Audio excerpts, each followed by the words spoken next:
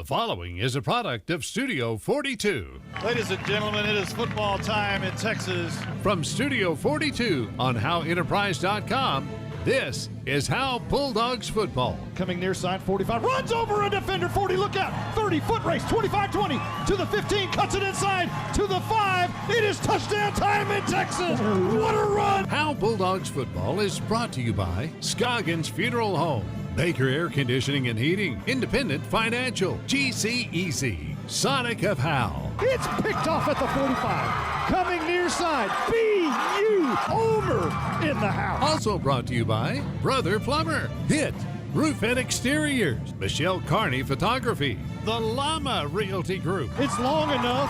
It's good.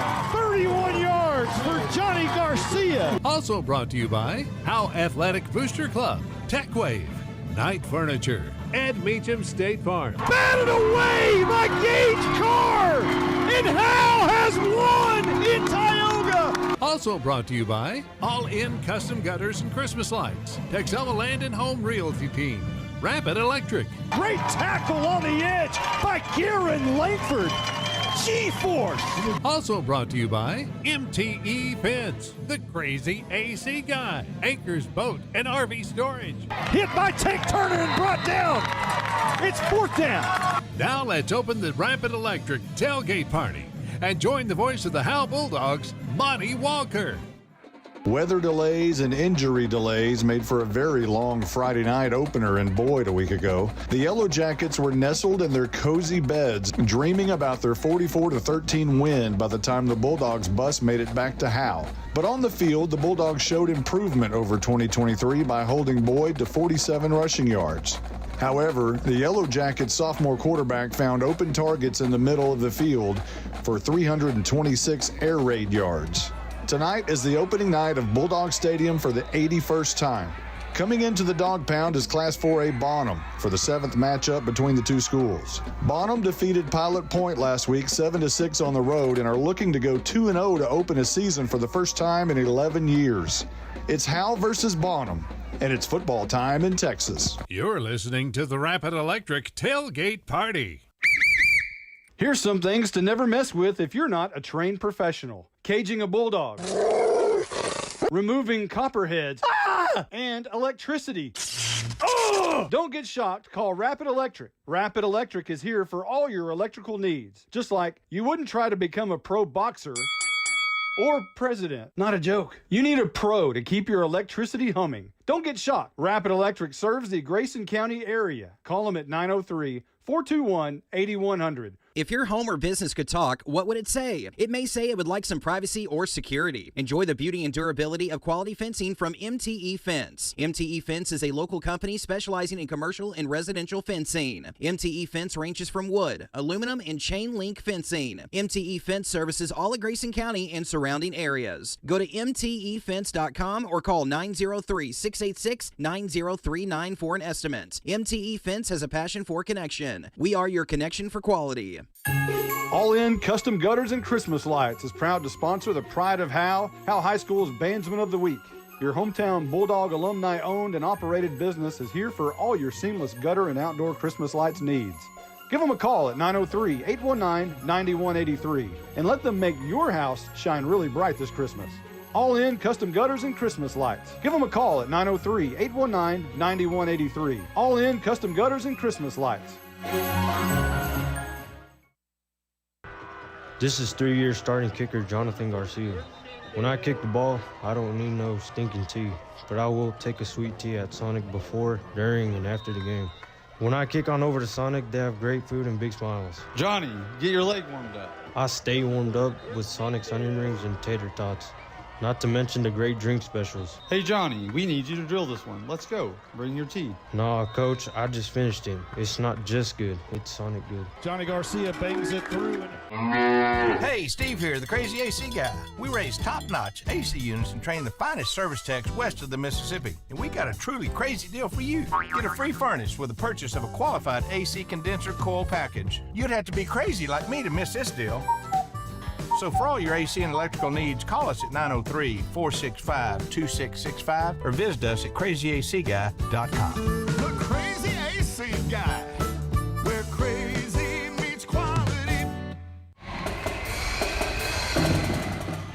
You're listening to the Rapid Electric Tailgate Party. Let's join Monty Walker with the Crazy AC Guy, Senior Spotlight. This week's Senior Spotlight are two Howe Bulldogs. We'll start with Colby McNutt. You're the younger brother of former Bulldog wide receiver Caleb McNutt. I hear he's a musician now. Talk about that. Yes, sir. He's been going on playing his music. He's writing a few songs, trying to get his music out there, start his career up. Where'd you go to school before you came to Howe?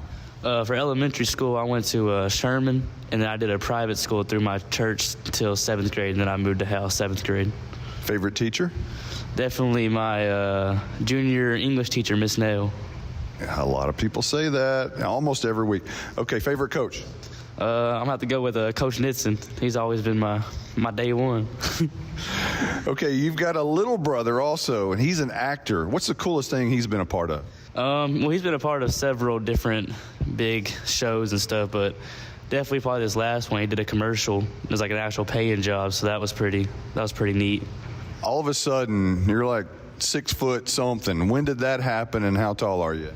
I'm now 6'1", and that happened probably going into my junior year. That summer, I kind of just shot up a little bit.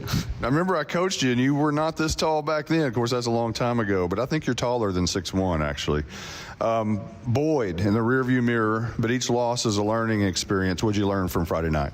Definitely we need to work more together on being a team. Our offense needs to, I guess, come together more to try to get that going. We were all kind of all over the place. So, Bonham tonight, what are your thoughts? I think we have a good shot at it. We've been practicing hard this week, and I think that going into this game we're looking good. All right, we're going to take a quick timeout, and when we come back, we'll talk to Noah Seaver.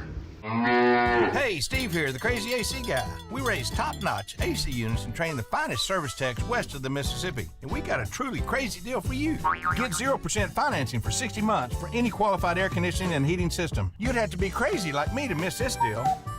So for all your AC and electrical needs, call us at 903-465-2665 or visit us at crazyacguy.com. The Crazy AC Guy, where crazy meets quality.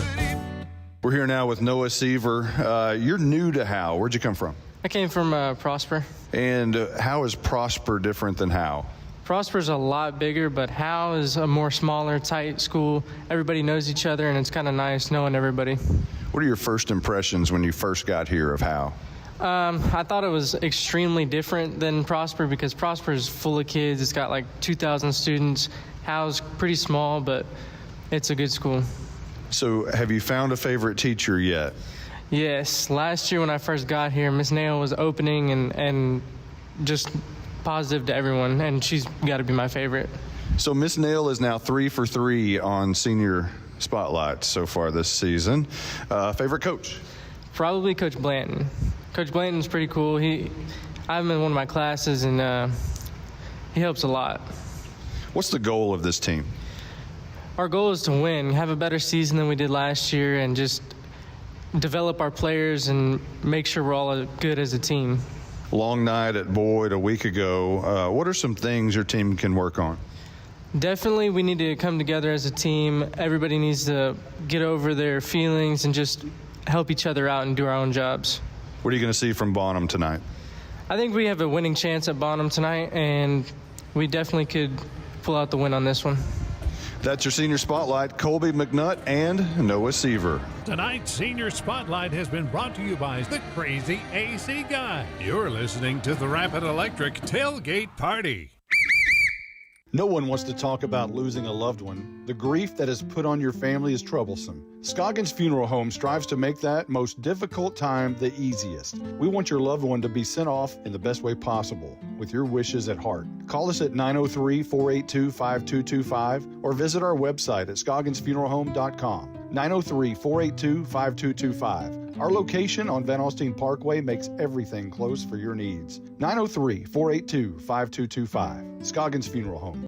Who's your local plumber? Brother Plumber. It's good to know someone local and someone you can trust when your home or office drops the ball. Main line break, 15 yards.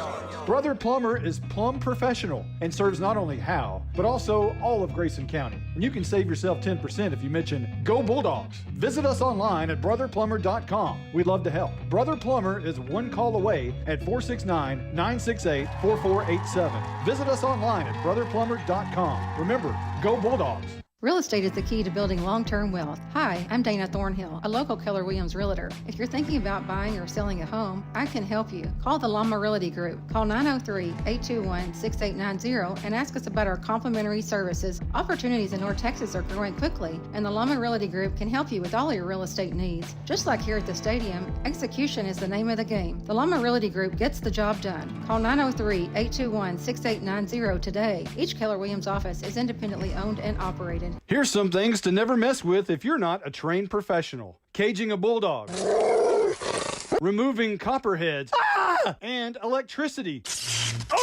Don't get shocked. Call Rapid Electric. Rapid Electric is here for all your electrical needs. Just like you wouldn't try to become a pro boxer or president. Not a joke. You need a pro to keep your electricity humming. Don't get shocked. Rapid Electric serves the Grayson County area. Call them at 903-421-8100. Hey, Steve here, the Crazy AC Guy. We raise top-notch AC units and train the finest service techs west of the Mississippi. And we got a truly crazy deal for you. Get a free furnace with the purchase of a qualified AC condenser coil package. You'd have to be crazy like me to miss this deal. So for all your AC and electrical needs, call us at 903-465-2665 or visit us at crazyacguy.com. The Crazy AC Guy, where crazy meets quality. You're listening to the Rapid Electric Tailgate Party. Let's join Monty Walker with the Crazy AC Guy Coach's Corner with Bulldogs head coach Andrew Harvey. Coach, I would imagine there were some nerves last Friday night, but I'm sure an hour weather delay did not help that.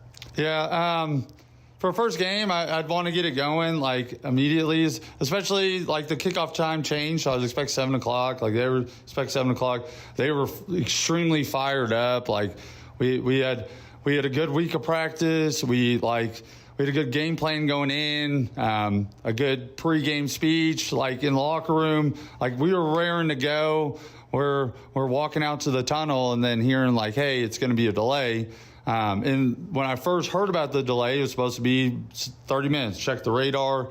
We were supposed to get back out. So like that's why I told the guys, hey, 30 minutes. And then it just kept getting delayed. And it's really hard to like keep your emotions up, but like not. There were a couple guys that like probably kept them up too long, and then like they got out to the game and they didn't have the juice anymore, as much of the juice, and like so they played a little flatter. And then some guys it was just hard to like get going again.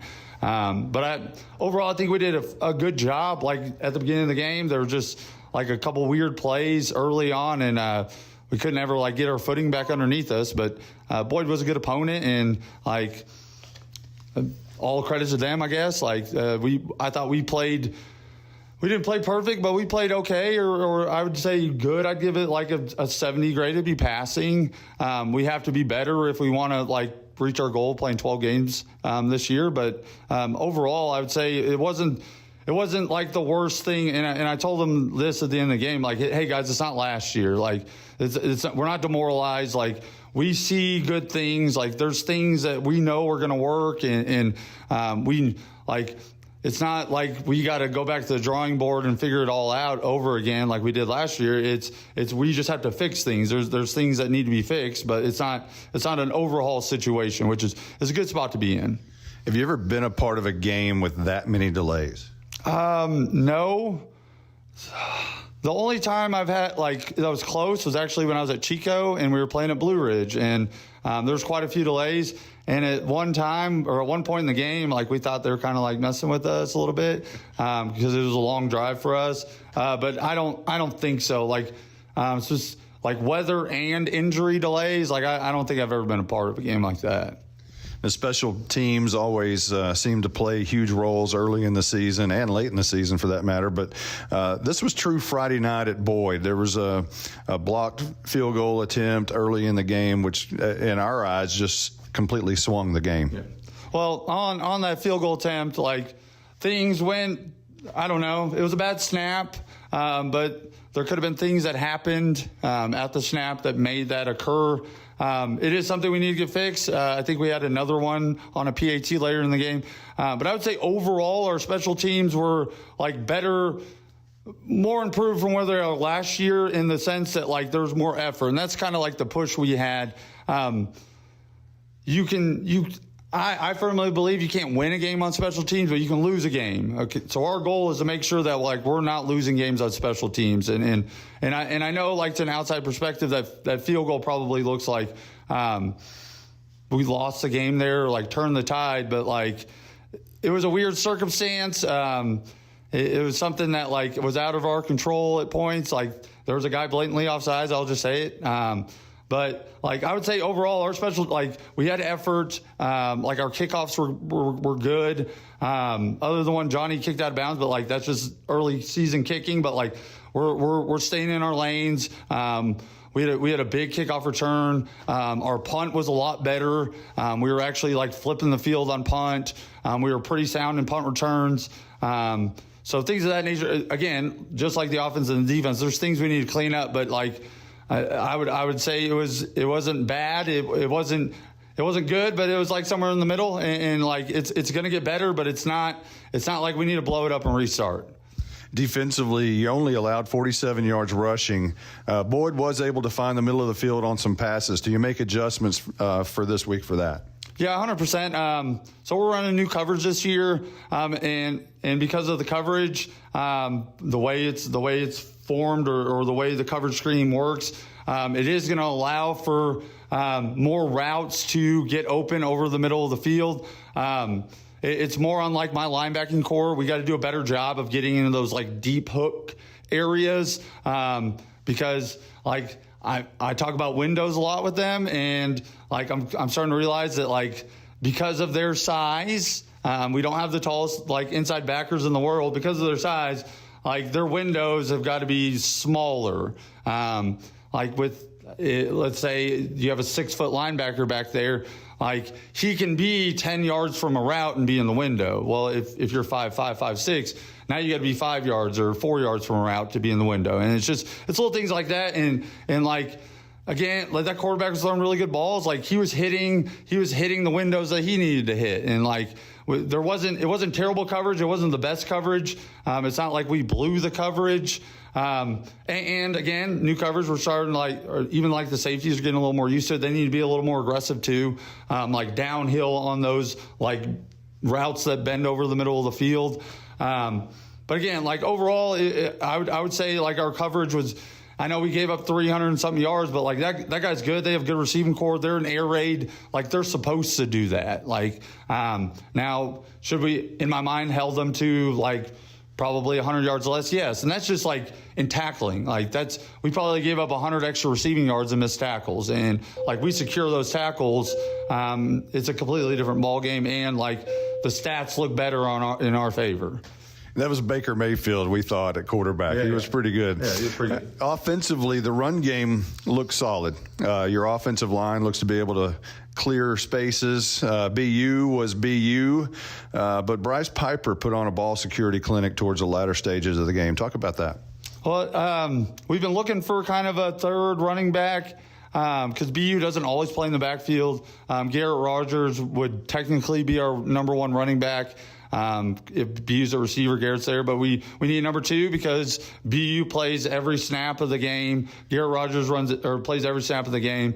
And for like a running back to play every play on defense and have more than like 10 carries a game, that's like a huge load.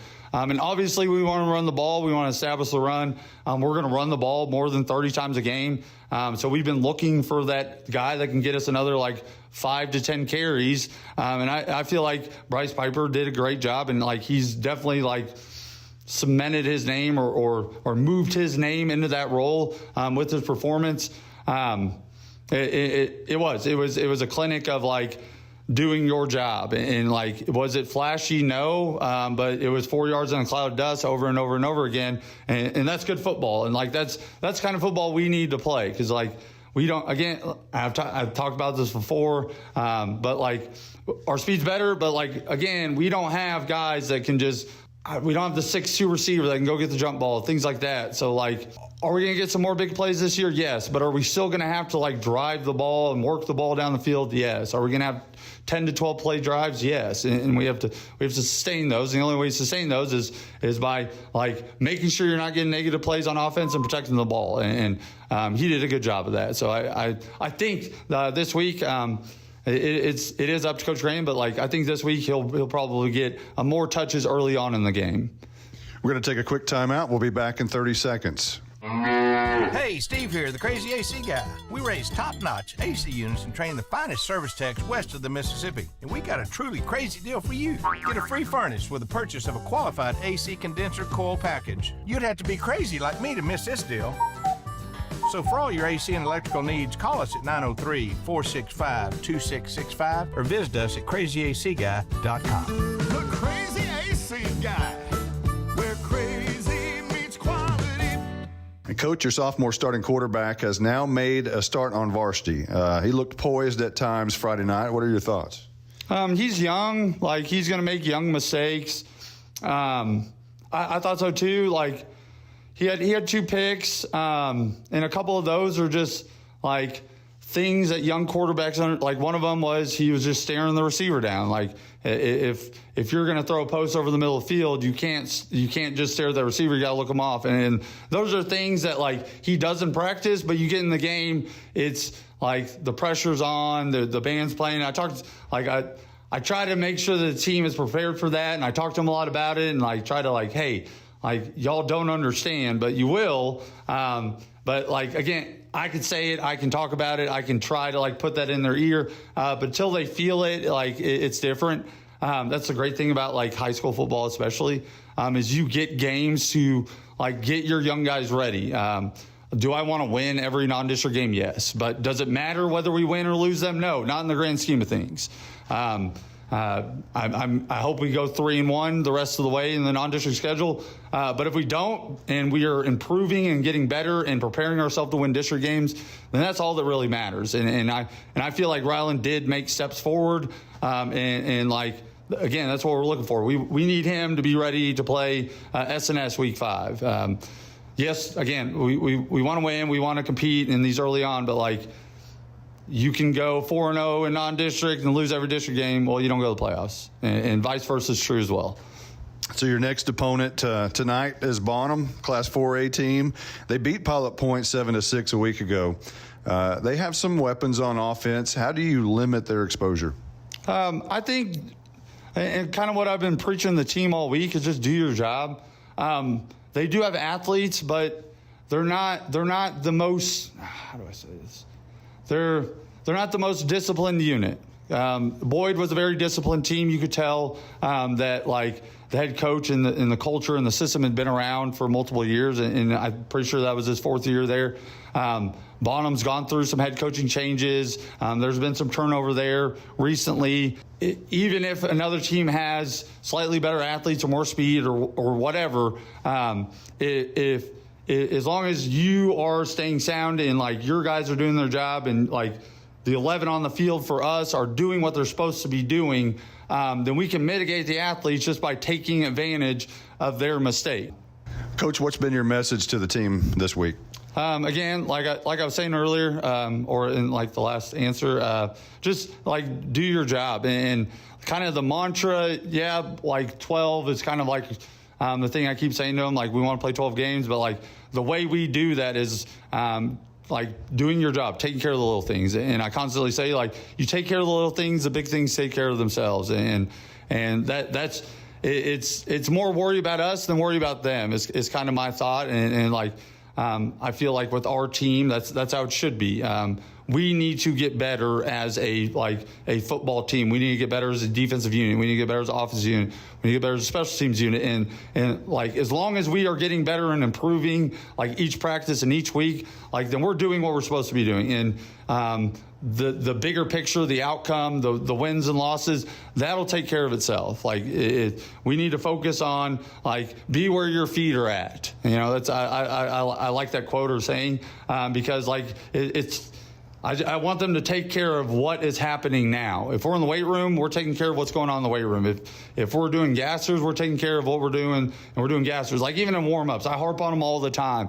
Like, if we're doing high knees, I want to see your knees up. If it's high knees for 10 yards or we're jogging through 20, you need to jog through 20, because, like, everything matters. And like, if you're creating a bad habit of, like, doing things short or not finishing, then, like, in a game, if you're, I don't know, meeting a ball carrier in the hole, like, there's a good chance if you're one of those guys that isn't finishing your set in the weight room, you're not going to finish the tackle. You're not going to bring your feet. You're not going to, because, like, the habit has been instilled in you. So if we're constantly, like, focusing on, like, those little things and like, where we're at the present time, then, like, we don't have to worry about anything else. And that's really just been the message the whole year, and it'll continue to be the message.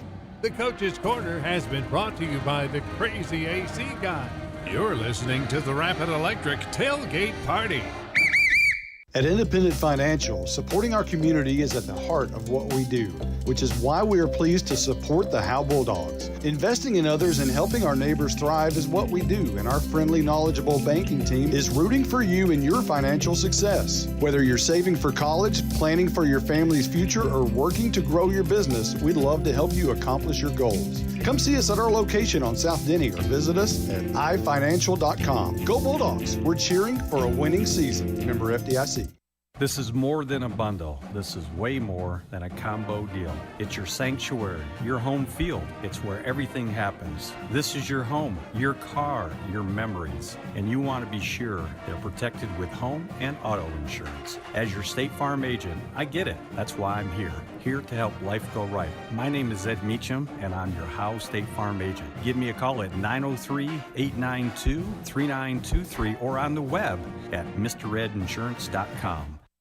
Got hail? Get Hit. Help your home and your community at the same time. Hit Roof and Exteriors has been on the job locally since 2012. Hail damage, wind damage, roof leaks, exterior paint and siding, replace it or repair it, we've got you covered. Hit Roof and Exteriors has been building solid roofs all across North Texas for over 11 years. We will work with your insurance company or your budget to get your home happy again. For a free estimate or inspection, call 972-977-1523. Hit Roof and Exteriors. Got hail?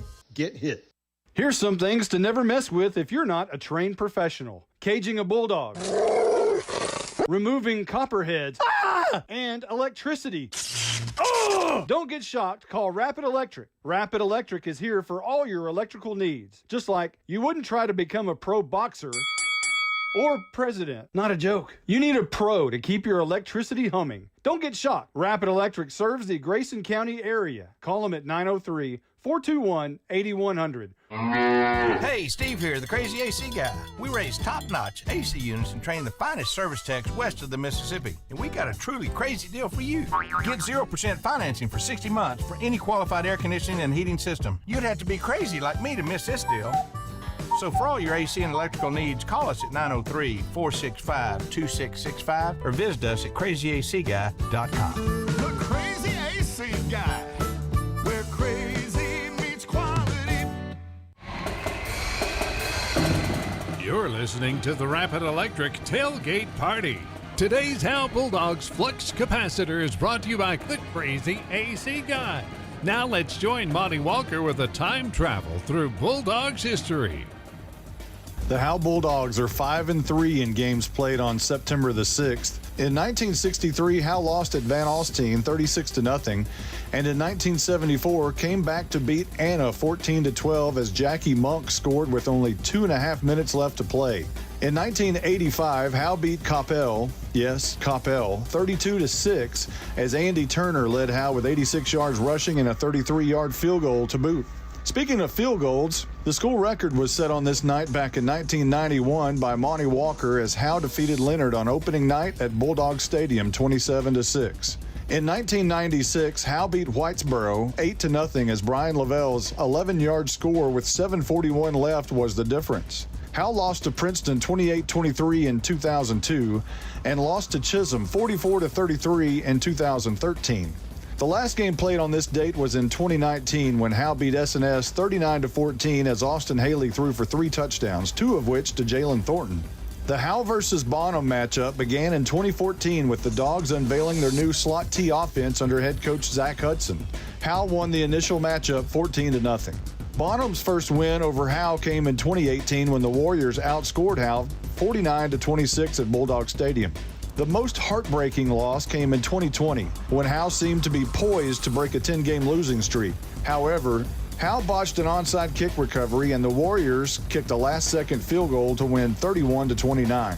Howe's losing streak eventually went to 22. The last time Howe and Bonham met was in 2021 when the Warriors defeated Howe at home 60-27. Today's Howe Bulldogs Flux Capacitor is brought to you by the Crazy AC Guy. You're listening to the Rapid Electric Tailgate Party. Buying and or selling your next home or property should be an enjoyable experience. At Texoma Land and Home Team, our commitment to the personal relationship of each transaction ensures communication you expect, while assuring that we'll be here the next time you need us. We're not a big box real estate company by design. This freedom allows us to be fully at your service. Texoma Land and Home Team, Renee Nichols Broker, 903-818-1645. Texoma Land and Home Team, for all your real estate needs, 903-818-1645. Hi everyone, my name is Presley Harrell, class of 2025 cheerleader and cross-country runner. This is Talon Haley, senior basketball player and Howe High School record-setting golfer. Hi, this is Camry Snap, and I'm a graduating volleyball and softball player. This is Braden Wilmer, class of 2025. I play football, baseball, and I run track. We would like to thank the Howe Athletic Booster Club for their support and encourage anyone wanting to be a part of supporting Howe's athletes to reach out for more information. Go Dogs! At Grayson Cullen Electric Cooperative, GCEC, we have been around for over 80 years and are governed by 7 principles: open and voluntary membership, democratic member control, members' economic participation, autonomy and independence, education, training, and information, cooperation among cooperatives, and concern for community. One of our communities is Howe, Texas, and GCEC is proud to support the Howe Bulldogs. So hot up here. Roger must think he's preaching a Hellfire Sunday sermon. I know. He won't ever turn the air on. Monty, who recovered that fumble? The only name that comes to mind is Lucifer. Charles Furr? Got it. Baker Air Conditioning and Heating has been in Howe for over 50 years. They've been in business that long because they're just good people. If you've been told you need expensive repairs, get a second opinion with Baker Air Conditioning and Heating. Call 903-532-6255. Fifth quarter tonight is going to be a hot one. I bet. Here's some things to never mess with if you're not a trained professional. Caging a bulldog. Removing copperheads. And electricity. Don't get shocked. Call Rapid Electric. Rapid Electric is here for all your electrical needs. Just like you wouldn't try to become a pro boxer or president. Not a joke. You need a pro to keep your electricity humming. Don't get shocked. Rapid Electric serves the Grayson County area. Call them at 903-421-8100. From Studio 42 on HoweEnterprise.com, this is Howe Bulldogs football. You've been listening to the Rapid Electric Tailgate Party. Football time in Texas is just moments away. Now, with the call of the game, here's the voice of the Howe Bulldogs, Monty Walker. Well, good evening. Live in stereo. It sounds much better than a week ago, Justin White. Yeah, sounds so clean, so pure, so clear. Oh, last week was really hard on us broadcasters, and even more hard on our listeners, I'm quite sure. But tonight, it is the 81st home opener at Bulldog Stadium, the oldest active stadium in North Texas, and 81 years, Justin. That's a long, they took a period off from 1949 to 1957. But really, except for those few years, 1935 to now, it's been this stadium every fall, and that's quite impressive. That is a really good run, especially with, it seems like a lot of new stadiums are being built here lately, and out with the old, in with the new, but the fact that Howe has done a good job of maintaining this facility as well, it still looks great, and they can still probably get another good 20, 30 years out of it. Yeah, I'm all I ask, if it's going to be around for 20 or 30 more years, my own AC unit or a bigger box, or just, hey, how about a new press box? But I say that, and I appreciate Kevin Wilson. He gave us a window a few years ago, so it took us several years, but we pled our case and we got our window, and I'm going to hold off for a little bit before asking for a new press box, but hopefully that's coming as the city grows, as the school grows, and pretty soon next time around will probably be Division I, Class 3A, and after that very well could be Class 4A Division II. So it's coming, and it'll come like a heat-sinking missile. Probably quicker than we're wanting to. Yeah, it'll be here fairly quickly. Again, good evening, everyone. It's Howe versus Bonham tonight. The Bonham matchup was a very good one to start out. The matchup started back in 2014, if you heard the flux capacitor, and went fairly well. Howe unveiled their slot T offense against Bonham back in 2014 under Zach Hudson and Dale West, and they won 14-0 that night. Won again the following year, I believe, and then of course the game that stands out, Justin, is the one over at their place in 2020 when Howe looked to be ending the 10-game losing streak at the time, and at the very last minute the kickoff return hands team was not on the field. They kicked an onside kick. It went off of Braden Wise. It landed in the arms of Bonham, who quickly kicked a field goal with Mr. Reinhardt to really put the dagger into the back of the Bulldogs that night.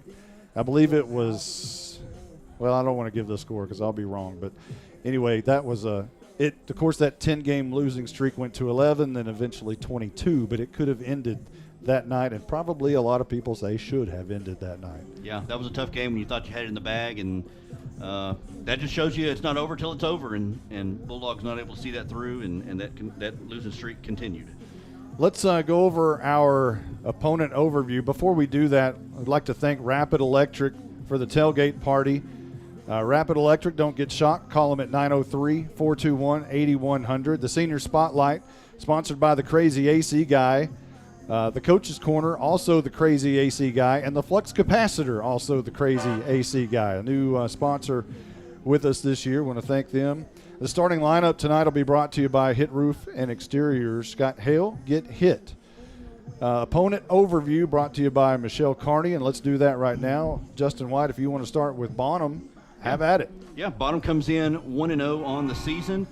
Defeated Pilot Point last week by a score of 7-6. Offensively, they're going to come out multiple formations, so we'll see a little wing tee, we'll see some spread. They like to throw it around, but they also like to run the ball. And their guy that they like to get it to is Devin Pittman. He's kind of their Braden Ulmer, their BU for them, their MVP. And Jaden Ross, who is the younger brother of Jaron Ross, if y'all remember from a few years ago. Jaron Ross was a really good athlete. He had a lot of speed in that backfield. He'll play at receiver. Jaden Ross will. We'll see if he has the athleticism, the speed out there for that offense. Again, they come in 1-0. Only allowed 6 points to Pilot Point last week. So and Pilot Point is kind of a down program right now. But being able to hold a program to 6 points, you got to wonder how good that defense is for Bonham. So this young Howe offense going to have their hands full tonight. I'll go over the Howe defense. This is the Ed Meacham State Farm Howe Bulldogs overview. Before I do that, I want to say a special hello out there to Andy Roberts, who listens to us in our broadcast each week. And I know Andy's probably listening at home. I've got a great opportunity to work with his mother who's a wonderful person. And she told me today that Andy listens to all of our broadcasts, and really want to thank you, Andy, for listening to us. We really appreciate it. So we have a lightning alert. No delay at this point. So let's cross our fingers and toes, and hopefully we don't have any of that mess again this Friday night. Did you give the starting lineup? Is that what you did, or just talk about? I just did the overview of Bonham. Okay, I'll do the overview for Howe. So the Howe Bulldogs, of course, lost last week to Boyd. Howe looked to it was if you're thinking here we go again, I didn't get that impression. I didn't either. There were times when you thought, okay, this could be where the train goes off the tracks.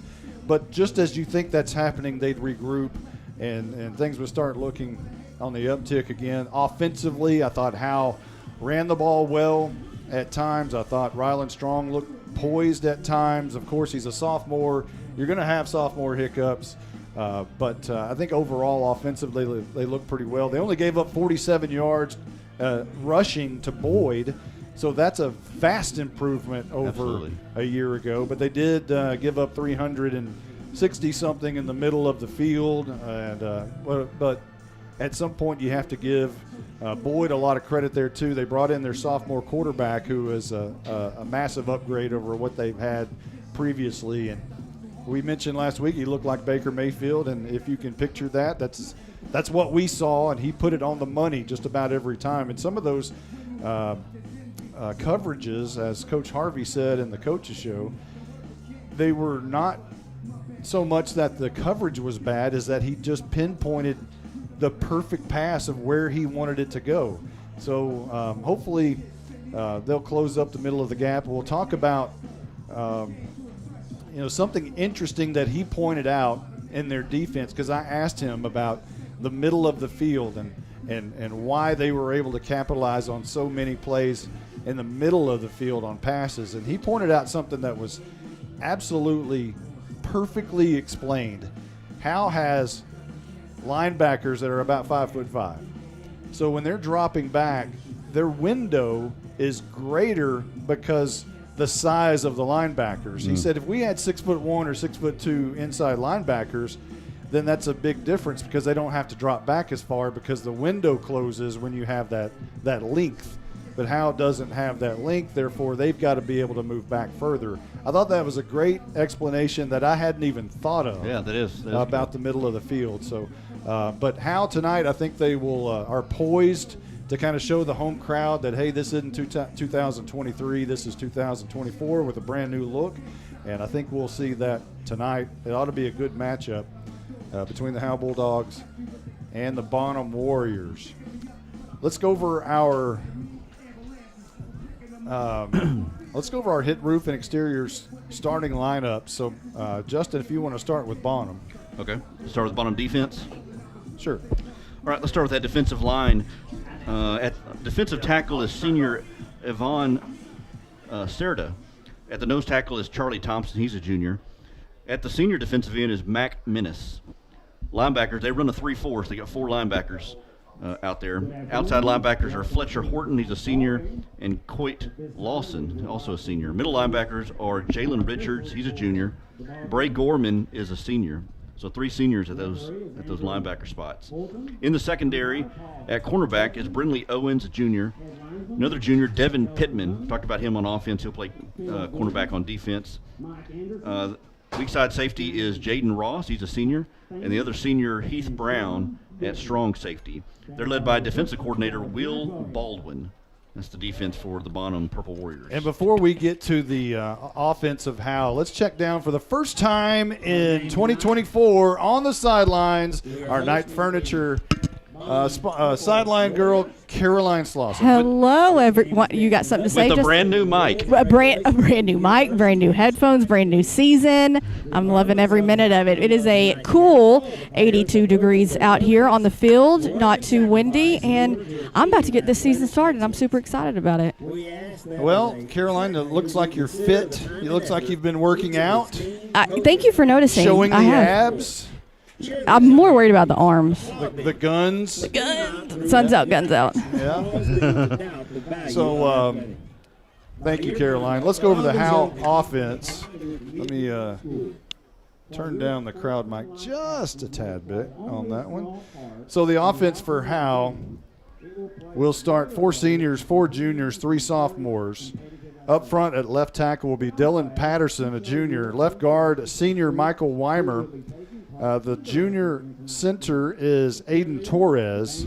The right guard, Large Marge, Will Ingram. He's a junior. And the right tackle, sophomore Jacob Griffo.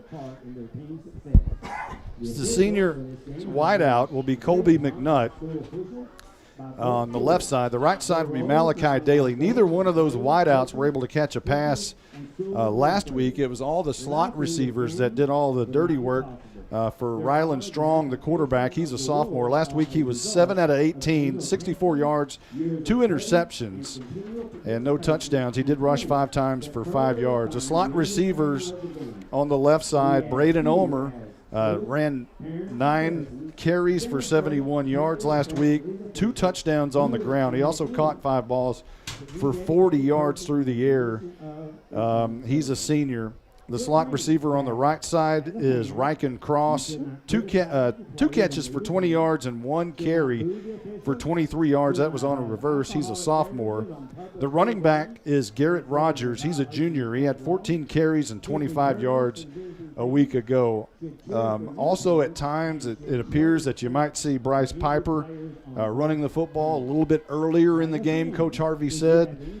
He put on the ball security clinic towards the latter portions of the game a week ago. So that's your Howe Bulldogs starting lineup on offense. All right, let's go to the starting offense for Bonham. Starting on the offensive line at left tackle is junior. He is Charlie Thompson. A senior left guard is Christian Gonzalez. At center is Mac Minnis. He's a senior. At the right guard is Ivan Serda. He's a senior. At the right tackle is Colton Lawrence, a junior. Receiver is Brindley Owens, a junior. Jaden Ross, a senior. Slot receivers are Bray Gorman, a senior, and then Devin Pittman, a junior. At the running back position, Jalen Richards, he's a junior. And then at quarterback, the signal caller, a senior, Heath Brown. And they're led by the offensive coordinator is Casey Hall for the Bonham Purple Warriors. On defense for the Howe Bulldogs will be up front James Cowart, the defensive end. He's a junior. He had 1 tackle a week ago. You'll also see Charlie Vera more this week. He did get inserted into the game maybe in the second quarter. He did come on. He did not get the start last week, but he will see action tonight. Also, Tank Turner, Charlie Turner, that is, and Coach Harvey told us. I was trying to figure out who's Tank Turner when he first started listening to us, and they had to tell him, oh, that's Charlie, because he didn't know their nickname. So 6 tackles a week ago, 1 sack and 1 tackle for loss for Tank Turner. Bo Stevens will be the defensive end, 7 tackles a week ago. The linebackers, Gage Carr, a junior, 4 tackles last week. Charles Furr, the sophomore, 3 tackles last week and 1 sack. The safety, Garrett Rogers, 4 tackles last week and 1 forced fumble. The cornerbacks tonight will be Malachi Daly, a senior, and Garen Langford, the senior, had 3 tackles a week ago. Strong safety, Braden Ulmer, 3 tackles a week ago, and free safety, Eli Stoner, who had 1 forced fumble. So the Howe School song playing right now. I think we're going to get ready for the national anthem fairly soon. But and I know the scouts are down there awaiting. They've got the flag ready to go. It's football time in Texas. This is Friday night. It's what it's all about, Justin White. I feel like maybe this feels like week 1 for us, that we have the headgear on again and not switching the headgear back and forth. And I know our listeners are probably happy that they're not having to listen to AM static radio like they were a week ago. Well, Ed, I think Jake Roberts probably glad too. His arm is not tired from having to be the guy who switched back and forth between us. Yeah, I'm telling you. I don't ever want to do a game again like we did last week. But it does feel great. The weather feels great out there. The sun is starting to set, so it's a beautiful horizon behind the stands there, beautiful skies, and it's just a great night for football here on the home opener tonight. Yeah, the crowd from Bonham sitting over on the east side have the most beautiful backdrop because the western sky tonight is just gorgeous. We peeked out of the booth a moment ago, and it was just a sight to be seen. The Bonham Warriors tonight will be in all white helmets, white jerseys, and white pants with the familiar purple numerals. They have one purple stripe down the middle of their helmet. Other than that, that's basically it. The pants are solid white. On the flip side, the Howe Bulldogs, the traditional black uniforms, black pants, black jerseys, black helmets, white numbers, and they have the 2 white stripes going over the middle of the helmet, and of course the Texas Bulldogs logo on the side of each side of the helmet. So a good look for both sides. If you're a jersey enthusiast, as I am, they both look really clean and sharp tonight. The tunnels are up. We show about 8:48 left to go in the before kickoff. We're getting prepared, I think, for the national anthem as there's smoke coming out of the tunnel for the Howe Bulldogs, but and the cheerleaders have made the run through, but we're just anticipating and waiting on the first run through of the year for the 81st season opener at home opener here at Bulldog Stadium. 81 years, wow. Don't forget about the doghouse if you're on the property. Again, if you're here, you can listen in real time at 99.9 FM.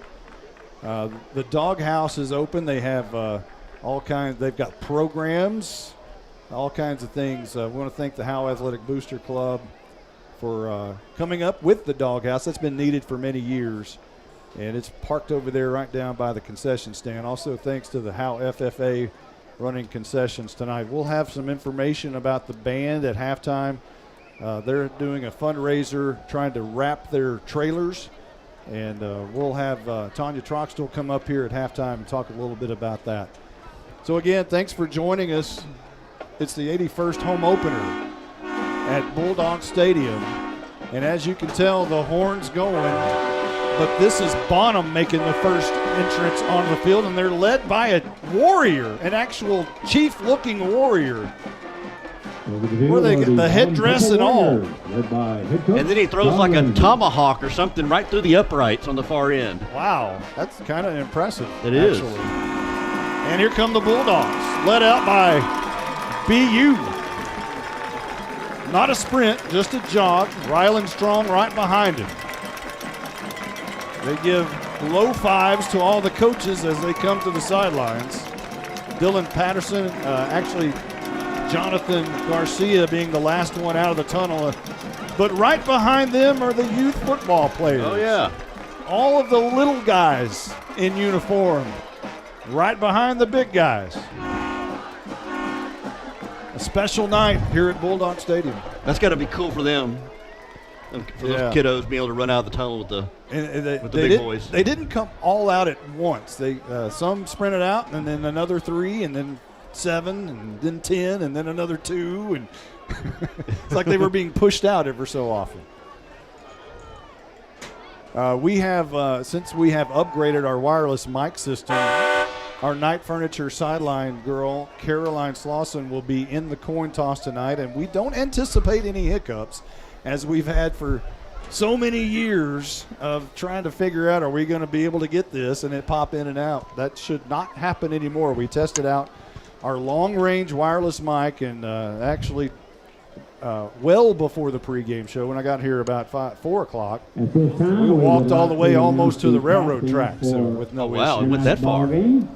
Well, to the sideline. Number 4. We'll need it when we get on the road and opposite fields. Yeah. Can y'all hear me? We certainly can. Caroline just about ready to jump in the huddle there. The coin toss huddle, that is. James Jackson. It is Heath Brown. Braden Ulmer, Garen Lankford, and Tank Turner are the captains for Howe. And the official talking to the players for a moment, and then he'll give Caroline the signal to go ahead and pop in, and here she comes. Okay, gentlemen, this is your head. The Marine Corps logo is your heads. The state of Texas on the back is the tails. Okay? You get a call to toss. What's your call? Tails. Tails is the call. And it is tails. You won the toss, you want to defer, right? Yes, sir. Okay. Bonham has won the toss and deferred their choice the second half. All right, you heard the official right there. Bonham has won the toss and deferred to the second half. Boy, I like that sound, that clear sound of being able to. Boy, wasn't that good? It was great. It was great. No, cutting him down. Yeah. Just for old time's sake, let's make some static noises. Yeah. So Howe's going to get the football first, it appears. Don't forget, there is a history with onside kicks and that kind of stuff with Howe and Bonham that backfired a few years ago. Yes. But we'll give you the officials in just a moment, as I believe we're preparing for the national anthem as both teams are lining up, taking their helmets off, hand over hearts, and here we go.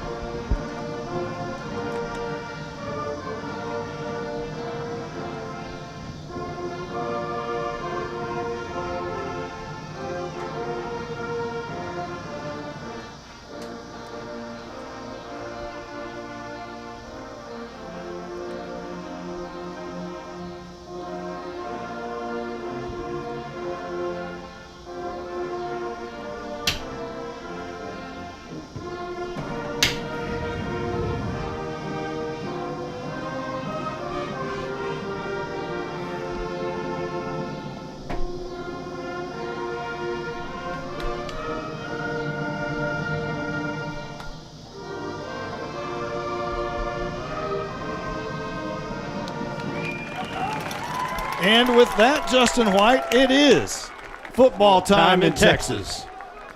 Again, thank you for joining us tonight at the 81st opening of Bulldog Stadium. And a great crowd, it appears, tonight. At least a good one from what we can see by peeking out the windows here. Howe will be lining up for the kick return in just a moment. There's Roger Tidwell's version of football time in Texas. And we are just about ready to get underway. Justin White.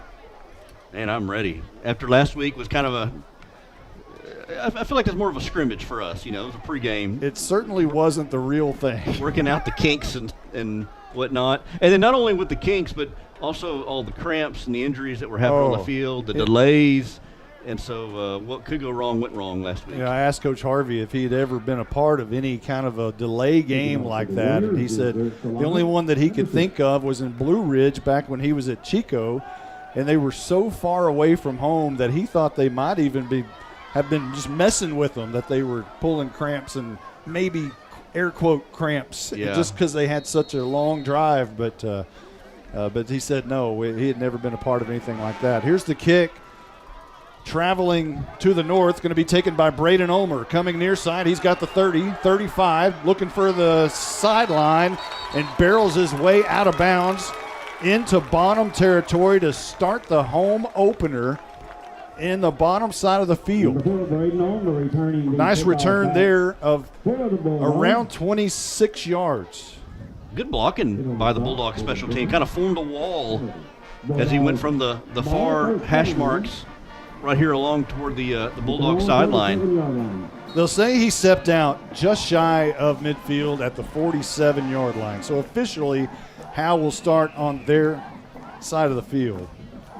Here's a handoff to Ulmer on the first play. 50, breaks a tackle, and tackled at the 42-yard line.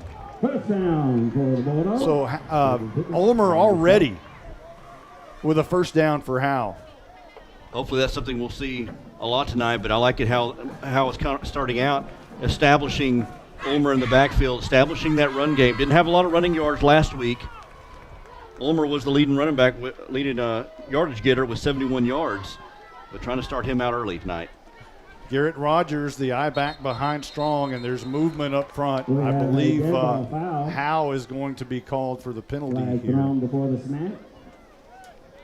The procedure called against the Bulldogs. Well, not a good way to start with an offense that has some promise, but still struggling to start out behind the sticks, especially after a good run by Ulmer.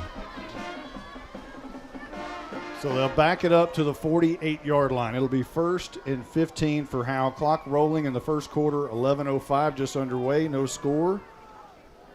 I want to thank Jake Roberts, Stephen Braswell with us tonight, as always. Here's Strong. You're going to run it himself around the left edge. He breaks a couple of tackles.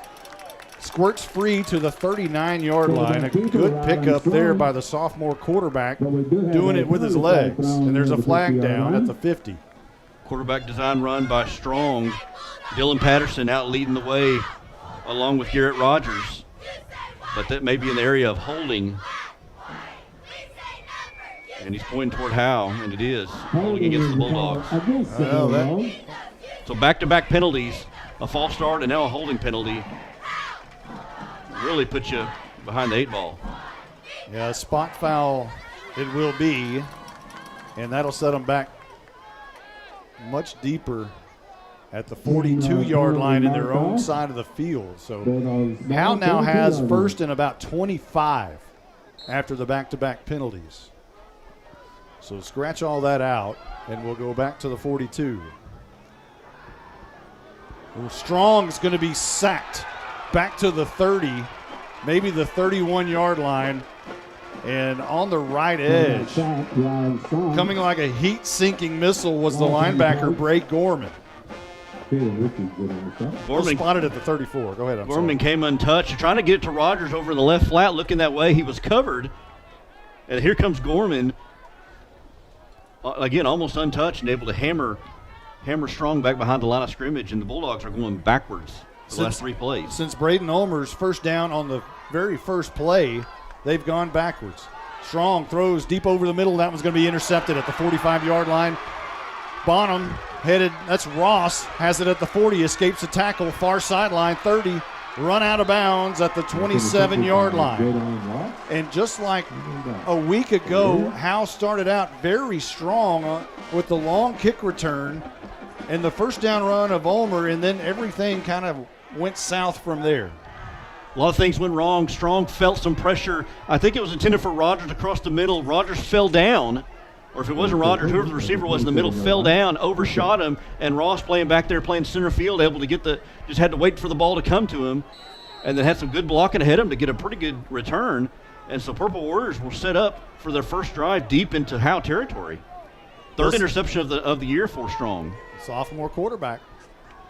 Here's 3 receivers near side wanting to throw. On the run is Brown, the quarterback. He's going to tuck it and be run out of bounds at about the 20. There is a flag on the play over by Bonham sideline. Caroline says there's a flag. And the train is here, so. Of course there's a train. It wouldn't be a home game with. Hey, we need to get a sponsor for the train, right? I know, we really do. The Night Furniture train rolling by tonight. They're going to have to pay extra for that.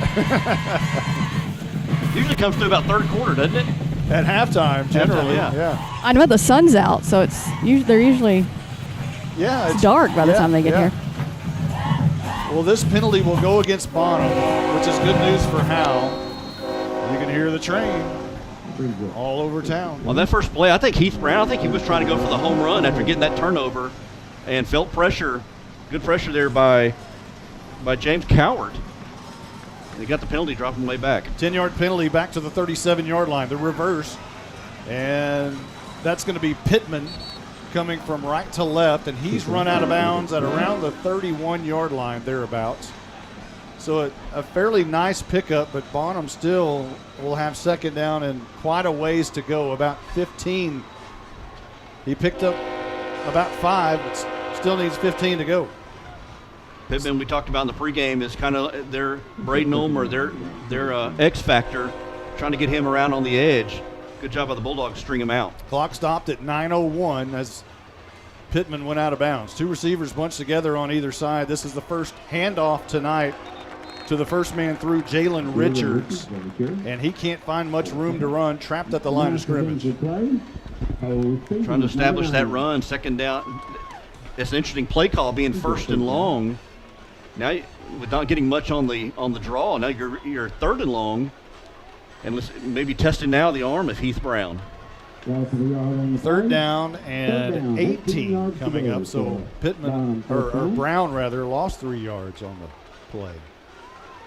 And if Bulldog defense, you got to be thinking this is probably 2-down territory, deep in Howe territory. You're going to be thinking about they'll probably go for it on fourth down depending on what they do on this play. 2 receivers left, 1 right, wanting to throw and clearly over his target, and a flag at the end of this play as Heath Brown dropped back, straight back, and lofted a pass, but nowhere in the area was any Bonham Warrior. Bo Stevens was getting some pressure on that right side, and he was pointing at the flag that came in. I wonder if he's saying, I'm being held. It'll be a personal foul. Chop block. Chop block against the Warriors, and Coach Harvey's going to decline that. Yeah, we got a. That PA is very loud. That is. Our apologies to Bo Stevens a week ago. We kind of talked about maybe losing his cool, got a personal foul. What did we hear the call actually was? Unnecessary tackle or something crazy like that? That's the clarification we got. Yeah, I mean, we understand that Stevens did not say anything, but tackled too hard, maybe. It's a little bit different game in 2024, is it not? Fourth down here, 4th and 17. Bonham's going to go for it. Brown back to pass, rolling out left, looking down the field, fires, and it's picked off. Picked off at the 25-yard line, and that's Gage Carr, the linebacker, and a late flag comes in. After the play, it's thrown by the referee. Let's go over the officials. We haven't done that tonight. The referee is Andrew Fulton. The umpire is Derek Rise Wilson. The head linesman, Delwyn Young. The line judge, Philip Gwynn. Back judge, Paul Halton. The field judge, Shane Matheny. And the side judge is Michael Anderson. We'll have to check and see what this was. A lot of times on interceptions, you get a block below the waist. And that could very well be the case against Howe. That happens quite a bit in high school football. It's going to go against Howe. And Coach Harvey wants an explanation on that. And he's not real happy with the explanation that he is getting. It looked like it was a personal foul against Howe. I didn't see what the personal foul was. So they're going to mark this off. Now, Carr made his way out to the 31-yard line, so they'll have to move this back to the 16. And let's give credit for Gage Carr. He dropped back in coverage. They only rushed 3 on that one, and Brown rolled to his left, was writing a letter basically to Jalen Richards as he's watching him downfield to throw. Gage Carr read his eyes, was able to pick off the pass. His first interception of the season, first turnover for the Bulldogs tonight. Close that gap in the middle of the field. Gage Carr drifted back a little bit further, and I think Howe is called for 12 men on the field here.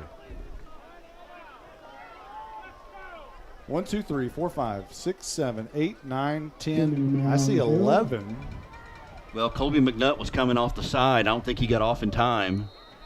Coach Duran's pretty heated down there. I think McNutt is still split out wide to the left. Is that McNutt or is that Langford? Here's a handoff to Garrett Rogers on 1st and 15, and he'll get the original line of scrimmage at the 16-yard line. A 5-yard pickup by Rogers. You're right. That may not have been a McNutt that was coming off. There was a receiver. I couldn't see who it was on the side. It was Eli Stoner. Okay. There's your Night Furniture sideline report. We're in prime action right there with Caroline. Hey, she can do whatever she wants now. She's got a microphone. Yeah. There's a handoff to Ulmer, breaking tackles. And finally gang tackled by half of the Warriors at the 23-yard line. Ulmer with a nice tough run. Hang on to that ball, though, young man. I could tell as he was trying to get extra yards, there was each white jersey was coming in trying to knock that thing out. So a good tough run by Braden Ulmer. will not go down without a fight. 8 yards on second down will bring up a 3rd and 2 for Howe as they move left to right from our vantage point, north to south. Here comes the Wild Dog. Ulmer is going to keep it right behind Large Marge. Spinning out of tackles, breaks through. Still going at the 40. It takes about 4 white jerseys. And Ulmer never kept his feet from moving forward. He is something to be dealt with as he makes his way to the 44-yard line. 20 yards. Large Marge and then number 20. I don't think we've ever found out who number 20 was. I think that's Alex Mejia. Mejia, both those guys bleed blocking, and Ulmer, just a tough run, continues to keep moving them legs. Same formation, Wild Dog, and Ulmer's going to keep it, bounce it out to the right side, looking for a block by Tank Turner, gets one. Now Cross throws a block, and Ulmer sprints out to the 33-yard line. Thought about running inside, broke it outside, had a good block on the outside by Ryken Cross, and Braden Ulmer is starting to get moving here in the first quarter. 10 yards, I believe, there for Ulmer, down to the 34 is where they'll spot him. 6:26 on the clock as he went out of bounds, and the clock stops for just a moment. And Howe will go back in normal formation here again with Strong will be in shotgun with Garrett right behind him. Mejia, the H-back, and here's Cross going in motion.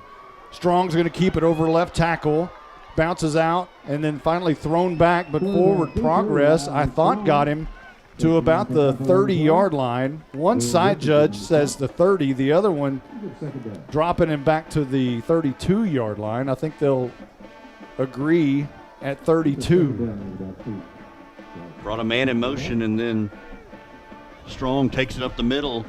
He's got a little bit more room to run this week. Got some more running lanes. The offensive line's being physical up front. 2nd down and 8. Handoff to Rogers, and he'll go down at the 35-yard line. Howe's going to have a 3rd and 1 situation here, and you would think unless catastrophe happens, it's 2-down territory for the Bulldogs. Deep now, I should say, in the Warriors side of the field at the 25. Howe is showing that they want to establish the run game. I think we've only thrown 2 passes. One of those was intercepted. Bulldogs making a living, going to make Bonham stop them before they do something else. Strong handoff to Rogers, trapped at the line of scrimmage. He doesn't get one, and here's your first big call of the night for Andrew Harvey. It's going to be 4th down and 1, and here comes the Wild Dog back in. Coach Jailing was the gambler, what do we call him? And then Coach Bryan was Gainesville gambler. No, it was Blackjack Jailing. Blackjack Jailing, yeah. We got to find out something for Harvey. And Hudson was the Riverboat gambler. Yeah, Riverboat gambler. We got to find a name for Harvey. Wild Dog with all kinds of men in the backfield. They break out of it. Ulmer's the only one left. Cross is split out wide left. Ulmer's going to keep it over right side. He has the 1st down and more. Got the 20. Looking out, breakout, 25. He's got the 15. He's got the 10 inside of the pylon. It is touchdown time in Texas.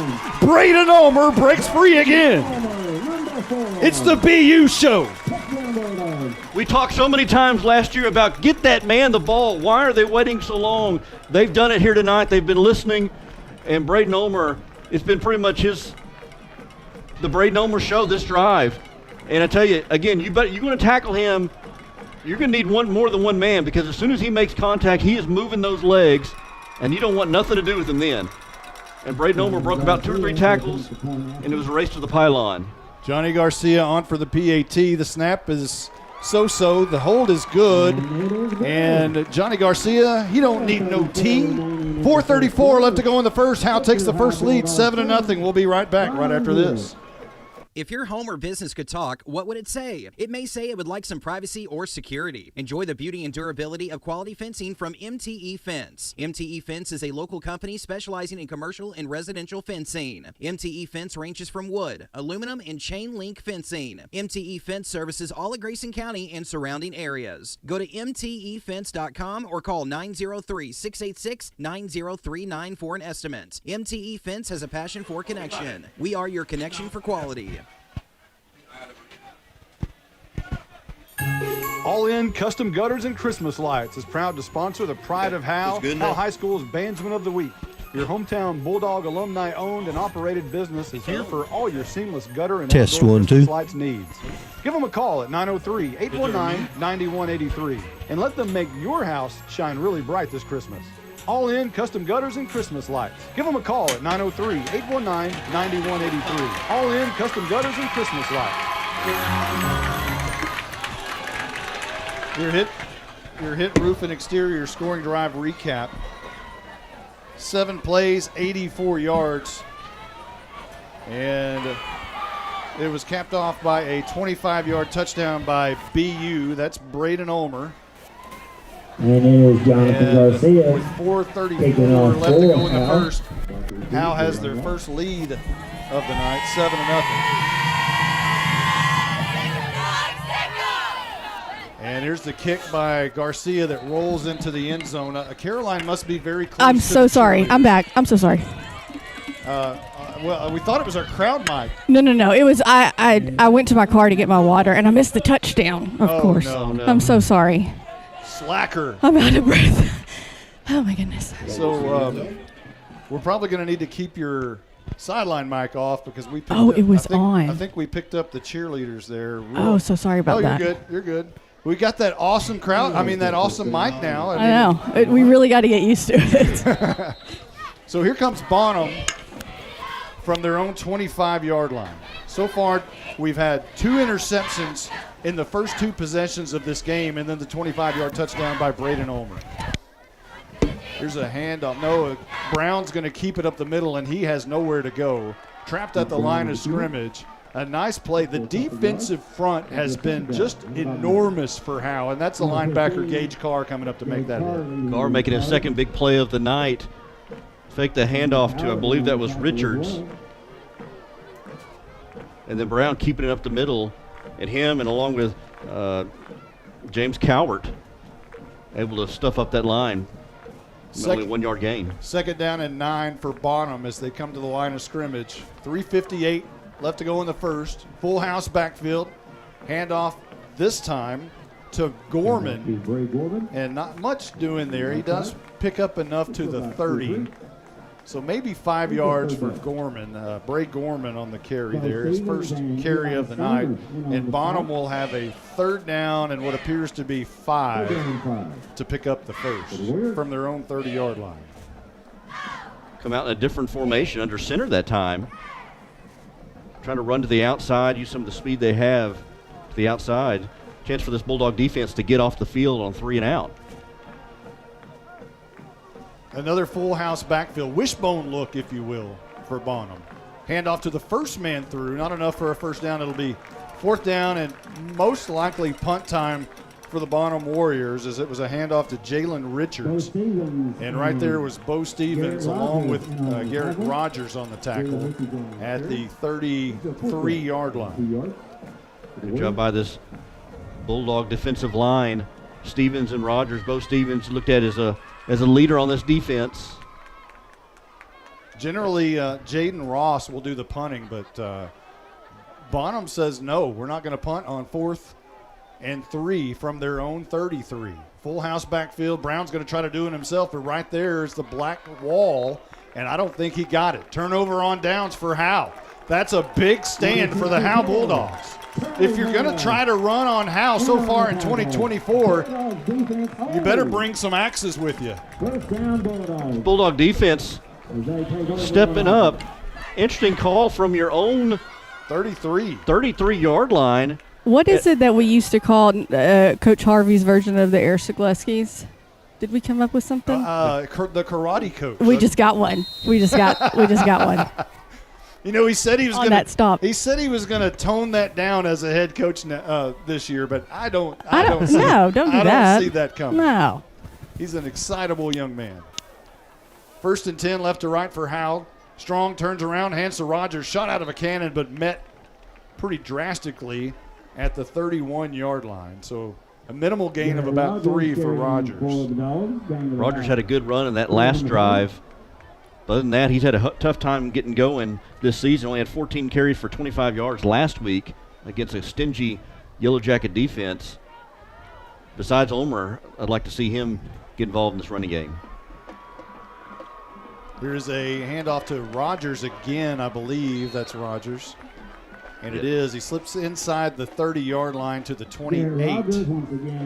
Another 3-yard run for Rogers. Back-to-back 3-yard runs will set up a 3rd down and 4 for Howe.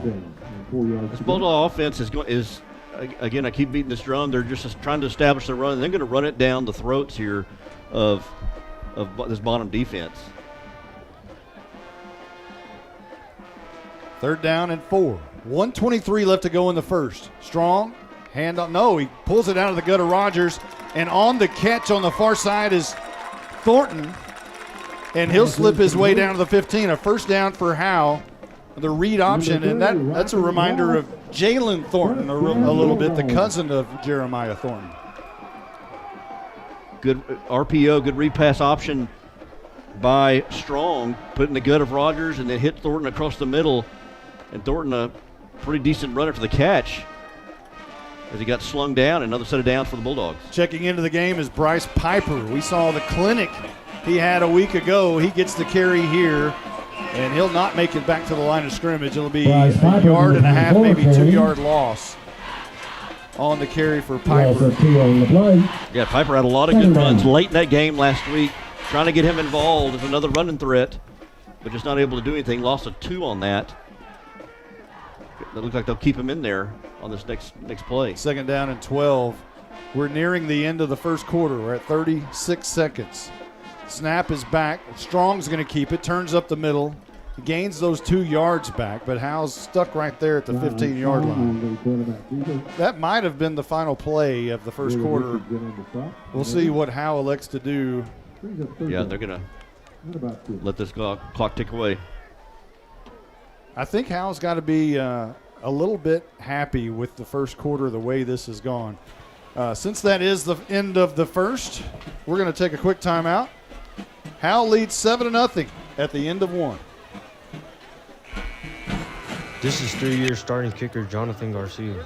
When I kick the ball, I don't need no stinking tea, but I will take a sweet tea at Sonic before, during, and after the game.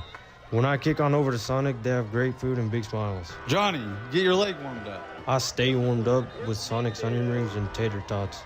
Not to mention the great drink specials. Hey, Johnny, we need you to drill this one. Let's go. Bring your tea. Nah, Coach, I just finished it. It's not just good. It's Sonic good. Johnny Garcia bangs it through. No one wants to talk about losing a loved one. The grief that is put on your family is troublesome. Scoggins Funeral Home strives to make that most difficult time the easiest. We want your loved one to be sent off in the best way possible, with your wishes at heart. Call us at 903-482-5225 or visit our website at scogginsfuneralhome.com. 903-482-5225. Our location on Van Alstyne Parkway makes everything close for your needs. 903-482-5225. Scoggins Funeral Home. After the ball game. As we enter the second quarter, Howe leads 7-0. Jake Roberts has already updated the scoreboard and everything. Jake, this is a little bit of a different game for you tonight, huh? Certainly. Certainly from last week. Tell us what you were doing last week. I was holding headphones back and forth between their mouths every time they wanted to talk. So that was a bit of an arm workout. Was your arm sore the next day, any? A little bit. No, yeah. It wasn't too bad. It was more, yeah, no, it wasn't that bad. As we come back, Howe's facing a 3rd and 10, and they're in the Wild Dog. Braden Ulmer. Snap is back to him. He looks right side, right behind Large Marge, kicks it out, bounces it out to the 10, to the 5, fighting his way towards the pylon. And they're going to say he stepped out right at the 4, so that would be a 1st down run for Ulmer. About an 11-yard pickup. Shows the cost. I'm sorry, go ahead. They're not moving just yet. Let's see where. Okay, no flag. They are spotting the football at the 4. Yes, it is. 1st down Bulldog. It shows the confidence they have in this running game and the confidence they had in Ulmer. 3rd and 10, and you run the ball on the Wild Dog. He ran out of, bounced it outside. Devin Pittman tried to tackle him. Ulmer gave him a stiff arm. Same formation. Why not? Ulmer all alone in the backfield. From the 4-yard line, takes 1 step left, takes 2 steps right. He's into the end zone. It's touchdown time in Texas. Ulmer basically untouched over the E in Howe. And Howe extends their lead 13-0, awaiting the PAT with 11:50 left to go in the second. Same thing they've done several times tonight. Come out in multiple running backs out, and then Ulmer fans everybody out. Had Thornton go out to the right side, out wide. And then Ulmer, as you said, goes in untouched. His second rushing touchdown of the night, 4th of the season. Garcia on for the PAT. McNutt to hold. The kick looks good. It's up, and it is good. 14-0.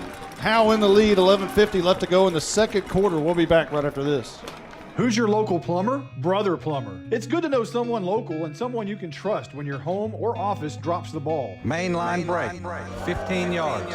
Brother Plumber is plumb professional and serves not only Howe, but also all of Grayson County. And you can save yourself 10% if you mention Go Bulldogs. Visit us online at brotherplumber.com. We'd love to help. Brother Plumber is one call away at 469-968-4487. Visit us online at brotherplumber.com. Remember, Go Bulldogs. Real estate is the key to building long-term wealth. Hi, I'm Dana Thornhill, a local Keller Williams realtor. If you're thinking about buying or selling a home, I can help you. Call the Llama Realty Group. Call 903-821-6890 and ask us about our complimentary services. Opportunities in North Texas are growing quickly, and the Llama Realty Group can help you with all your real estate needs. Just like here at the stadium, execution is the name of the game. The Llama Realty Group gets the job done. Call 903-821-6890 today. Each Keller Williams office is independently owned and operated. Welcome back. 14-0. Howe on top over Bonham. It was a hit exterior scoring drive recap of 6 plays and 66 yards for Braden Ulmer and the Howe Bulldogs, and they lead 14-0 after Ulmer's 4-yard touchdown. His 4th rushing touchdown of the season. And we're 10 seconds into the second quarter and ready for the Tech Wave kickoff. Garcia will run to the ball, gets his steps down, bangs it away to the left side, going to be taken by Pittman at about the 7-yard line. He's fast. Look out. Left side of the field. Tracked down by Rogers. He breaks free at the 50 and goes out of bounds at midfield. Pittman can really fly. He got that with a full head of steam and some good blocking, and there's a flag down on the far side over in front of Bonham's bench at the numbers. So something interesting I just heard. Haven't checked, but apparently Anna is beating Gunner 21-0 at the moment. You know, there was big talk about Gunner being a huge underdog in that game, and that's insane. I just didn't see that, but Anna is Anna. And they're reigning state champions in 5A. As of now, after the Night Furniture sideline report, the ball is going to be spotted just shy of midfield. Bonham now moving left to right from north to south, rather. The penalty is going to be, I guess, against Howe of the 5-yard variety, which will move it into Howe territory at the 48-yard line is where they'll start this drive. 1st and 10, left to right. Brown wants to throw, screen pass out. That's Ross making the catch. He's got a seam down the right hash. Escapes the defender, starts again, and finally run out of bounds by Malachi Daly, but not after a first down pickup to about the 25-yard line. Good call by offensive coordinator Casey Hall to get Ross in space, but that wide receiver screen out on the right side had some blockers ahead of him. It's week 2. I know. Had some blockers ahead of him, and Ross, one of the fastest guys on the field, able to make guys miss and get deep into Bulldog territory. Full house backfield, wishbone look with 2 receivers. Brown is going to turn and hand to Pittman, trying to find the left edge. Chased over there, finds a seam, breaks a tackle of Ryken Cross, and finally drug out of bounds inside the 10. And I believe that is Gage Carr, the linebacker, who saves the touchdown, but another first down run. They're trying to get it into the hands of their playmakers, that being Ross and Pittman. They have the big speed on their roster, and they're certainly utilizing that right now. They really do, and a good block, I think, by Richards on, I believe that was Stevens on the outside to free Pittman and get him the first down. And you're right, get into the hands of the playmakers, guys with speed, and so far so good on these first couple of drives. 11:19 on the clock. Bonham knocking on the door, full house backfield. Fake it to Pittman this time. Brown wants to throw, wide open man over the middle, making the catch at the 15, right corner of the end zone. He's in. Touchdown Bonham. That being Jalen Richards, who came out of the backfield and a little screen pass, middle screen pass, and he took it to the house. Yeah, play action. They got the screen across the middle, got some blocking downfield, and Richards used some of that speed and a little bit of the power he has to be able to get that touchdown, and Purple Warriors very quickly back in this game and on the board for the first time tonight. Your hit, roof, and exterior scoring drive recap. As you said quickly, it was, and the PAT was no good. So it remains 14-6. We'll give you the hit, roof, and exterior scoring drive recap on the backside. 14-6, Howe in the lead. 11-11 left to go in the second. We'll be back. Here's some things to never mess with if you're not a trained professional. Caging a bulldog. Removing copperheads. And electricity. Don't get shocked. Call Rapid Electric. Rapid Electric is here for all your electrical needs. Just like you wouldn't try to become a pro boxer or president. Not a joke. You need a pro to keep your electricity humming. Don't get shocked. Rapid Electric serves the Grayson County area. Call them at 903-421-8100. At Independent Financial, supporting our community is at the heart of what we do, which is why we are pleased to support the Howe Bulldogs. Investing in others and helping our neighbors thrive is what we do, and our friendly, knowledgeable banking team is rooting for you in your financial success. Whether you're saving for college, planning for your family's future, or working to grow your business, we'd love to help you accomplish your goals. Come see us at our location on South Denny or visit us at ifinancial.com. Go Bulldogs! We're cheering for a winning season. Member FDIC. Your hit, roof, and exterior scoring drive recap for Bonham. 3 plays, 48 yards, capped off by a 15-yard touchdown pass from Brown to Richards. Here's your Tech Wave kickoff, a short one going to be taken by Ryken Cross from the 32-yard line, and he'll get 5 yards perhaps to the 37, maybe the 38, and that's where Howe will set up shop for their next drive. You got to wonder if that offensive touchdown by Bonham, I'm sure it gives them a little vote of confidence, and see if it translates to the defensive side of the ball. If you're Howe, I think you go back to the well. Keep this ball on the ground. Keep feeding BU. A little dose of Rogers here and there. Okay, I'm behind. When did they become the Purple Warriors? I think they were always the Purple Warriors. And okay. They shortened it. I guess kind of Bonham slang a couple of decades ago. I'll start calling them Warriors. They still go by that. No, Purple Warriors is on their helmets. Here's a swing pass out to, is that, who made the catch? Far sideline, and I think that's McNutt for his first catch of the season. Good for about 7 yards to the 45-yard line. The quick pass that looked like it almost was going to get intercepted. There was a white jersey that flashed right in front of McNutt. Once he caught that ball, McNutt able to get some yards after the catch and make this a reasonable 2nd down and 3-4.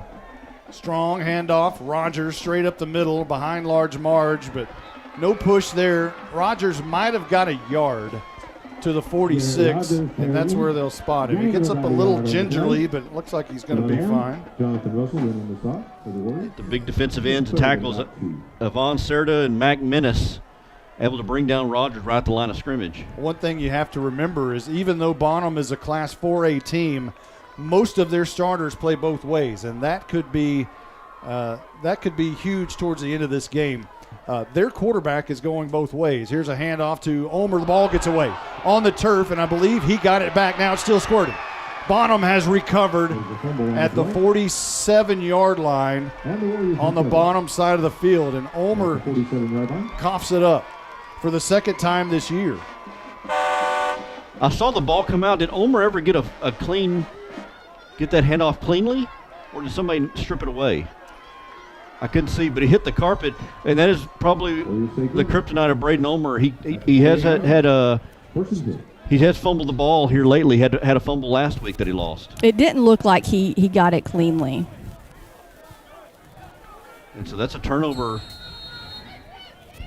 by their 2nd turnover of the night for the Bulldogs. And this Warrior Bonham team is They're starting to move a little bit. They're starting to get some confidence. 10-13 on the clock. We're in the second quarter. Howe with a 14-6 lead. 1st and 10 Bonham. Left to right, shotgun formation. And a reverse coming near side. Not much doing. He does elude Bo Stevens. Now trying to find the corner. Not gaining very much, but a late hit out of bounds is going to be called on Charles Furr. It was the slot back or the wide receiver, Brindley Owens, who came from the far side, split out on the reverse.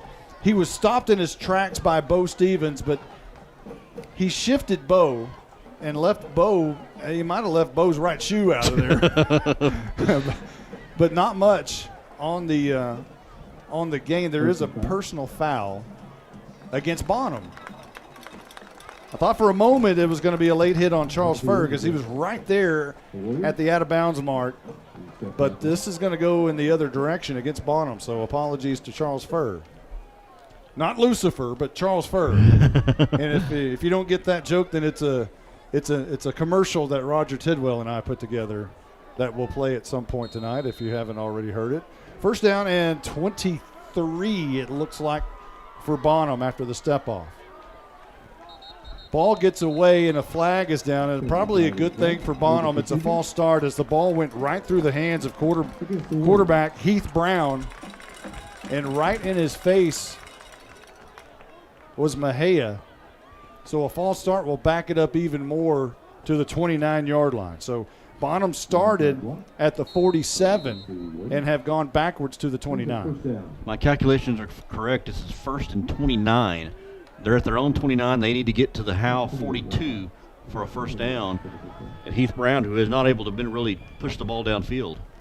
28 yards they need to pick up. Here's Heath Brown throwing a ball that one hops the receiver. Falls incomplete, intended for Gorman over there. And now it's 3rd down and about Van Alstine. Quite a ways, and I said Brown is not pushing the ball downfield. Now he has got on screens and little play action, little dunk passes into the hands of Devin Pittman and Jaden Ross, guys like that. But as far as being able to push it downfield and get go vertical with it, he hasn't been able to do that, and he's going to need to here these next couple of downs. I said 3rd down. It's only 2nd. It just seems like it should be 3rd down. 2 receivers left, 1 right. Heath Brown wants to run around the left edge. Finds the corner for a moment, does pick up about 7 yards to the to the Bonham 37-yard line. Give him 8 yards. 9:40 on the clock. It's ticking. We're in the second quarter. Howe with a 14-6 lead. Well, 3rd down and about Dickens Road now. Now, if you're Howe, you need to be watching for some kind of a screen pass or some kind of a quick pass out to Ross or Pittman. 2 receivers come either side. Brown wants to throw, pump. He's going deep. He's got Ross, and the defenders get tangled up a little bit there, or it could have been an interception. Malachi Daly and Braden Ulmer bumped into each other. One surely would have picked that off, I would imagine. Yeah, that was a dangerous pass. I thought it was going to be a quick pass, but he pump faked, went downfield. And it was lucky for Brown that went out of bounds or was incomplete because, Daly and Ulmer were right there. On 4th and 18 from their own 38-yard line, they will not elect to go for it here. As Ross will go back deep to punt this one away. It's almost blocked, but a wobbly high end-over-end kick's going to bounce freely at the 27-yard line, take a big hop, and kind of stick right there at the 22-yard line. And Howe will have their next possession there with 9:04 on the clock. Well, no harm, no foul in the turnover. I mean, you would like to have kept it and marched down the field, obviously, but Bonham was not able to capitalize, so now you restart back on your own 22 and see what you can do. Go back to the drawing board. Stephen Braswell with us again this year. He's our statistician. I feel bad for him. He was there all week last week. We didn't have a way to get him on the air or say anything, but he still kept the stats and got a report Saturday morning. So a big thank you to Stephen Braswell. Swing pass by Strong goes in and out of the hands of Garrett Rogers as he shakes his fist as he looks as if he realizes, even though that pass was a little bit high, he thinks he probably could have brought it in. It'll be 2nd down and 10. Trying to quickly get it out to the flats to cross. Just overshot him. Strong has had some accuracy issues. He's been able to hit his target some, but has gone over the head of some of his receivers. Swing pass out to Ulmer, who's met in the backfield. A great play by the cornerback, who stepped up right as Ulmer caught the ball. It was Brinley Owens who made the stop, and that'll be a loss. Back around the 17-yard line. Brings up 3rd down, about 14. Trying to get it to the hands of Ulmer, but yeah, good job by Owens. Unabated, able to make the tackle on Ulmer. Ball goes through the hands momentarily of Strong. He's going to throw it deep down the field. Has Reich across. Had the ball in his hands for a moment, and then it falls incomplete. Couldn't hang on to it. He was on a dead sprint at the Bonham 48-yard line. Turned around, look around, and now he's patting his chest and says, "That's on me." And it falls incomplete. It'll be 4th down now for Howe, and a golden opportunity gone away right there. Oh, man. Strong dribbled the ball like a basketball. He dribbled off the carpet, picked it up, got behind the coverage, and it was a great pass to Reich Cross, but it caught it in stride. Hit him right in the hands, just could not hold on to it. Garcia will stand at his own 5-yard line to boot this punt away. He does. It's a low line drive kick, going to be taken at the 49-yard line. Gets through the hands for a moment of Ross. He falls back on it. Will lose a yard, and Bonham will start right at midfield. That was a gift for the Howe Bulldogs. I was about to say, Ross had room to run, had blockers ahead, and with a guy like speed and elusiveness like him, if you're Howe, you're very glad he dropped that ball and just didn't even try to do something with it. He just fell on it right in midfield. We've seen those kind of athletes have those kind of moments and pick the ball off the turf and gone to the house, because sometimes a delay like that is good. And we Commerce always comes to mind. Commerce was the first person I thought about, or team that I thought about that's done that to Howe.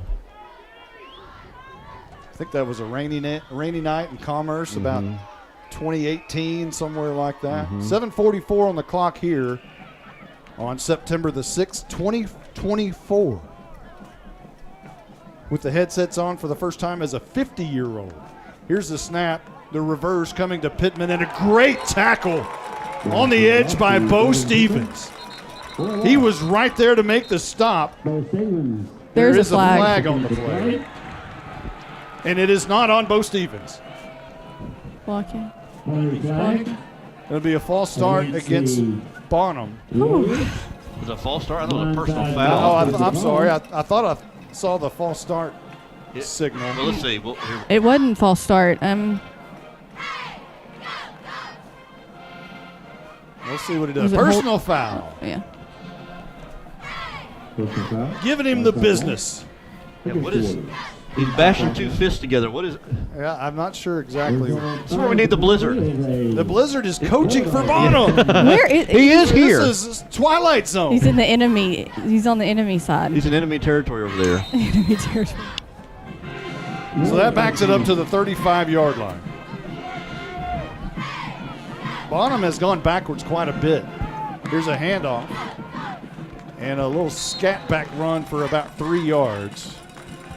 And the scat back there was not a scat back. That was the regular running back, Jalen Richards.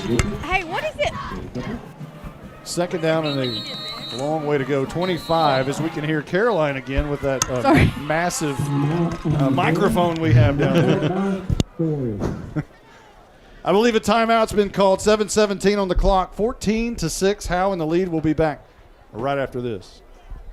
This is more than a bundle. This is way more than a combo deal. It's your sanctuary, your home field. It's where everything happens. This is your home, your car, your memories. And you want to be sure they're protected with home and auto insurance. As your State Farm agent, I get it. That's why I'm here to help life go right. My name is Ed Meacham, and I'm your Howe State Farm agent. Give me a call at 903-892-3923 or on the web at mredinsurance.com.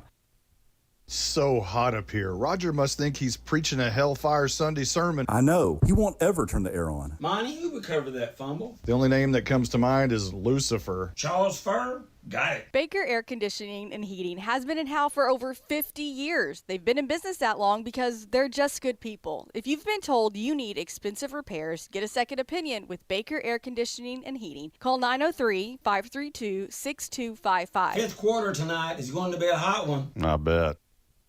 By the way, we did get permission from the Fur family on that commercial. They call him Lucifer. Well, wouldn't you like the nickname of Lucifer? Woo! Second down and 22 for Bonham. Brown steps back to set up the screen, and he does, but right there are the linebackers. Trying to strip the ball away is Gage Carr.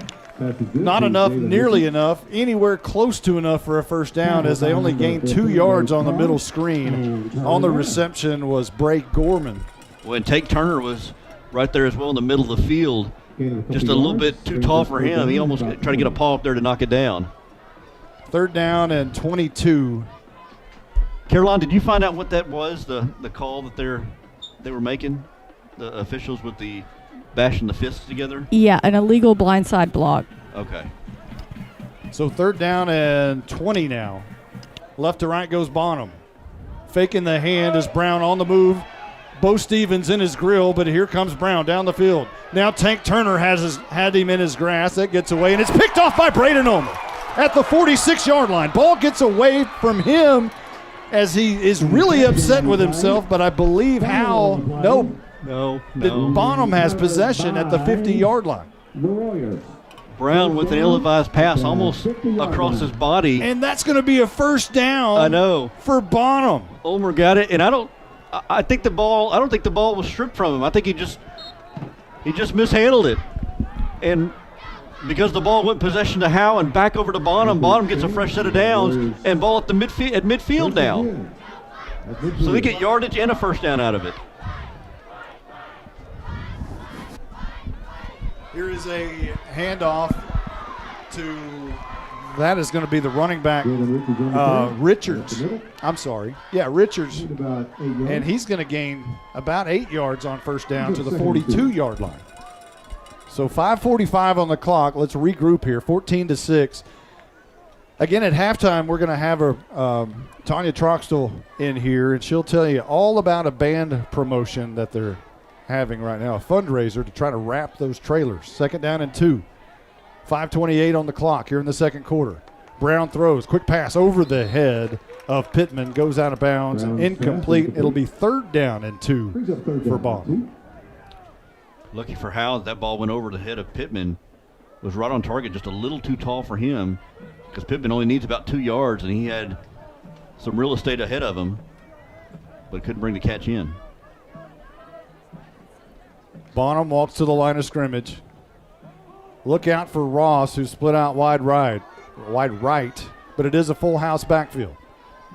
Brown gives it to Pittman, trying to find the edge. He's got a first down and more. Look out down the sidelines, third to 25, 20. By the shirt tail, Braden Ulmer slings him out of bounds at the 19-yard line. Well, they made a living off that, getting that wishbone where they run. It'll be three running backs across, right behind the quarterback. And the middle and the left end up blocking on the outside for the one on the right. That time it was Pittman who got the handoff on the end around. So a new set of downs for the Purple Warriors with 5:13 left to go in the second. Clock stopped as he went out of bounds. From the 19-yard line of Howe. Brown, low snap, digs it out, man in his face, throws it on the run, and that is going to be caught on the far side. Brings up second down and 2. I believe on the catch there was, again, Gorman, I believe. I think it was incomplete. Oh, was it incomplete? Yeah, it went over the head of Gorman. You know, Mr. Magoo can't see on the far sideline. There's Caroline's mic back on. Second down and 10. Left to right. Brown handoff. Brown hands up off. The middle is going to be to Jalen Richards. At the middle. That's why the PA is so loud, because of her mic. That's what it is. We were wondering why the PA is so much louder. Are you on, Caroline? No, my mic was off. Oh. Well, maybe not. Unless, like my last mic, you could kind of pause it a little bit, if that makes sense. Unless I can do that with this one, and I just don't know it. That it could be Stephen Braswell. Ball came out. The ball was dead. That's what it is. Braswell. It's the Braz. We've been falsely accusing Caroline. Falsely accusing our Night Furniture sideline report. I'm going to turn our crowd mic back up now. Okay, 3rd down and about 3. And this is Brown going to keep it himself around the right edge. Bowls over a defender to the 10-yard line. Going to be very close to the first. I'm not sure he got it. On the stop is Bo Stevens and others. And it's going to be 4th down and about 2 for Bonham. Trying to get around that edge. Good. Brings up 4th down. Tremendous job by that defensive line, kind of string out the running back. I believe that you said it was Richards. It'll keep him from turning the corner, and now 4th down and 2. Full house backfield. No, it's one man in the backfield is Richards right next to Heath Brown. And now whistles before this gets underway. I think a timeout. Is it a timeout? Timeout's been called? By Howe. By Howe. We're going to take 1-2. We'll be right back right after this as Howe leads 14-6. Got hail? Get Hit. Help your home and your community at the same time. Hit Roof and Exteriors has been on the job locally since 2012. Hail damage, wind damage, roof leaks, exterior paint and siding, replace it or repair it, we've got you covered. Hit Roof and Exteriors has been building solid roofs all across North Texas for over 11 years. We will work with your insurance company or your budget to get your home happy again. For a free estimate or inspection, call 972-977-1523. Hit Roof and Exteriors. Got hail? Get hit. At Grayson Cullen Electric Cooperative, GCEC, we have been around for over 80 years and are governed by 7 principles: open and voluntary membership, democratic member control, members' economic participation, autonomy and independence, education, training, and information, cooperation among cooperatives, and concern for community. One of our communities is Howe, Texas, and GCEC is proud to support the Howe Bulldogs. 3:43 on the clock before the half. Howe leads 14-6. Bonham facing a 4th and 2 for the Warriors from the Howe 12-yard line. Brown gets the handoff. They weren't set. Oh, that was not Brown. Taking the snap was Bray Gorman on the Wild Warrior, so to speak. False start against Bonham. Yeah, they rushed to the line after the timeout. And rushed so fast they didn't get set and got called for the false start, and that's going to move them back. And let's see if that changes. Boy, that's a costly penalty. I don't think they have a field goal kicker that can kick from that range, so I'm sure it's going to be just a regular 4-down play. Eric Solano is their kicker, and he is not coming on to the field. So it'll be 4th down and 7 with 3:42 left to go before the half. 2 men in the backfield along with Brown, and now whistles before this one gets underway, and a timeout's been called by Bonham. We'll take another one. We'll be right back right after this. Anchors with a Z Boat and RV Storage is located 1 mile off of US Highway 75 in Howe, Texas. Anchors Boat and RV Storage is proud to bring personal, small-town customer service to the growing area of North Texas. With both open and covered parking available, locally owned and operated, members of the Howe Area Chamber of Commerce and the Texas Self-Storage Association. Anchors Boat and RV Storage has 20 amp power available and is manager occupied at 311 Old Highway 6 in Howe. Visit anchorsboatrvstorage.com or call 903-444-2500. Hi everyone, my name is Presley Harrell, class of 2025 cheerleader and cross-country runner. This is Talon Haley, senior basketball player and Howe High School record-setting golfer. Hi, this is Camry Snap, and I'm a graduating volleyball and softball player. This is Braden Wilmer, class of 2025. I play football, baseball, and I run track. We would like to thank the Howe Athletic Booster Club for their support and encourage anyone wanting to be a part of supporting Howe's athletes to reach out for more information. Go Dogs! 4th down and 7 for Bonham with 3:42 left to go before the half. A handoff, no. The ball gets away from Brown, the quarterback, and that's going to be a loss. Mejia there. Charles Furr is there. And that's going to be a turnover on downs, and Howe will have another shot here before the half to punch it in the end zone. But they are 75 yards away. But that's okay. That's okay. You got the 4th down stop. Brown fumbled that. I don't know if he was trying to pass it or what, but he dropped the ball on the carpet, and who'd you say, Furr was right there? Hoover was able to drop him at the 25-yard line. So Bulldogs defense bends but does not break. And then we get the turnover on downs. Strong will be in shotgun with Garrett Rogers behind him and 2 receivers right. Thornton down at the bottom. A handoff to Rogers, face mask. And this one's going to be moved up 15 yards. That will help out the Bulldogs as the ball now will be spotted right about the 40-yard line with 3:33 left to go in the second quarter. Hey, it was 33 years ago tonight. The field goal record was set at Bulldog Stadium in an opening night against Leonard from the 32-yard line on the right hash on the north side of the field. I remember it well because I wore the crazy-looking little shoe that booted it through. How many years? 33 years. Wow. Getting old, guys. It's 1991. Rolling out right, Strong on the run, trying to avoid that last defender. Can't get away. That's going to be a sack. And for the record, or for the stat book, it'll be a loss of about 3. As Strong couldn't get around the far edge over there.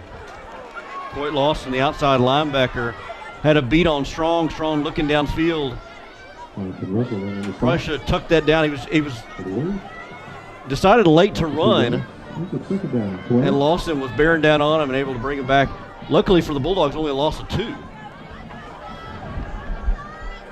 Clock keeps moving. Ball at the 38, 2:42 on the clock. Strong wants to throw over near side, over the hands of Ulmer, and thankfully over the outstretched arms of Pittman, who was in coverage behind Ulmer.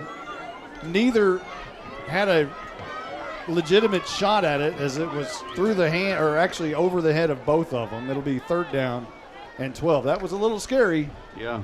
Brings up 3rd down and 12. Quick out for Ulmer. Went right through his fingers. Yeah, a little too tall for him and for Pittman.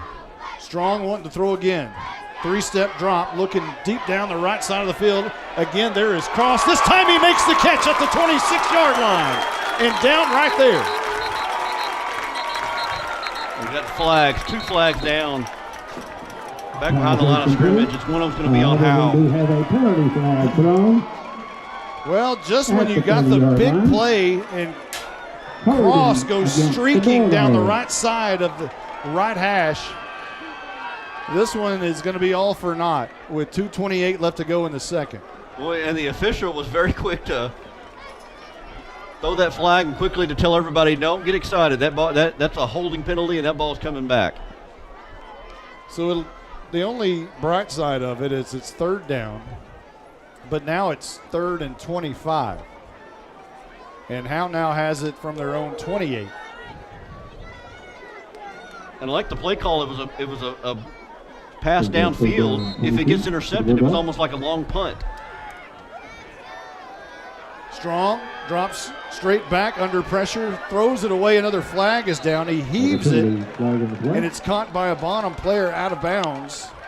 But a flag is down at the line of scrimmage. Let's see what that may be.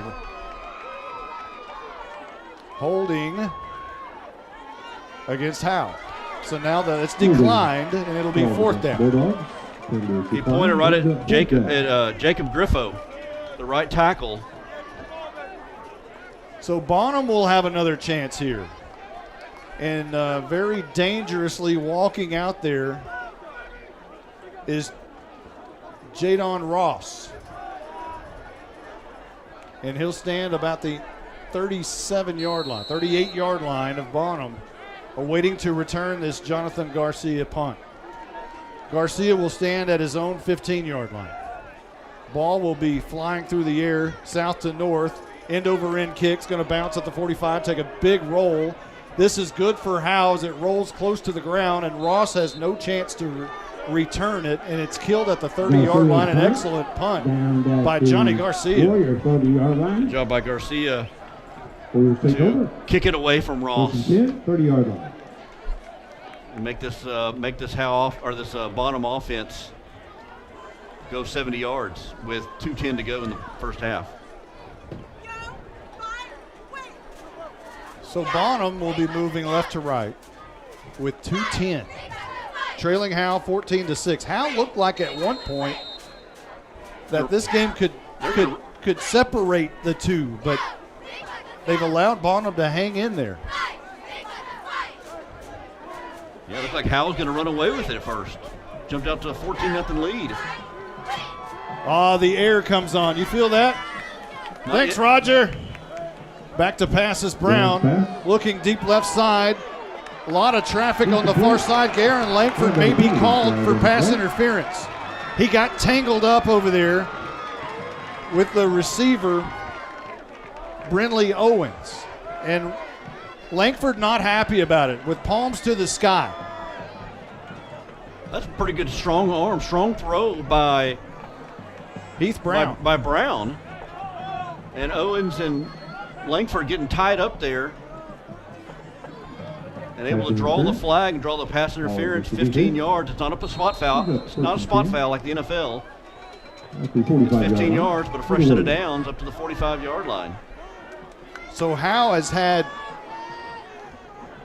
two 15-yard penalties on first down of the series, each of the last two Bonham possessions. Here is a screen pass, breaking a tackle, good for 8 yards on the far side. And that again is the receiver, Owens. And that is not enough to move the sticks, but it sets up a second down and 8.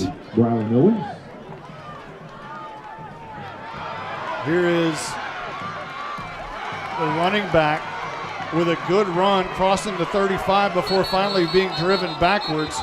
But a great run over there by Bray Gorman, picking up a first down. And now Bonham with a $1:32 on the clock is starting to knock on the door in Howe territory at the 33-yard line. And a Bonham player goes down, and he went down kind of suddenly, which is very sus to me. Sus? Yeah. Is that the millennial version? That is. They got one timeout remaining. I believe that was Gorman that goes down. Oh, Stephen Braswell talked before the game about, I hope everybody brought their pickle juice, because we had so much of this last week. But he pops right up and pats the trainer, Ricky Ake, who's in his 36th year here in Howe. Yeah. Pats him on the back and then heads off to the sideline. Let's talk down to talk down to. Let's go down to the sidelines with Night Furniture sideline reporter Caroline Slauson. How is it down there? It's really great. No, it is. It's a new season, and everyone is. I have my child here, so it's a lot of spirit that is coming from the student section. It's Adam Sandler night on the student section. We can't see the crowd. Is it a good crowd tonight? Yeah. For us, it is. Brown on a little screen pass, trying to spin out of a tackle, can't do it, trapped behind the line of scrimmage. A great play by the Bulldogs, and perhaps not so much by Owens, who made the catch, ran backwards, and that'll be a bit of a loss. Back to the 36-yard line. And Bonham quickly to the line. 57 seconds left before half. Brown looks right side, throws over the head of Pittman again. Incomplete, stops the clock at 52 seconds. It's third down and 13. So third and 13, you got the ball at the Bulldog 36-yard line. Your Bonham, 52 seconds to go. They got one timeout in their back pocket. That stopped the clock. And you got to think that this is probably two-down territory for them. Big moment in the game.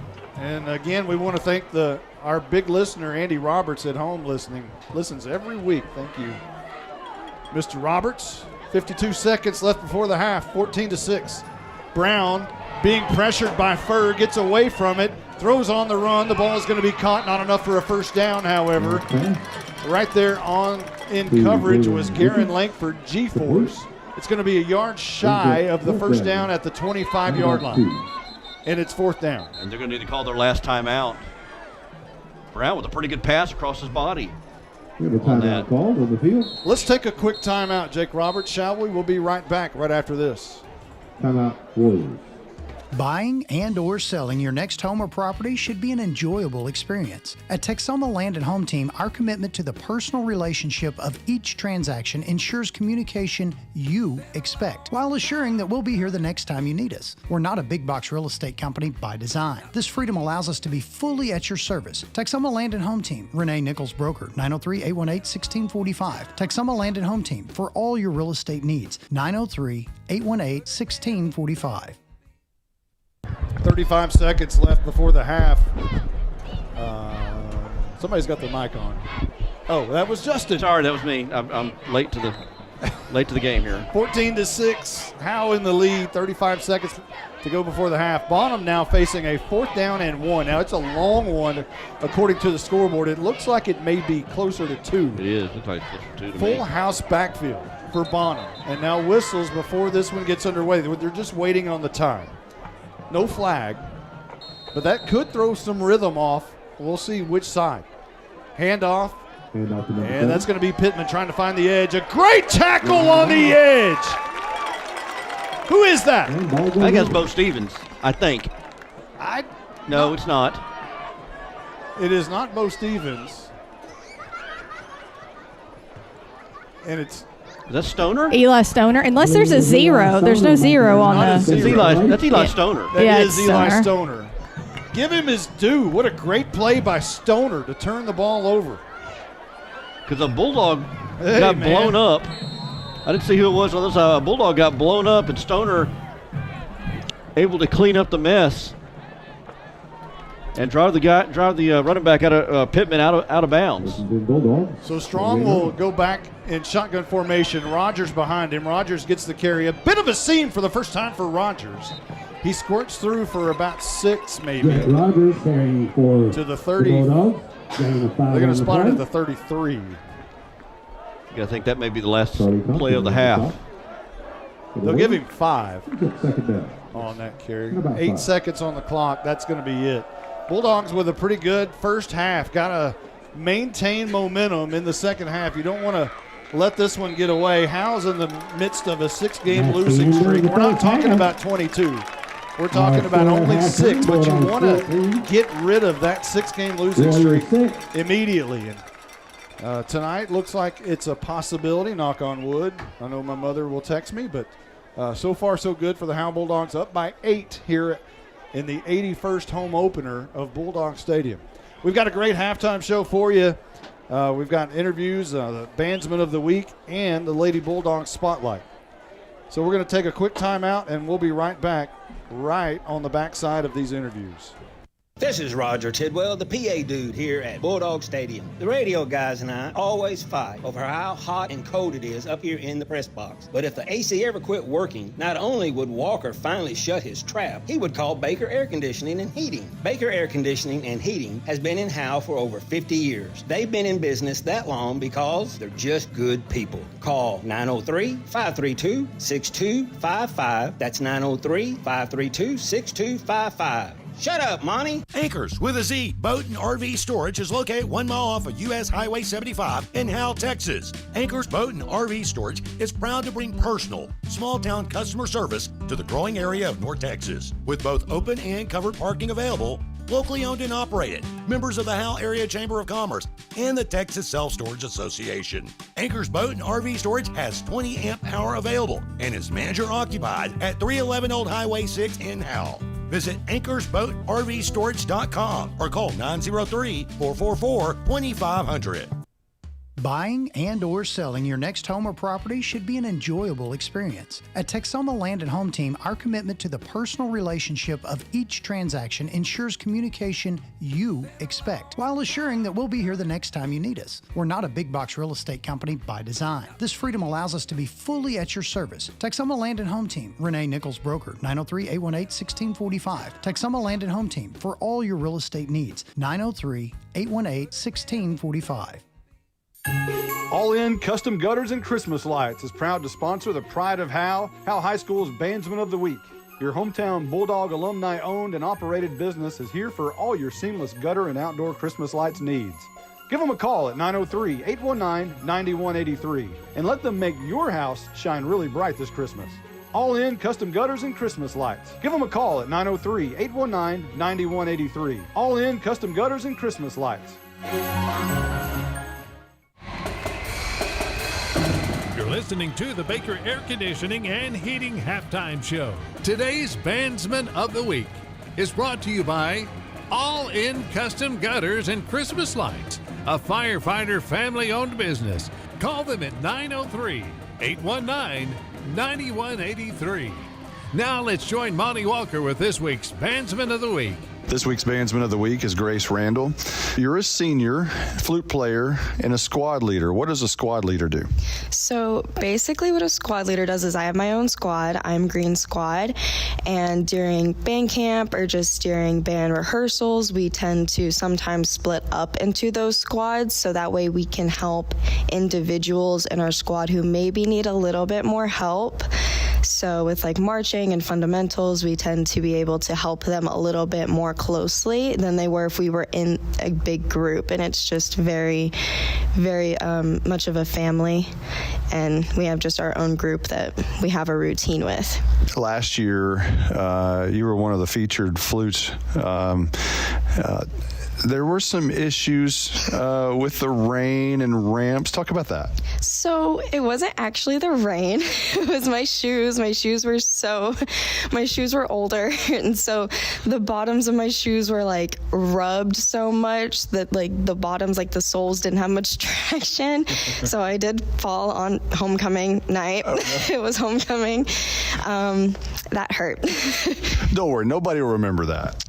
Yeah, until now. You're currently pegged as a soloist in this year's show, although several kids are wanting to challenge you for it. How about your response there? To me, knowing that I have people who want to challenge me, it makes me want to work harder for it because I want to be able to put myself into a position where I feel like, I have this down. Like, I already have memorized, but I want to be able to have it's friendly competition, it's good, and that just it makes me work harder. You're listening to this week's Bandsman of the Week, Grace Randall. We'll be back in 30 seconds. All In Custom Gutters and Christmas Lights is proud to sponsor the pride of Howe High School's Bandsman of the Week. Your hometown Bulldog alumni-owned and operated business is here for all your seamless gutter and outdoor Christmas lights needs. Give them a call at 903-819-9183 and let them make your house shine really bright this Christmas. All In Custom Gutters and Christmas Lights. Give them a call at 903-819-9183. All In Custom Gutters and Christmas Lights. So Miss Liz jotted some things down. She said you're an awesome flute player, always practicing to be better, always respectful, ultra dependable, and willing to jump in and help whenever and wherever, even when you weren't on leadership team, and often spent more times helping her with uniforms than other people did. She did say you're not afraid to speak your mind, but does so in a respectful way. Let's talk about Miss Liz. And is she somewhat of a coach or something? How would you describe her? I describe her, especially to my family, she's the Coach Simmons of band. She's very much, if you had Coach Simmons, drill sergeant, very hard, very strict, but still does it in a very encouraging, loving way. Let's talk about this year's performance a little bit. Tell me about the show. So our show, if you don't know what it's called, is called How to Celebrate, since we're celebrating 50 years of being a band program. It's very much just a celebration of everything that we have accomplished and being able to celebrate with our community, because our community always is very inviting, always helps us out. So we just want to celebrate that. What are other things you're involved with at Howe High School? So last year I was involved in track and cross country. This year I moved away from that because I wanted band to be my more full priority, my full focus. Band's always been a safe place for me. Well, it's 50 years, so you got to put everything into it, right? Yeah, exactly. What are the things you're looking at? You know, senior year, it goes by quickly. Are you thinking about life after Howe High School yet? Yes, I do want to go to Grayson and be in their nursing program. They do have one of the better nursing programs in the state. And so I want to be in their nursing program and be a nurse and hopefully labor and delivery. That is Grace Randall, your Bandsman of the Week. Today's Bandsman of the Week is brought to you by All In Custom Gutters and Christmas Lights, a firefighter family-owned business. Call them at 903-819-9183. You're listening to the Baker Air Conditioning and Heating Halftime Show. All In Custom Gutters and Christmas Lights is proud to sponsor the Pride of Howe High School's Bandsman of the Week. Your hometown Bulldog alumni-owned and operated business is here for all your seamless gutter and outdoor Christmas lights needs. Give them a call at 903-819-9183 and let them make your house shine really bright this Christmas. All In Custom Gutters and Christmas Lights. Give them a call at 903-819-9183. All In Custom Gutters and Christmas Lights.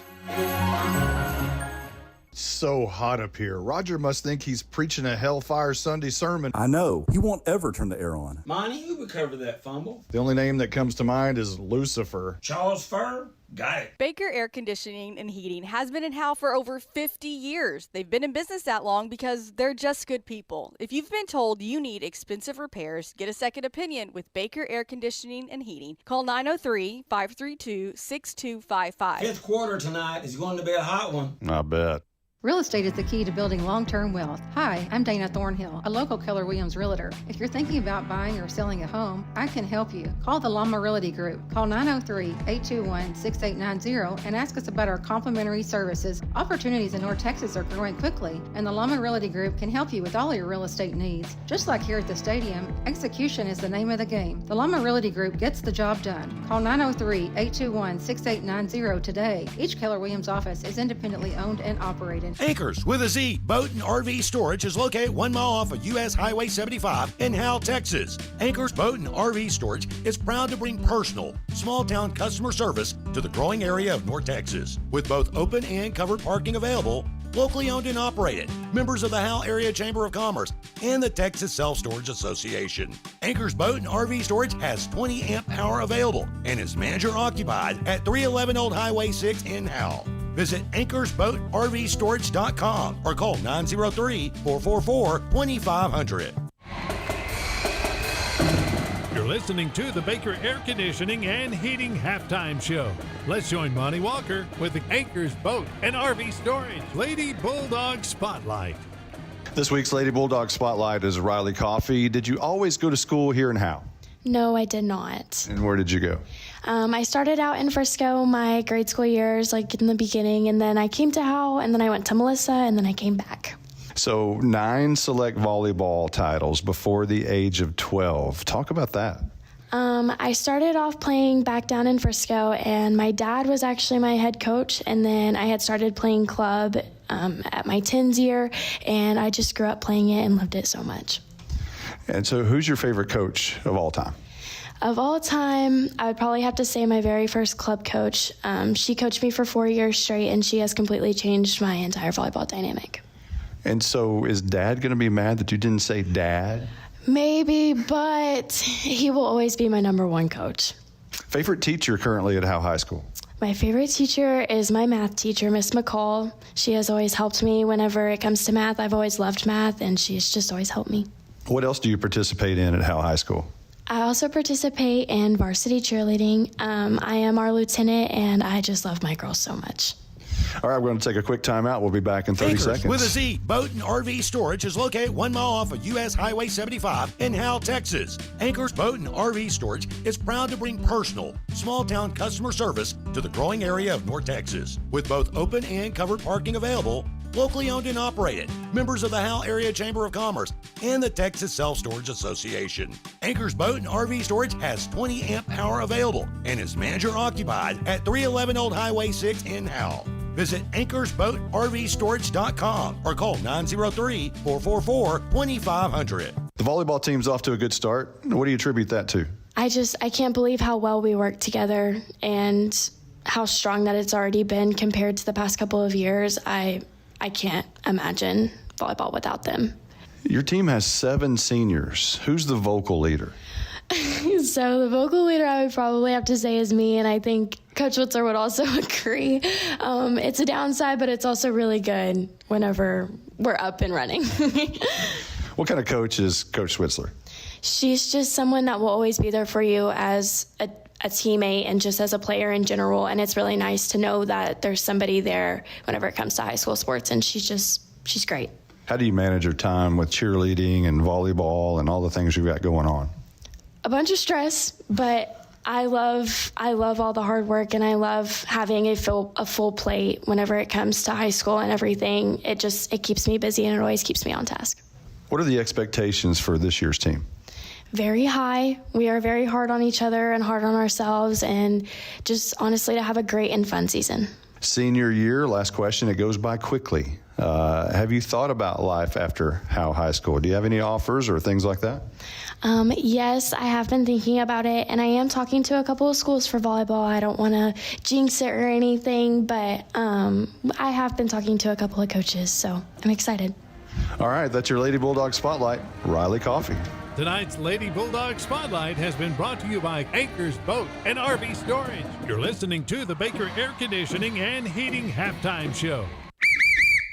This is more than a bundle. This is way more than a combo deal. It's your sanctuary, your home field. It's where everything happens. This is your home, your car, your memories. And you want to be sure they're protected with home and auto insurance. As your State Farm agent, I get it. That's why I'm here to help life go right. My name is Ed Meacham, and I'm your Howe State Farm agent. Give me a call at 903-892-3923 or on the web at MrRedInsurance.com.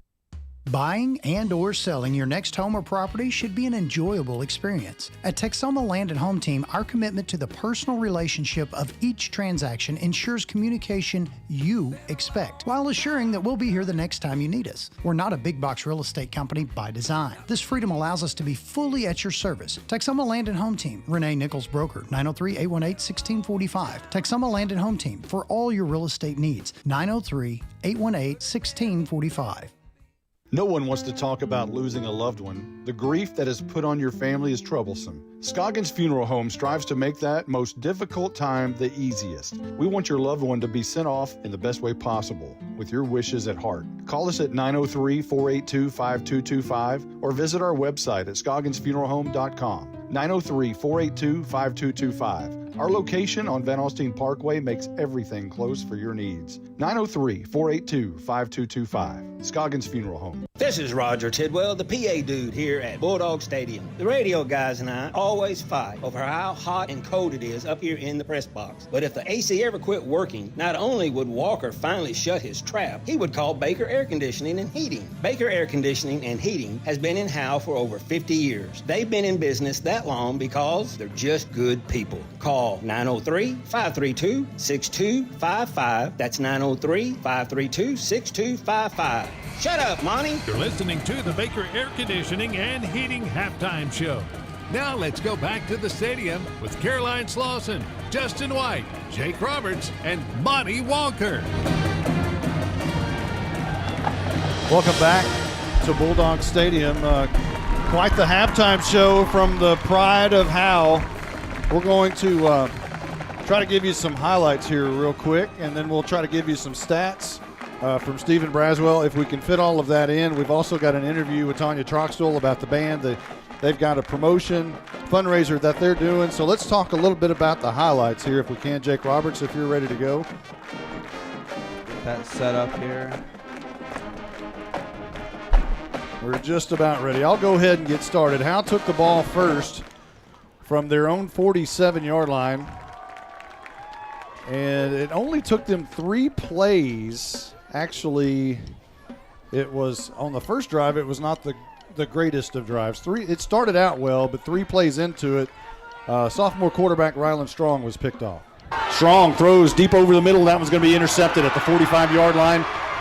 Bonham headed, that's Ross, has it at the 40, escapes a tackle, far sideline, 30, run out of bounds at the 27-yard line. So that ended the Howe Bulldogs' first drive. Howe started out very strong 80 with the long kick return. Uh-oh. And the first down run of Ulmer, and then there we go. Okay. That it's week 1. It's week 1 for us doing technical work, okay? So that gave Bonham possession on their first drive. Their third play into the drive, same type of situation. Brown back to pass, rolling out left, looking down the field, fires, and it's picked off. Picked off at the 25-yard line, and that's Gage Carr, the linebacker. And it was Gage Carr gave Howe the ball back. Started at their own 16-yard line, drove 7 plays, 84 yards, and it was the BU show. Cross is split out wide left. Ulmer's going to keep it over right side. He has the first down and more. Got the 20. Looking out, break out, 25. He's got the 15. He's got the 10. Inside of the pylon, it is touchdown time in Texas. Braden Ulmer breaks free again. So that gave Bonham the ball back with Howe leading 7-0 with 4:24 left to go in the first. They drove, 4 plays and turned it over on downs. And we got our first karate coach kick of the year by Andrew Harvey. Howe took the ball at the Bonham 34-yard line, drove 6 plays, 66 yards, and again it was the BU show. Takes 1 step left, takes 2 steps right. He's into the end zone. It's touchdown time in Texas. Ulmer basically untouched over the E in Howe. Again, that gave Howe a 14-0 lead with 11:50 left to go in the second quarter. Marking my time here. And then Bonham took the ball. They got on the board on their next possession, starting at the Howe 48-yard line. Drove 3 plays and 48 yards. This time, Brown wants to throw wide open man over the middle, making the catch at the 15. Right corner of the end zone. He's in. Touchdown, Bonham. That being Jalen Richards, who came out of the backfield. And that gave Howe clung to the lead after the missed PAT, made it 14-6 with 11:06 left to go in the second quarter. On the Howe's next possession, it ended in a Braden Ulmer fumble. Here's a handoff to Ulmer. The ball gets away on the turf, and I believe he got it back. Now it's still squirting. Bonham has recovered at the 47-yard line. And then Bonham was unable to do anything with it as they punted on their next possession. Howe punted on their next possession. Bonham took it down the field, got all the way down to the 12-yard line, and turned it over on downs. Howe's next possession started at the 25-yard line and then bumped out to the 40 on a personal foul. But they couldn't capitalize and ended up punting again. Bonham took it with 2:10 left to go in the half from their own 45-yard line and turned it over on downs. Howe took it with 28 seconds left to go before the half, ran 2 plays, and ended the half with that final play. And Howe leads at the half 14-6. Let's go over some stats for you. We believe the Braswell has his pen smoking. We used to always say that about Blake Burnett. But Blake is now in the locker room with Bonham as a coach. Can you believe that? And I tried to see Blake as he's walking from the sidelines over to the locker room, and he was a man on a mission. I said, "Hey, what's up, Blizzard? Hey, what's up?" And kept That's walking. all you get. He was in game mode. All right. Well, I think we're just about ready for some stats here, Mr. Braz. Okay. Let's see what we got here. For the Bulldogs, passing-wise, they're 3 of 7 for 15 yards so far and 1 interception. Rushing, there's 20 rushes for 116 yards on that. As far as the individual leaders, for the rushing, we got BU has 8 for 102 yards, 2 TDs. Unfortunately, 1 fumble also. Garrett Rogers, 7 rushes, 24 yards. Rylan Strong, 3 rushes, no yards. And then Bryce Piper had 1 for -2 yards right now. As far as the passing goes, mentioned Rylan is 3 of 7 for 15 yards. And from receiving side, Jeremiah Thornton has 1 for 13 yards, which that was a great catch. It was a great because catch. it was actually behind him. He caught it behind him on the hit. We got McNutt with 1 for 7, and then BU had 1 for -5 yards. And we had a great one from Riken Cross that got called back. Exactly. But exactly. that one doesn't go in the stat book. That would have been pretty sweet on that one. As far as Bonham goes, they're 6 for 11 for 54 yards on passing, 15 for 88 rushing with 1 TD and 1 interception. So there we go. We have a special guest checking in with us. Tanya Troxtel, a graduate of Howe High School. I won't say how many years ago. Not too far behind me, though, I don't think. It was not. So let's bring that up right here. There we go. And I'll not bring you up. So let's talk about the band fundraiser that we have going. So this year, the Pride of Howe is looking to rewrap our trailers. I don't know if you know this, but a couple of years ago, when we had the tornado and took out our trailers, they were wrapped then and hadn't been very long. So we're trying to rewrap those trailers, right? So we have a fundraiser going on. If you're a first chair, which is a donation of $1,000, your business gets its logo on the back of the trailer. It's a pretty big logo. So we're going to put 5 on each trailer because we have 3 trailers to wrap. The ensemble is going to be $500. That'll get your business name on the trailer, not your logo. And then any additional community support, you can sponsor segments of the trailer. But, you know, you're not going to be on the trailer right at that point. But right. $25, $50, $100, whatever you feel like you want to give the band to try to get those wrapped. It's going to cost us around $15K to do it. All 3 trailers. All 3 trailers, yes. Well, that's a good promotion. And those trailers do a lot of traveling. They do a lot of traveling. I was right behind them on 121 the other night. Yes, and we only took 2 of them this time. So when the band is fully performing and their props run, we'll take 3 to 4 trailers, right? So the band typically uses at least full 3. And were you able to see the performance tonight? I was very pleased with their opener. That's only the second time I've seen it. With the kids driving to practice now, I don't get to see it as much as they used to. So I was really, really pumped about it, and I'm looking forward to the 50-year celebration. So you have a history being in the Pride of Howe also, correct? Talk about that. Okay, so I was in the Pride of Howe from 7th grade through when I graduated in 1995. 2000 and... Right. It's a little longer than I wanted it to be ago. But that's when Mr. Shank was here, but that was also the first year Miss Liss ever started teaching band director then, right? So, and then she was still Miss Cavender. So, so we went to state 4 times in my sophomore years when they decided to change where we went every other year, so I didn't get to go my senior year. Oh, y'all would have won. Yeah, we would have, yeah.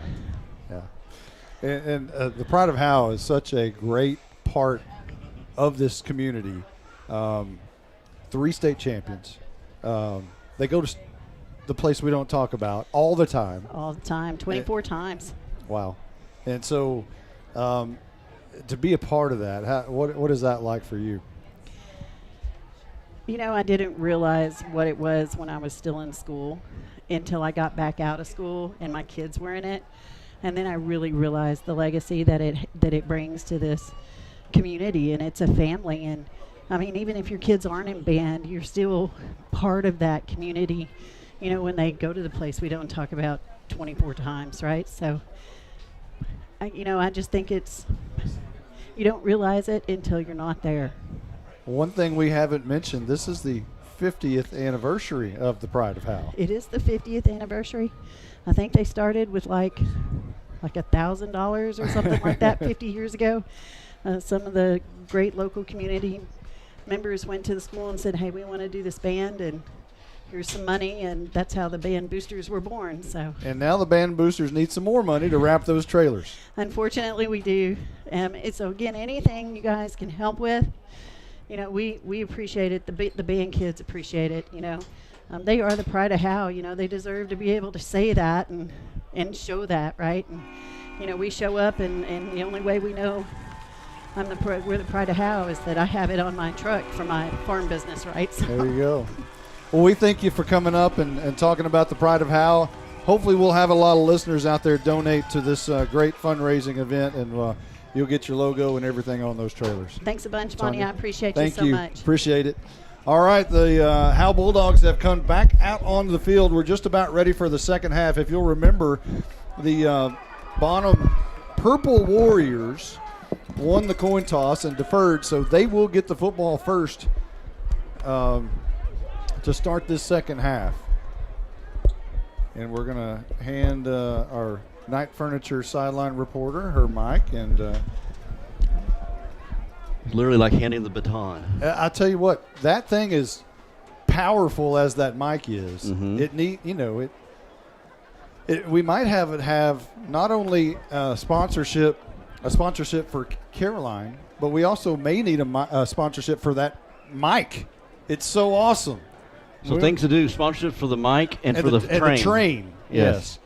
It's getting rather warm in here. It is. You know, we've got doors opening all the time, people going in and out here at halftime. It's a little bit different in this room than it is in others.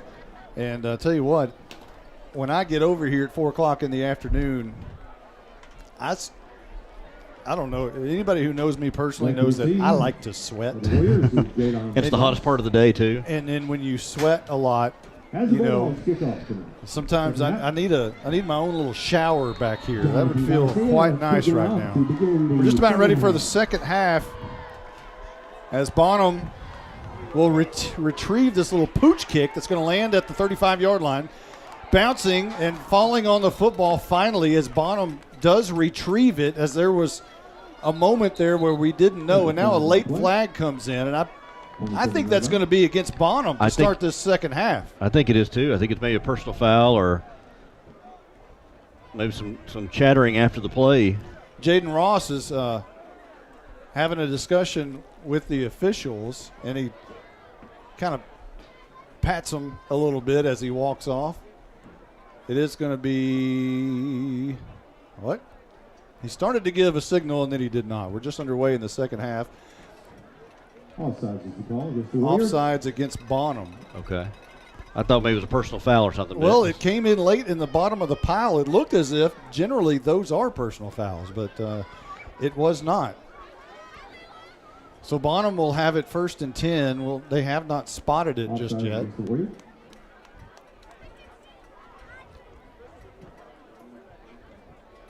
I have to do some bragging on Ryan Snap. He's running the scoreboard tonight. And I told him at the half, I don't know that I've ever seen a scoreboard operator work as quickly as he does. Generally, you know, as a broadcaster, you're trained to don't look at the scoreboard, look at the sticks. And generally I do that. But every once in a while I'll cheat, and I'll look over there, and I'll see the down and distance on the scoreboard.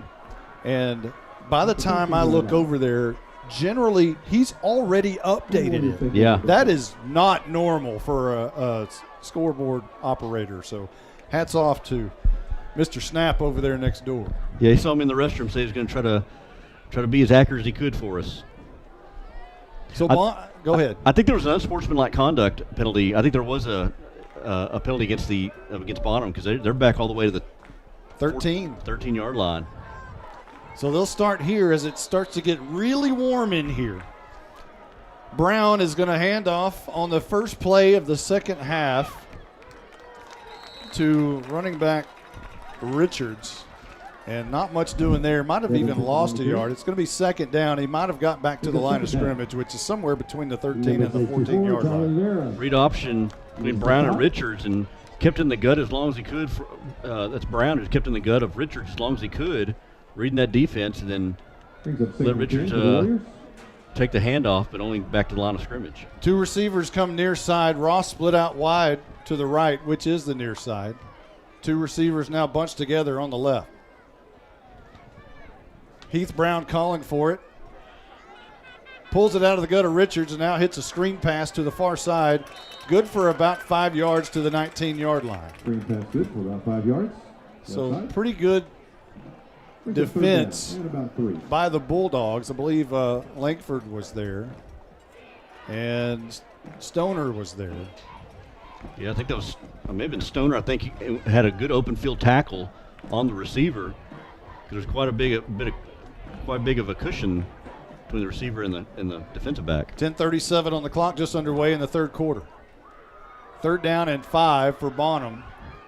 After the penalties, backed way up to the 19-yard line. Handoff up the middle, surging his way forward, but not enough, I believe, for the first down. He might be right at it. It's going to be closer than what I initially thought. Forward progress might have picked it up, but no one is signaling either way. So apparently it's going to be 4th down. They're calling first down. Oh, man, he got a good spot. Well, he must have. And they'll spot it at the 23. Change that. That's the first down. It was a handoff up the middle, and initially I thought he got back to the line of scrimmage, but I guess he was able to push his way up toward the first down and then got a generous spot by the officials to move the sticks. So a new set of downs for Bonham as Brown will hand off near side, squirting through on a good run there on the right side of the offensive line. And that's Blake Gorman to the ball. That's Gorman on the carry. 2nd down and 1 to go. Line up again in that wishbone look. Gorman was on the outside of the three stack running backs. 9 yards on the carry for Gorman. 2nd down and 1. Brown wants to throw. Deep ball left side. Coverage was Langford. It falls incomplete.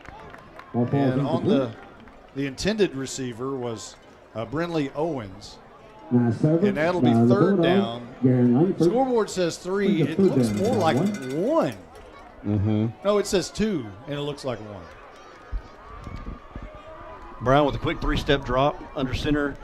One of the first times that formation where they passed the ball, tried to go downfield with it, incomplete, so bring up 3rd and 1. Just to go back to the ground. 6th play of the drive, a little busted play in the backfield. That's going to be a big loss. Charlie Vera right there to make the stop. Number 64. It was a handoff to Zeke Romero, who ran into Brown in the backfield. Charlie Vera right there, the 4-year varsity player, was in the backfield to almost have the handoff in front of Romero.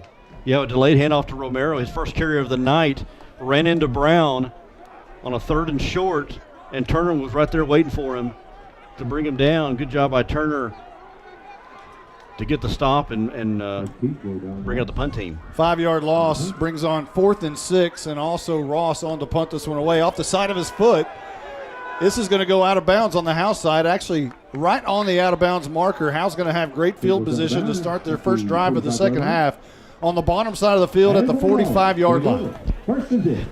Off the side of the foot, pop fly in shallow right field. Bounces at the 45-yard line. So. Guys, something to watch. Garrett Rogers on that kickoff came up and was holding his ankle. I believe it is his left ankle, kind of gingerly walking on it. He didn't come out, I don't believe, but just something to look after. He's out there right now, too. He is. He's dotting the I in the pistol look behind Strong. He'll get the carry here over left tackle, and he squirts free. Look out, 35, down right there after a 10-yard run by Rogers. His longest run of the season so far. So much for that ankle. I know. Rogers only had 7 carries for 24 yards in that first half. Able to get the first down. Had a little room to run, and the Bulldogs going quickly back to the line. They're going to say 9 yards. Ball goes over the head of Strong. He's able to recover, but that's going to negate everything that came from Rogers' run. And Strong now has a gimpy ankle, it appears, but flags fly late, and then a hat flew. So multiple infractions here. Coit Lawson came in. Personal foul against Bonham. That's the first one. Oh, okay. Thank you, though. I appreciate it. Thanks. And delay of game? No, unsportsmanlike conduct against Howe. They offset him. So personal foul. I think that was Coit Lawson with the late hit. Somebody's mic is on. So after Strong dropped it, trying to recover, he finally recovered, and then Lawson came in and hit him with the late hit. And I guess Strong may have said something at the end to get unsportsmanlike conduct. They offset the penalties. So it'll be third down then. And about 12 after the big loss. Harvey now wants an explanation. Does. So loss of down. It'll be third down and 12.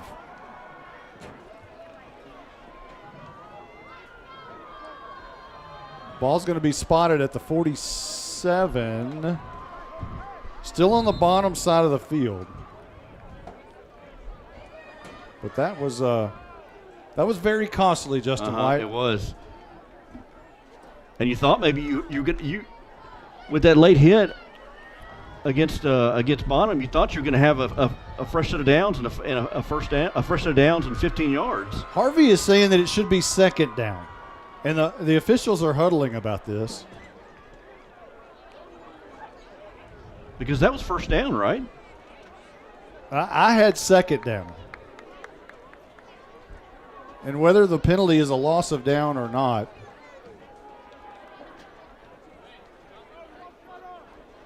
the officials giving some sort of an explanation to Andrew Harvey. There's 7:39 on the clock. We're in the third quarter. Howe is up 14-6. Got a 10-yard run from Garrett Rogers, but then it was negated on a sack, or the ball went through the hands of Ryland Strong, the quarterback. And he lost what appears to be 11 yards, and then offsetting penalties, a personal foul, and unsportsmanlike conduct.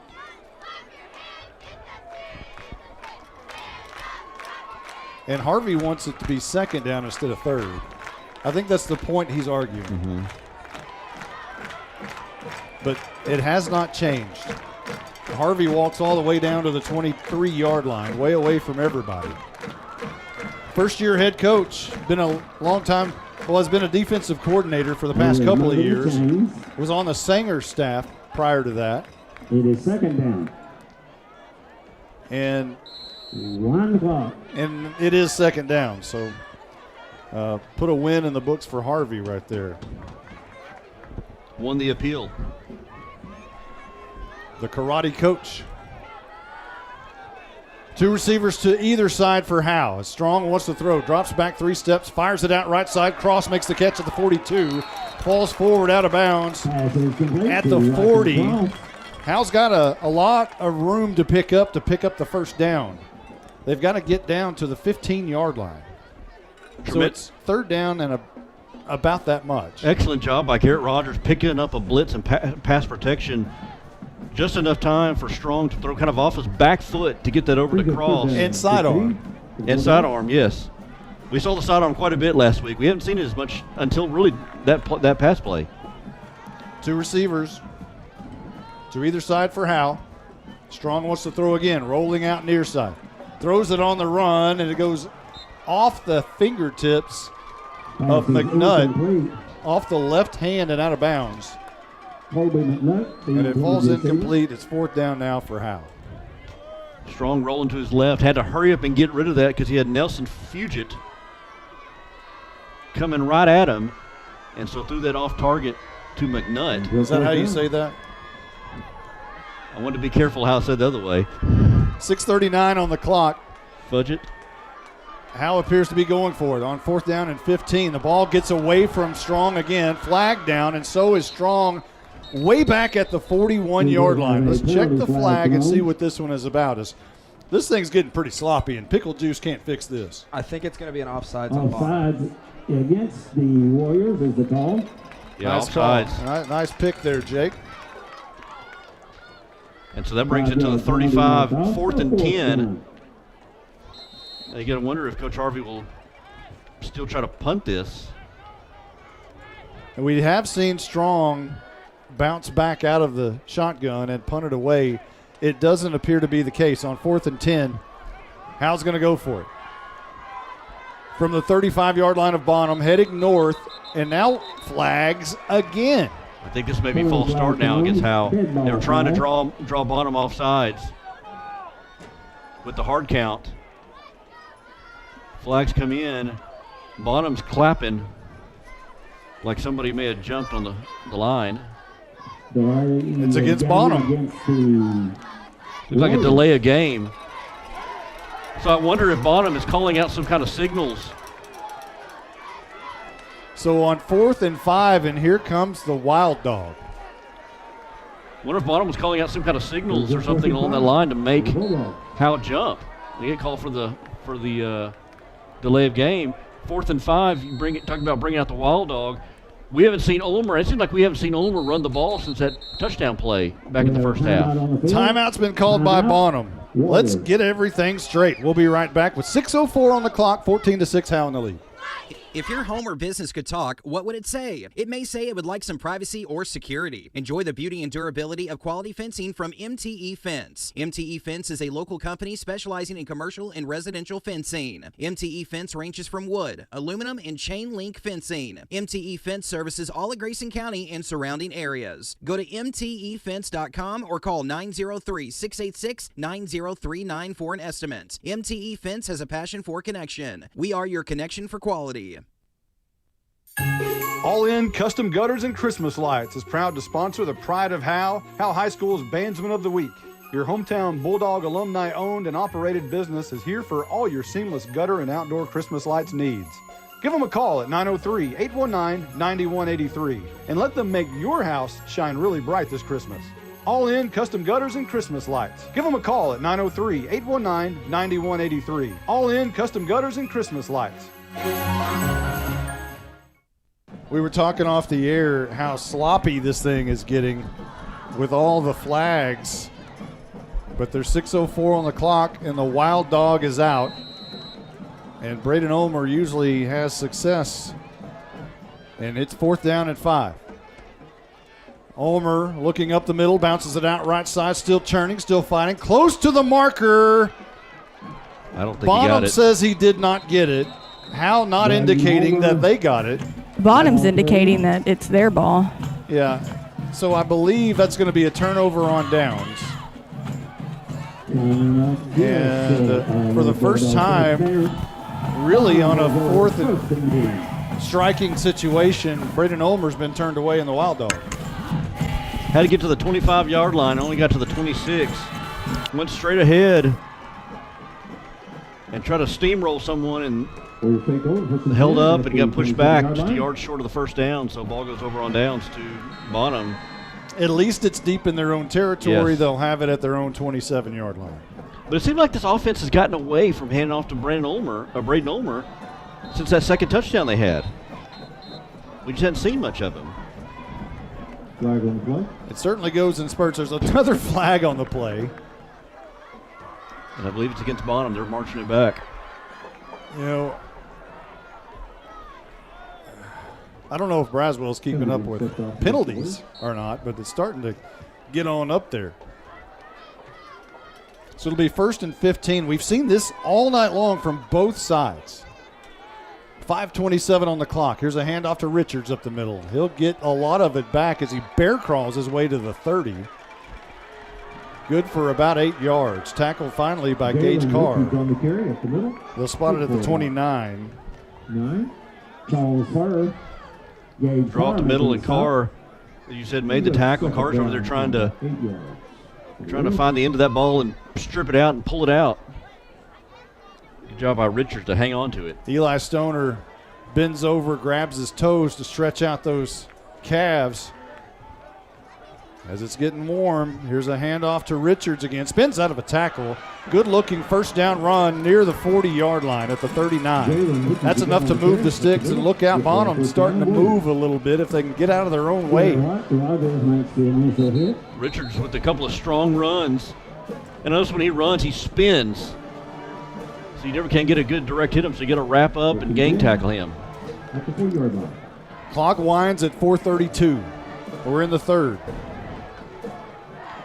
1st and 10 for Bonham, and Brown is going to keep it himself.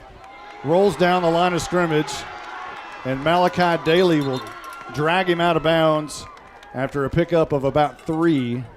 Still about 7 yards shy of midfield as Bonham is heading to the south end zone. Read option kept at that time. We haven't seen Brown run the ball a lot. He's run a few times, but more or less he gets it into the hands of his running backs and his receivers. Able to gain a couple of yards.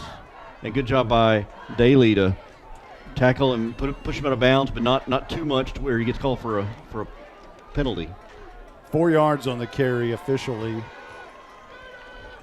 We'll push it to the 44-yard line. 2nd down and 6 for the Purple Warriors. 2 receivers left, 1 right, and a whistle and a flag. And that's a delay of game against Bonham. Delay of game.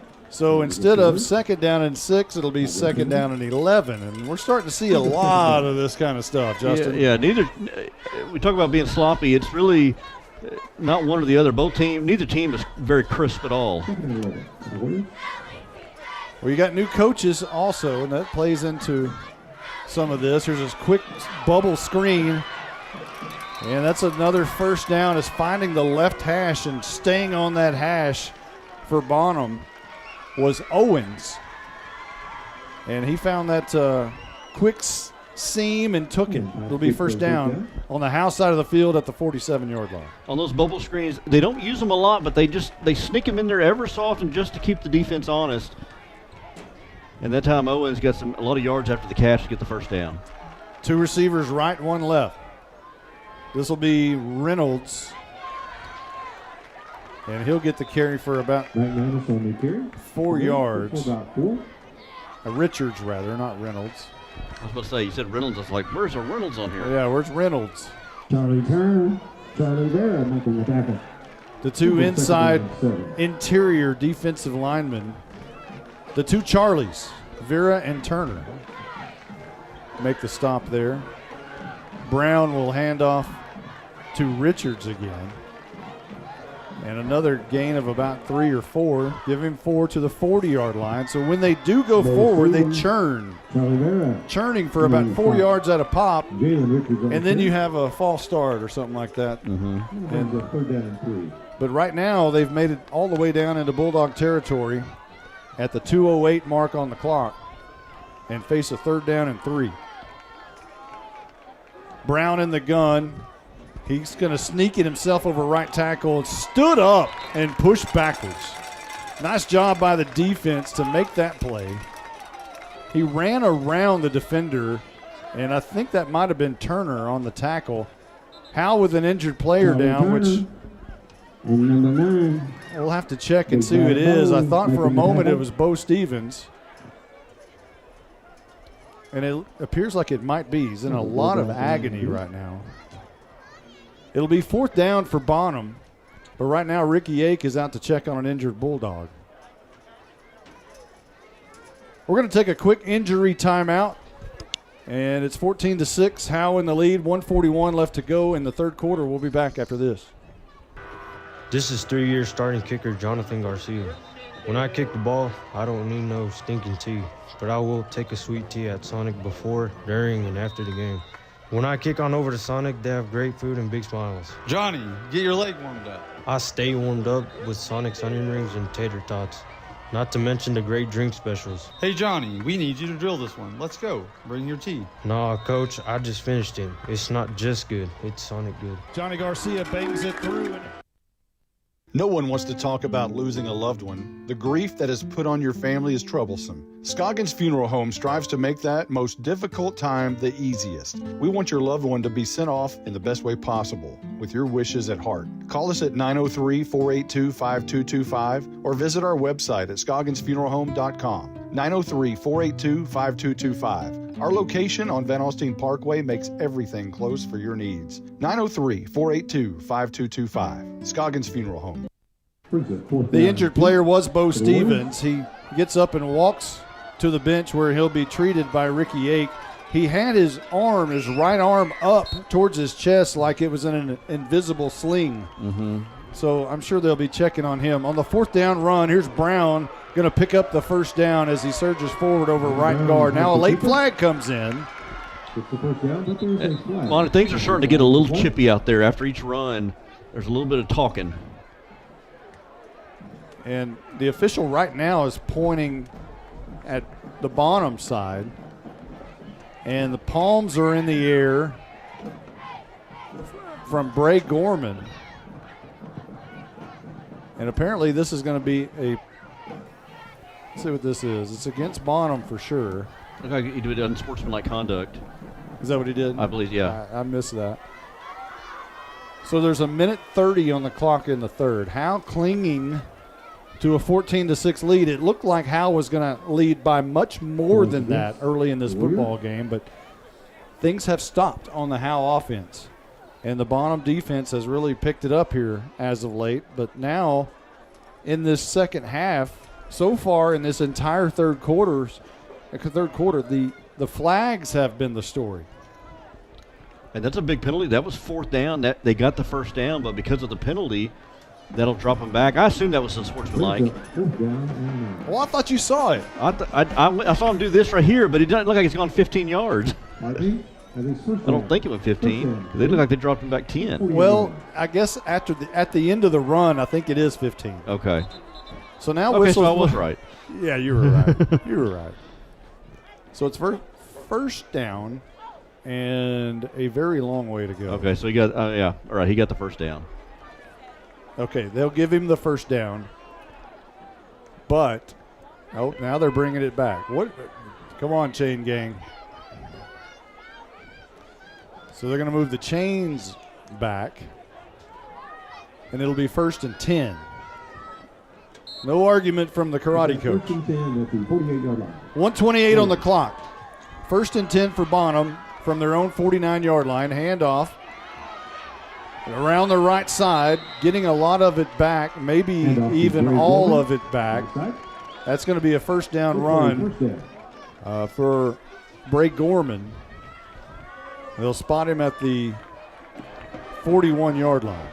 My goodness. I believe this is the 7th play of the drive, but all these penalties you kind of get, it washes out so many times. I moved to a pencil this year. Okay. After pins for 30 years, I'm now pencil guy. Uh-oh. There's a bobbled snap from Brown, the quarterback, and he's able to fall back on it. It was snapped to him. It looked like it was a good snap. It just went through his hands and hit the turf.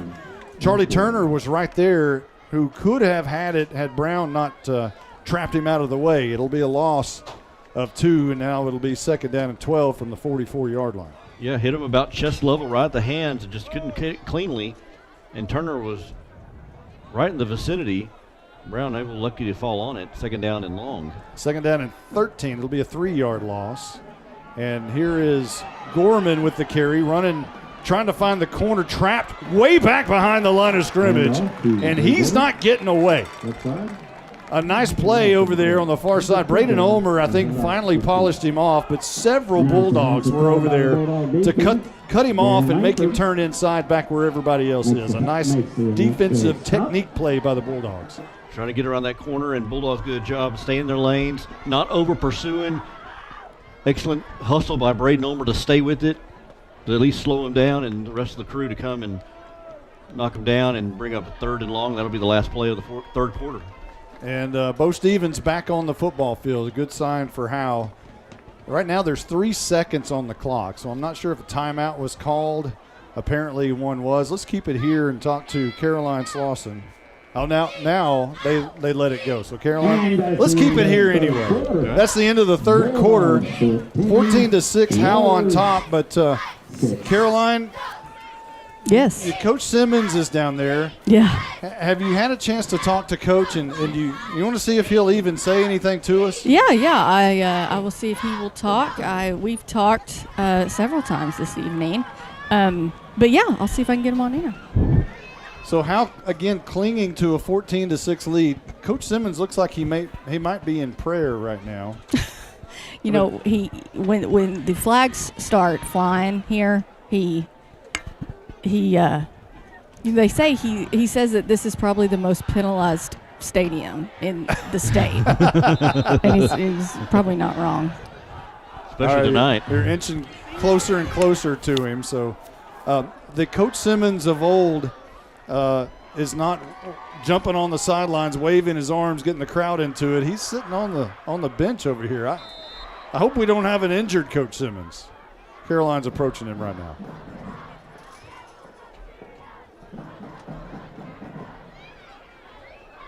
The Bulldogs coming back on the field. I'm not sure we're going to hear from Coach Simmons. He grabs a water bottle. Coach may not be feeling well. He may not.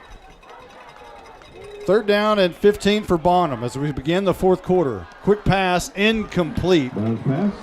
Owens could not haul it in. It was not the perfect pass. It was at the feet of Owens, who had to dive back towards the sideline on the near side to try to make that catch. And now it'll be 4th down and 15 for the Bonham Warriors. Well, I think Owens may have slipped and fell down, just not able to get to his spot. And brings up 4th down. They'll have to punt. If for Ross, it's a chance for him to really pin the Bulldogs back deep. But he's shown that he can kick it off the side of his foot out of bounds. Ulmer will go back to field this punt from Ross, who stands at his own 41-yard line. A high, booming kick. Ulmer's going to let it bounce, and it bounces right to him. This is not going to be good news for Howe, as it's killed at the 11-yard line. Howe's going to be trapped 89 yards away from pay dirt. The way that thing bounced, as high as it went, the way it bounced, it could have been a whole lot worse. 11:47 on the clock. We only had 3 possessions in that third quarter. Wow. Bonham chewed up a lot of clock as they took the ball with 5:52 left to go in the third and did not relinquish it. They didn't score. And had to punt it away. So Howe will come out here. There's not enough men on the field, I don't believe, for the Bulldogs. There's 17 on the play clock. And now they're going to have to call a timeout. Justin Graham is not happy. A timeout's been called. I think this is time to probably take one, too. 14-6, Howe in the lead, 11:47 left to go in the game. We'll be back after this. Who's your local plumber? Brother Plumber. It's good to know someone local and someone you can trust when your home or office drops the ball. Main line break, 15 yards.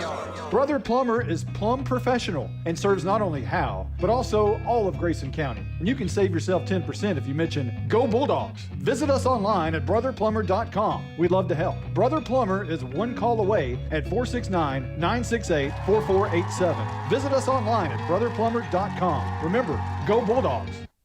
11:47 left to go in the game. Howe on top 14-6 here at the 81st grand opening of Bulldog Stadium, the oldest palace in North Texas. Active stadium, I should say, other than the Cotton Bowl, if you want to call that. If you somehow want to call that an active high school football stadium, I don't think so. The Cotton Bowl opened, I think, 1 year before Bulldog Stadium. I got the question posed to me earlier, what about Sherman? Sherman opened in 1941. Denison Munson Stadium opened in 1942. Of course, Bulldog Stadium opened here in 1935. Here's the Wild Dog. So you want a little Braden Ulmer? Let's do it. Here's Ulmer, right side, squirts through, bangs over 2 defenders on his way to the 22-yard line. First down run by Ulmer, and he gets up slow, and he has not gotten up yet. He's got his chest on the ground. Looks like he's trying to do a push-up. Now he rolls over on his back, and he's got cramps. This is great news if you're a Bonham Warrior, because Braden Ulmer has basically scrubbed your teeth all night. Mm-hmm. I was surprised when Braswell gave the stats earlier. It was 8 carries for 102 yards, 2 touchdowns in that first half. I didn't know it was that many. So over 100 yards in the first half. That young man needs the football. Yeah. And they haven't got it to him much this the second half. And of course, you haven't had time because Bonham's had the ball. Howe only had 1 possession in the third quarter. And they went 4 plays and turned the ball over on downs.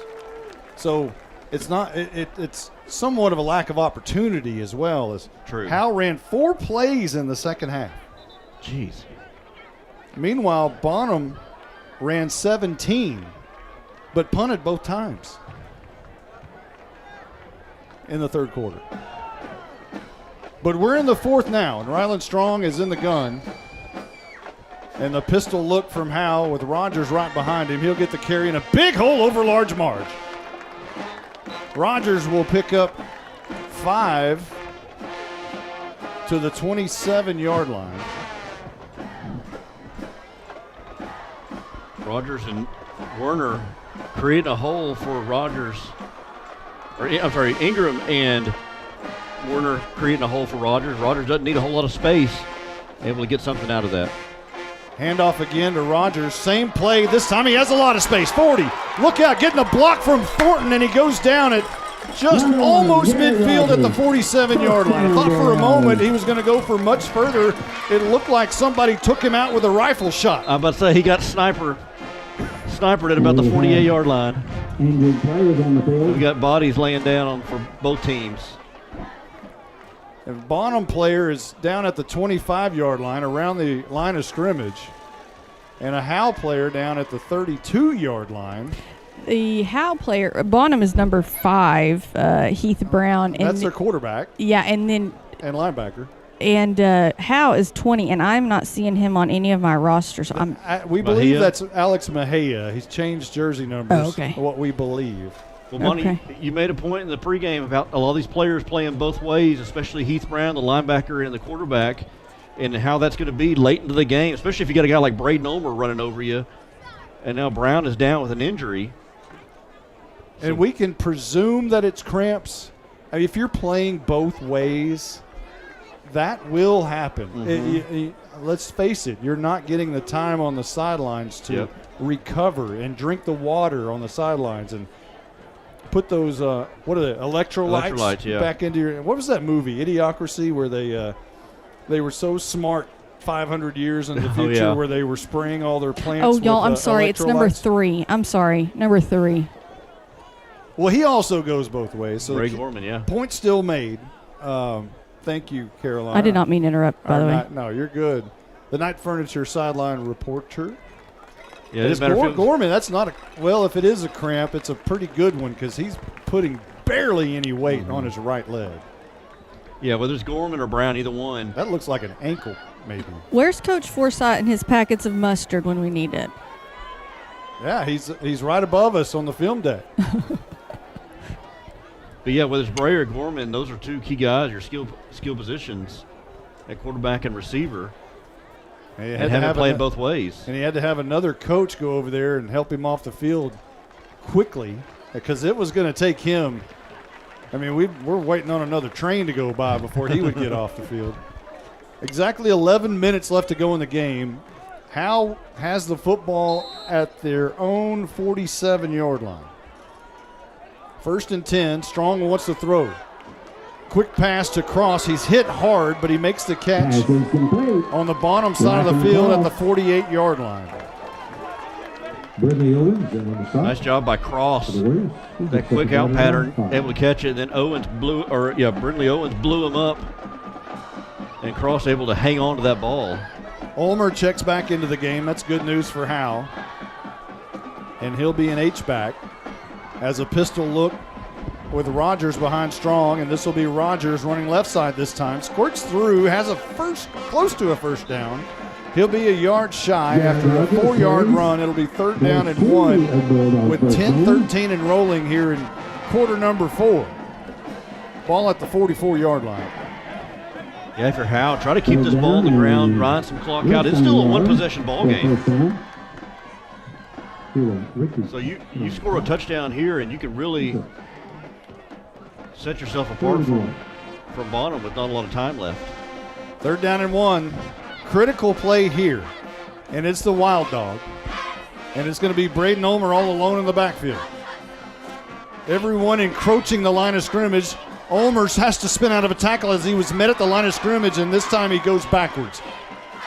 A loss of maybe 4 back to the 48-yard line. And now it's 4th down and 6. How many times can you go to the well before they put virtually everyone they have in the box to stop Ulmer? And that's what took place there. I believe it's Ivan Serta. Yeah, Serta, who just hit Ulmer and just gave him one good hit. It kept Ulmer up, but it was enough time for Bonham to come and corral him. And now 4th down here for the Bulldogs. See if they try and draw them off sides. Howe appeared to be going for it. Now I think they're going to call a timeout. And Harvey gives the signal to Justin Graham to call a timeout. They did try to draw him off sides, as you said. But Harvey made the final call there with 8:55 left to go in the game. Howe facing a 4th down and 5.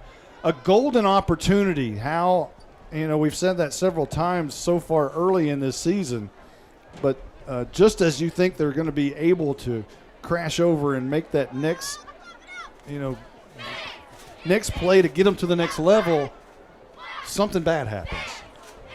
Yeah, it just hasn't been a really crisp game. They just can't, with penalties and then drop balls and things like that.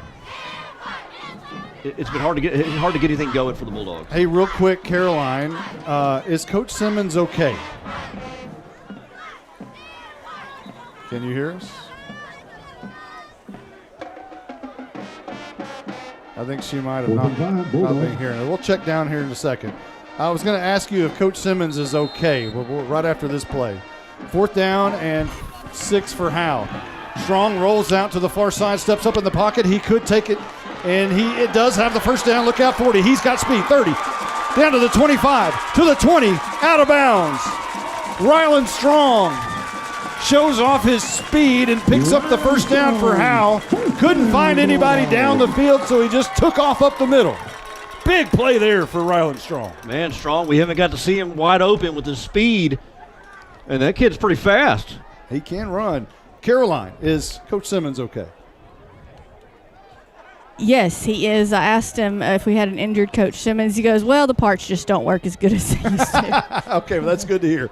1st down and 10, handoff to Rogers, and is going to be hog-tied at the 17-yard line. Maybe a gain of 1 with 8:32 left to go in the game. How crucial is it for Howe to punch it in right here?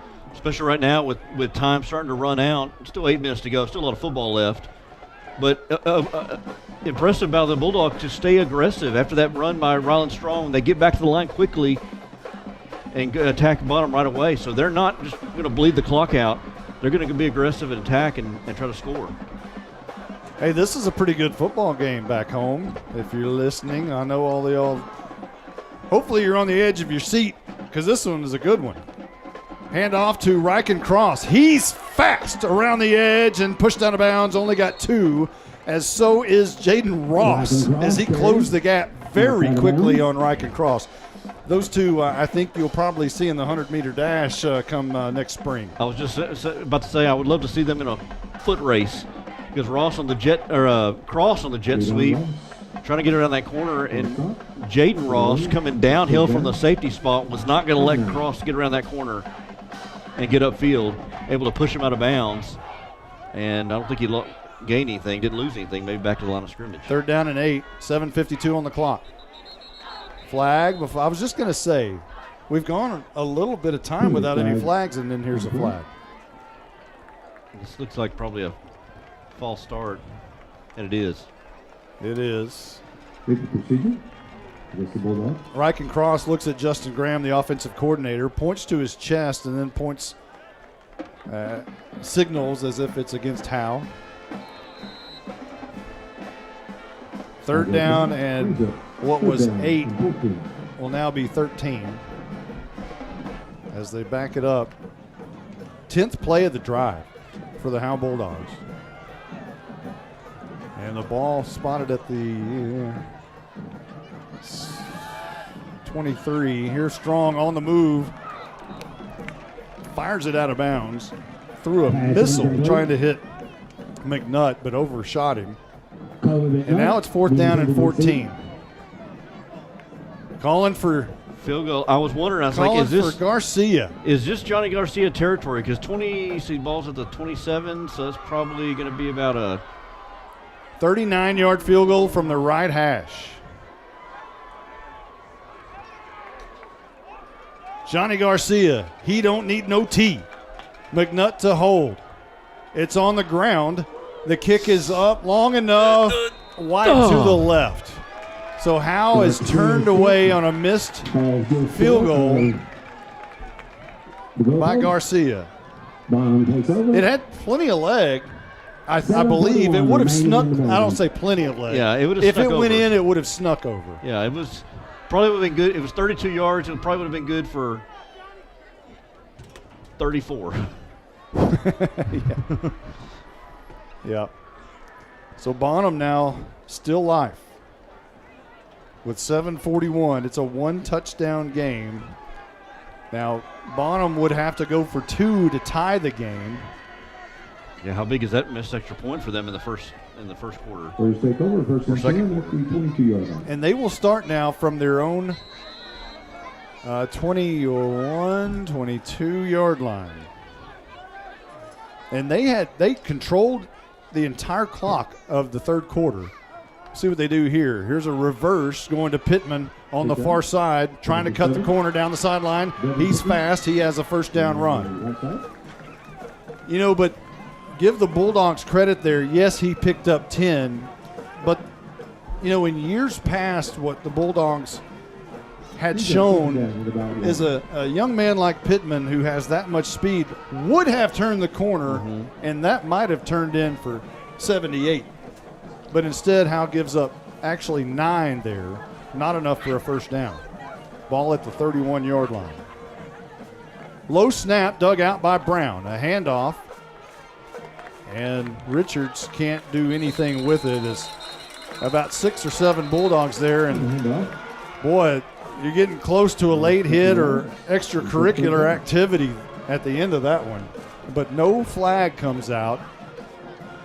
And it'll be third down. They'll give him forward progress to the line of scrimmage, which was the 31-yard line. Big play right here for Bonham. The clock winding at 6:44. And if they're going to win this football game or have a chance to do so, they have to convert right here, one would think. Come on, that wishbone offense.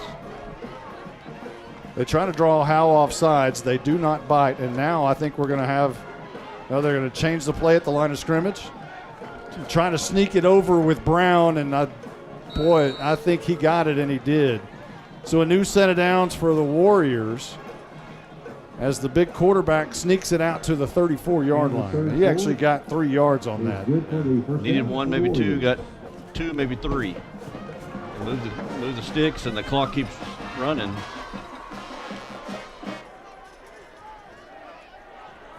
Howe's going to be put in a position here very shortly that their secondary is going to have to win the game for them, it appears. First down at 10 as Brown drops back 2 steps, 1 step, rolls out of the pocket under pressure, slung down in the backfield.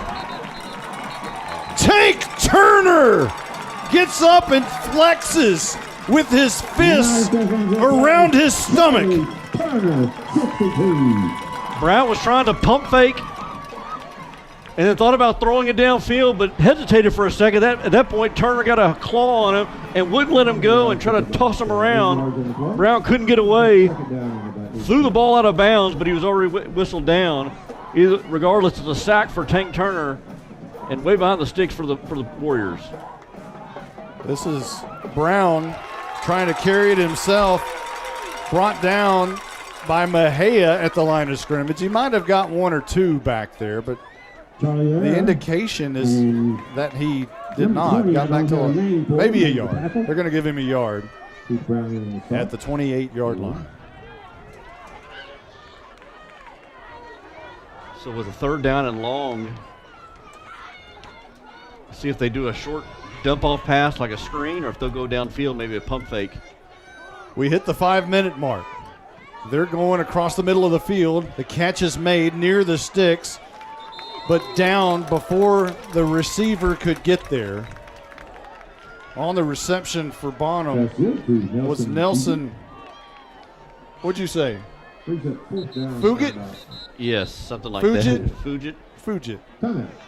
Injured player for Howe down at the 39-yard line. We're going to take a quick timeout. 4:44 left in the game. Howe clinging to their 14-6 lead. We'll be back in a moment. Who's your local plumber? Brother Plumber. It's good to know someone local and someone you can trust when your home or office drops the ball. Main line break, 15 yards.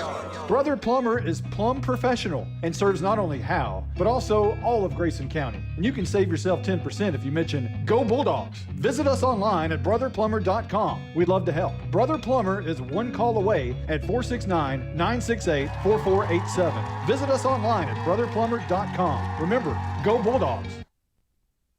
Real estate is the key to building long-term wealth. Gage Carr was the injured Bulldog, but he gets off the turf and is walking off with the ever so young Ricky Ake. He's been the Bulldogs trainer for 36 years, and he still looks like he's 36 years old. Like he could go out there and play right now. I don't understand how that works. I think the blonde hair helps. Right. It doesn't turn gray. 4th down, big play right here. Bonham, 4th and 4. 4:40 on the clock. Brown drops back 3 steps, throws it. Ball is deflected and incomplete. Garrett Rogers gets his paw on the ball, and Howe turns away Bonham. Jake Rogers, there's your highlight. Rogers came with a full head of steam, pretty much untouched. Brown had to get rid of it pretty quickly, and Rogers able to get there and get a piece of it to knock it down. And bullet dodged by the Bulldogs, and they'll have their ball on the Bonham 41. 4:35 to go in the ball game. Howe in Bonham territory at the 41, as Justin mentioned, and an opportunity here to punch it in. Strong, turns, hands, Garrett Rogers, big seam on the left side. He's got a lot of running room. A first down to the 25, still going. Slammed down hard right there inside the 25 to the 24-yard line. Rogers running with authority. Bonham may have gotten this ball. Bonham saying that they have the football. Waiting on the. And Howe saying the ball is down. No, yeah. The officials say he's down. Now, an injured player at the end of that, and it might be Rogers, as Thornton is waving to the trainers. And once again, the coaching staff and the trainer, they're getting their steps in tonight. That one's on the far side on the numbers. Yeah, they're getting their steps in. Not as many as last week. Last week they were really getting their steps in, the trainers. Well, the injured Bonham player gets up, and he'll walk off, but the Howe player, which we believe is Garrett Rogers, is still down. Meanwhile, Rogers took it down to the 24-yard line.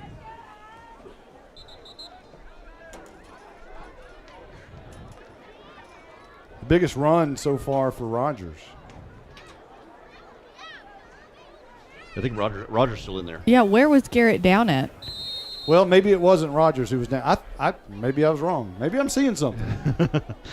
Well, Ricky Ake never went out there, did he? No, I don't. I think it was the bottom player was down. Mr. Magoo again.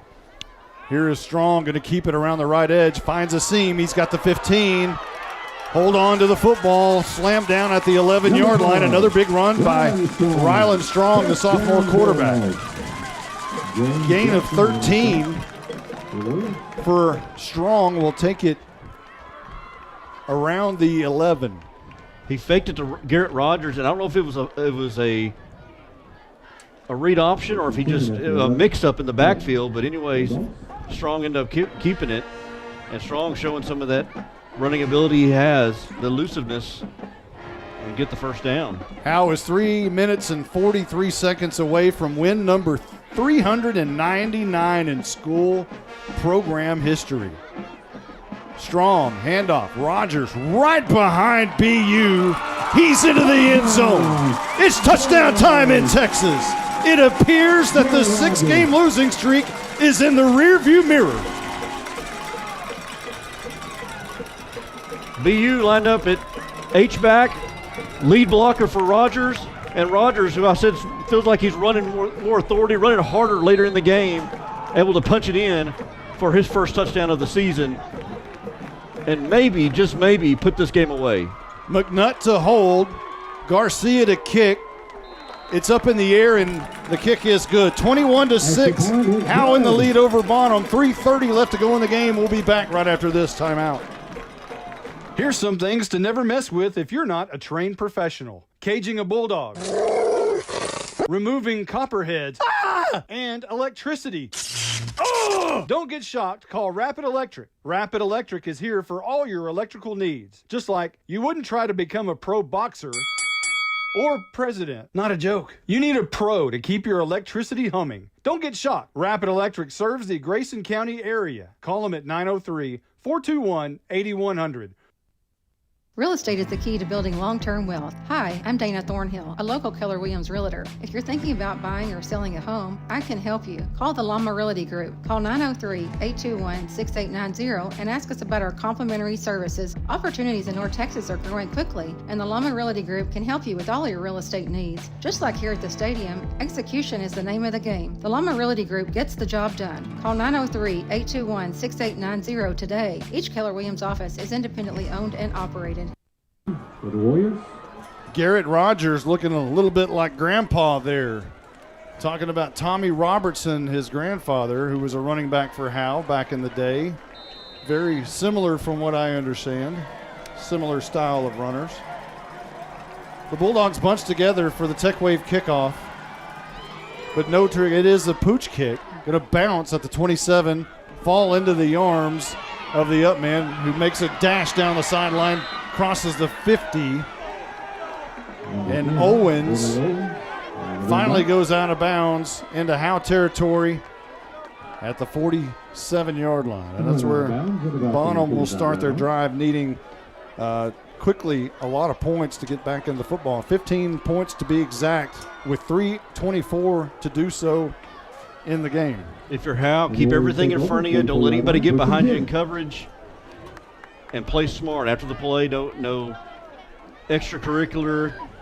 Refrain from the late hits. 3:24 left in this ball game. Try to get out of here with a win.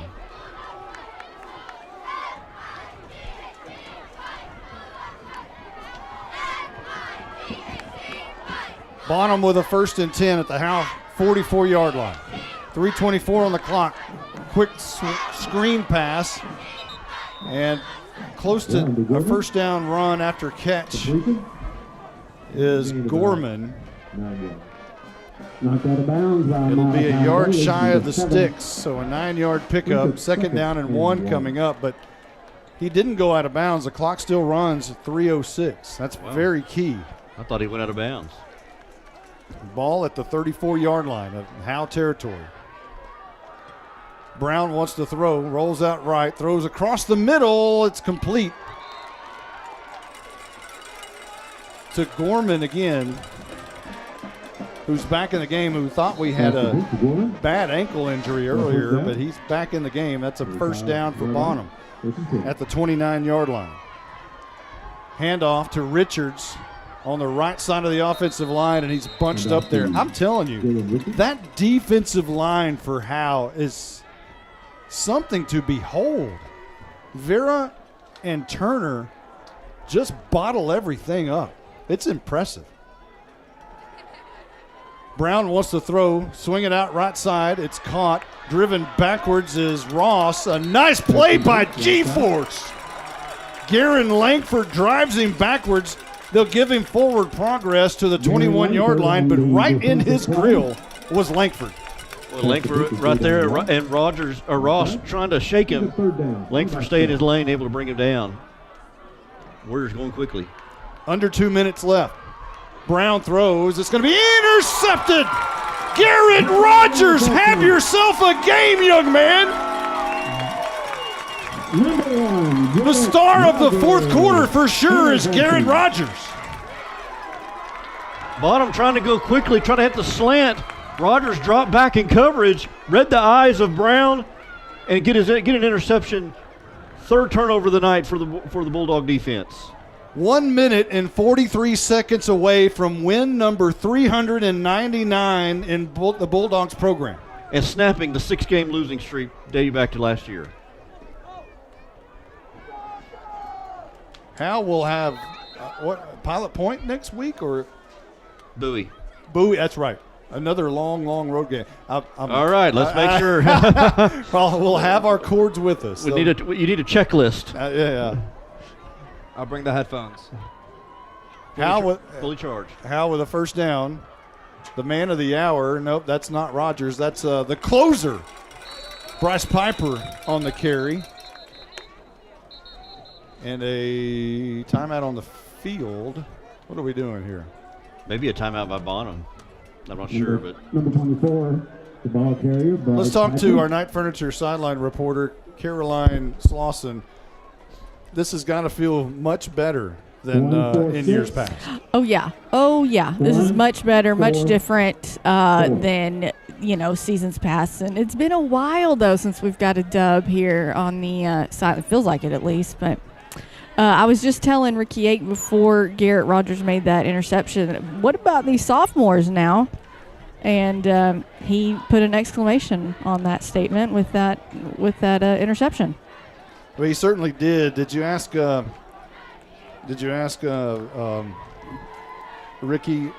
Yake if he's getting his steps in tonight? Does he track that kind of stuff? You know what he did say? I did not ask, but it's not cramps. Everyone's injuries has not been cramps. Yeah, everyone's okay, so I don't want to say it, but it's not been cramps.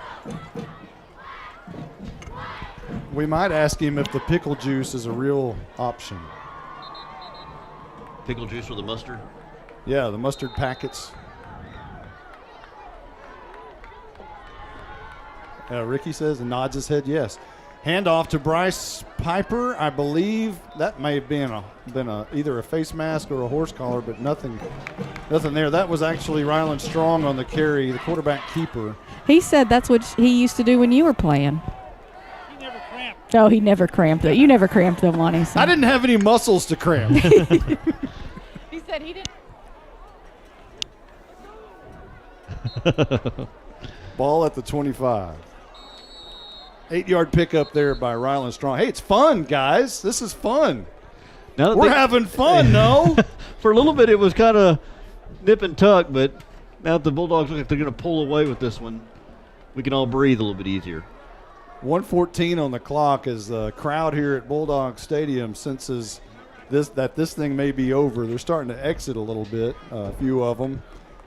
Good to see this kind of a crowd still here with a minute left to go, because it's been a long time, it seems, that especially last year when things were going south, the crowd was piling out of here after the band performed. And that's not the case tonight for sure. It's been a great football game. It was a one-score game for much of it. Yeah, before that last touchdown, the last score was 11-11 left in the first half. It was a touchdown by Bonham, make it 14-6. So. No scoring in the second, no scoring in the third. Well, there was scoring in the second. 11-11 left in the second quarter. Yeah, so since the 11-minute mark, there has not been any scoring. Ryland Strong will down it on 1st and 10. They're going to try to burn the entire clock. No timeouts left for Bonham. And it appears, without some sort of Bonham miracle, that Howe is going to win game number 399 in program history tonight. Big one next week. You could pick up 400 at Bowie. That's a big mark for a program. And this has been a favorable non-district schedule that Howe has. You got Bowie next week. Strong downs it. You got that's it. Pilot Point after that. Howe, your Bulldogs have won 399 games in program history now. Remarkable. On the 81st home opener of Bulldog Stadium. How about that? How about that? Win number 399 for the Bulldogs. Congratulations. Next week could be a milestone. But, tonight it was Braden Ulmer early. It was Garrett Rogers late. And with those two young men and all of the contributors, Ryland Strong, the offensive line, that defensive line, what a victory for Howe. The 6-game losing streak is over. Yeah, and there's some promise to this team. It's a young team. Remember, you got Cross, Strong that are sophomores. Rogers is a junior. Ulmer's the elder statesman. He's a senior. But you got some playmakers on this team. They just kind of gel and kind of put it all together. That's what non-district is for.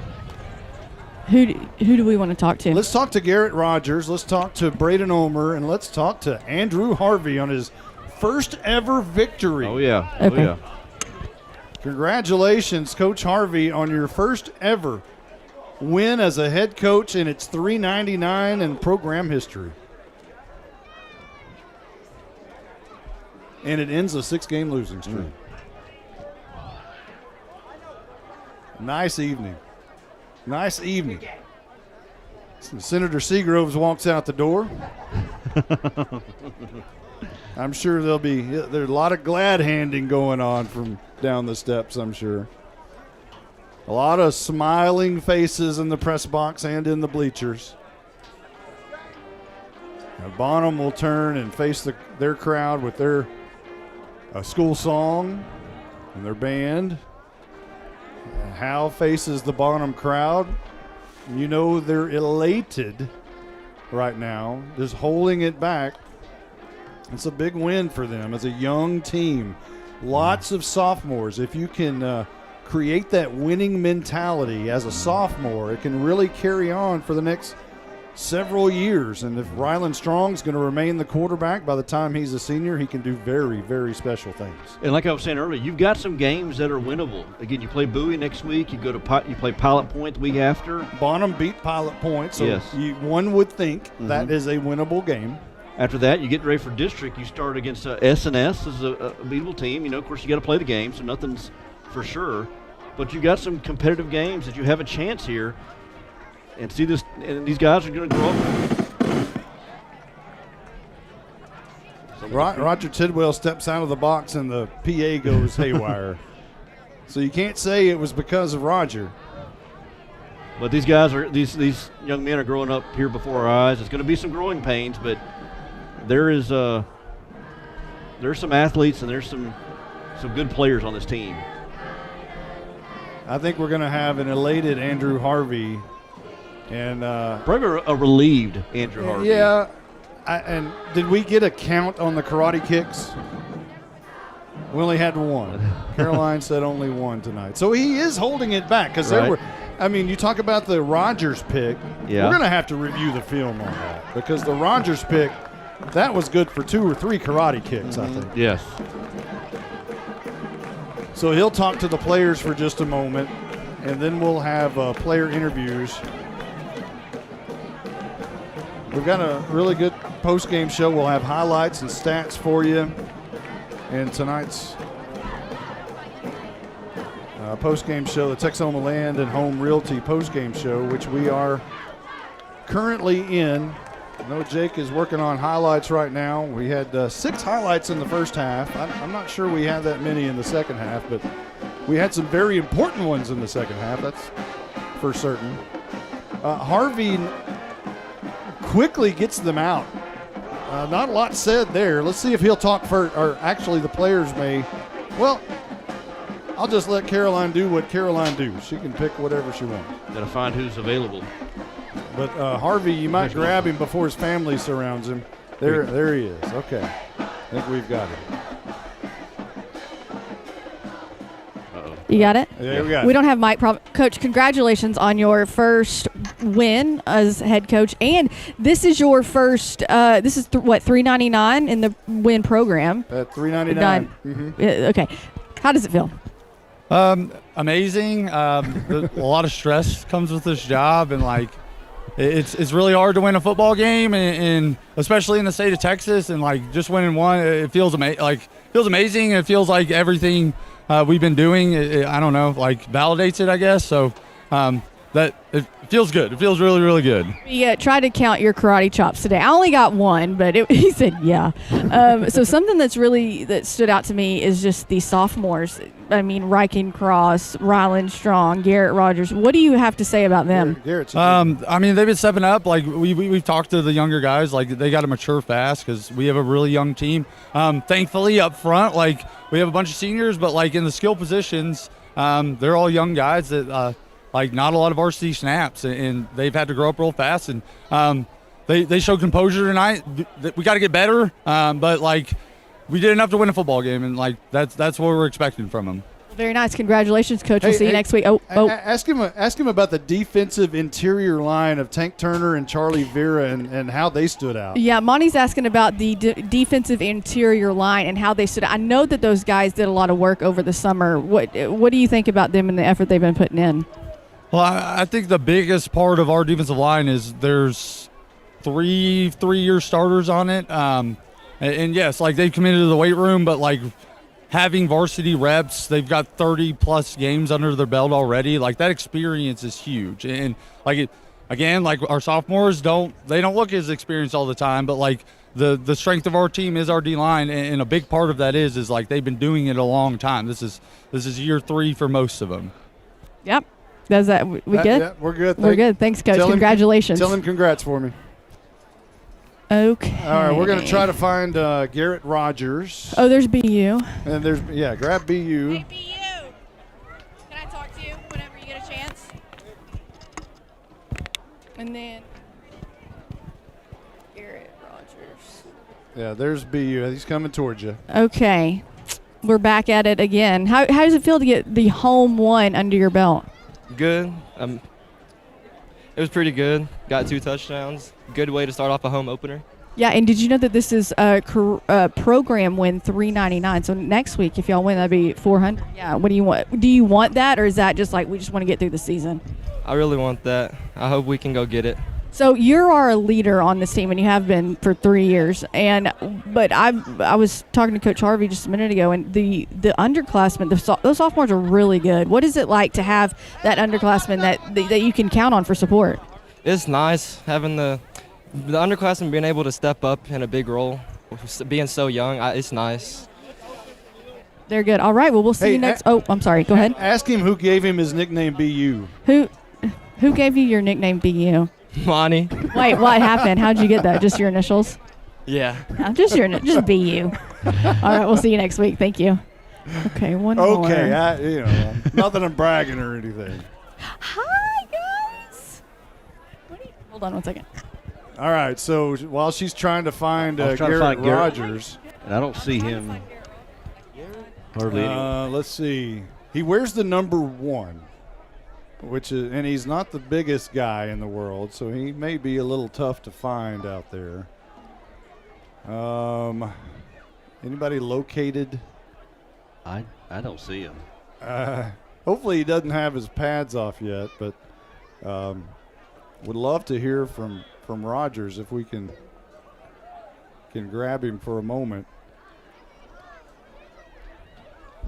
Let's see. I do not see him. I think we found him. Okay. Oh, there he is. Thank you, me. Eagle Eyes. It wasn't me. There he is, yeah. Night Furniture sideline reporter Caroline Slauson tracking down Garrett Rogers for his first post-game interview as a Howe Bulldog varsity player. He had a great night tonight, and Stephen Braswell will total it up for us later on. There we go. I can't. Let me tell you. First of all, how does it feel to have your first home game under your belt? It's pretty awesome. So you're pretty awesome. I don't know if you noticed, but I was just telling Ricky Ake that I was like, man, these sophomores, they're something. And I looked over. He's a junior, though. Junior, you're a junior. Oh, my bad. But you got the interception right there. So how does it feel? It's pretty awesome to seal the game and just have the game under my belt after that. So the defense, they put in work. What do you think about your defense? I think this is our best spot of our team. I think our defense is really good this year. So next week, if we get the win, that'll be career program win, 400. Is that something that's on your radar, or are you just we just want to get this season, we want to go to the playoffs? Is that what you're looking at? We're working just game by game. Play 12 games is our goal. Play 12. Yes. I was going to say, did he feel like he was running harder during the toward the end of the game? Do you think that you were running harder? Do you think that things got a little more? Do you think things got a little more chippy in the second half than the first? Did things get a little more chippy? Were you running a little harder, working a little harder in the second half? Yeah, they got more talkative. They got more personal fouls, and they just started talking more and hitting. Well, hey, I've got a question for him. Yes. So I want to know if his grandfather, Tommy Robertson, gives him any pointers on running the football. So Monty mentioned I guess it was the fourth quarter, that your grandfather was a running back here for Howe, Tommy Robertson. Does he give you any pointers on running? They say you run a lot like him. I mean, yeah. I mean, he just said back then it's way different than now. So, I mean, they just ran it right down the middle. Can you beat him in a foot race? Oh, he said yeah. He said easy. Good, congratulations. We'll see you next week. Thank you, Caroline. You're welcome. Oh, that's my kid. Oh, go find your kid. What a great game. Hey, Malin Walker steps into the press box. You want to strap on the headsets? Nope. Okay. All right. You want to give him the headsets? Yeah, let's talk to him for just a minute. You know, last week, Caroline wasn't at the game, and we talked to Malin and said, hey, Caroline's not going to make it over there. Do you want to do sidelines for us and make your sideline debut on the broadcast? And he initially said yes. Oh, okay. But then you're at Austin College now, and he's working up there part-time, and that interfered with our plan, our master plan. But talk about Austin College and how that's going for you now. You know, it's just it's a new experience. It's definitely a challenge, you know, especially when you're the first time you really do anything of that magnitude, of that importance, because, you know, it's college. It's a big deal. You know, there's going to be a challenge, but, you know, you got to just wake up and fight it every single day. And, you know, I love every bit of it. So the last time I got to do an interview with you was after a game. It was a big win. I can't remember exactly who it was against, but didn't play last year. Did you ever miss it? Do you miss it now? I wouldn't say that I miss football particularly game-wise, but I do miss the people that I spent the time with. All right. Well, we're going to take a quick timeout, and we're going to have Jake Roberts cutting highlights. Malin, thank you for stepping in with us. Thank you. And we'll come back with highlights. We'll come back with stats. We're in the Texoma-Land. Hang on. We're in the Texoma-Land and Home Realty postgame show. Buying and or selling your next home or property should be an enjoyable experience. At Texoma Land and Home Team, our commitment to the personal relationship of each transaction ensures communication you expect, while assuring that we'll be here the next time you need us. We're not a big box real estate company by design. This freedom allows us to be fully at your service. Texoma Land and Home Team, Renee Nichols Broker, 903-818-1645. Texoma Land and Home Team, for all your real estate needs, 903-818-1645. Hey, Steve here, the Crazy AC Guy. We raise top-notch AC units and train the finest service techs west of the Mississippi. And we got a truly crazy deal for you. Get 0% financing for 60 months for any qualified air conditioning and heating system. You'd have to be crazy like me to miss this deal. So for all your AC and electrical needs, call us at 903-465-2665 or visit us at crazyacguy.com. The Crazy AC Guy, where crazy meets quality. Welcome back. We're in the Texoma Land and Home Realty postgame show. I want to thank Coach Harvey and BU, Braden Ulmer, and Garrett Rogers for our interviews a moment ago. Let's recap this thing if we can. We'll start at the beginning. The Howe Bulldogs got the ball first after Bonham deferred the coin toss, and Howe went 3 plays before disaster struck early in this football game.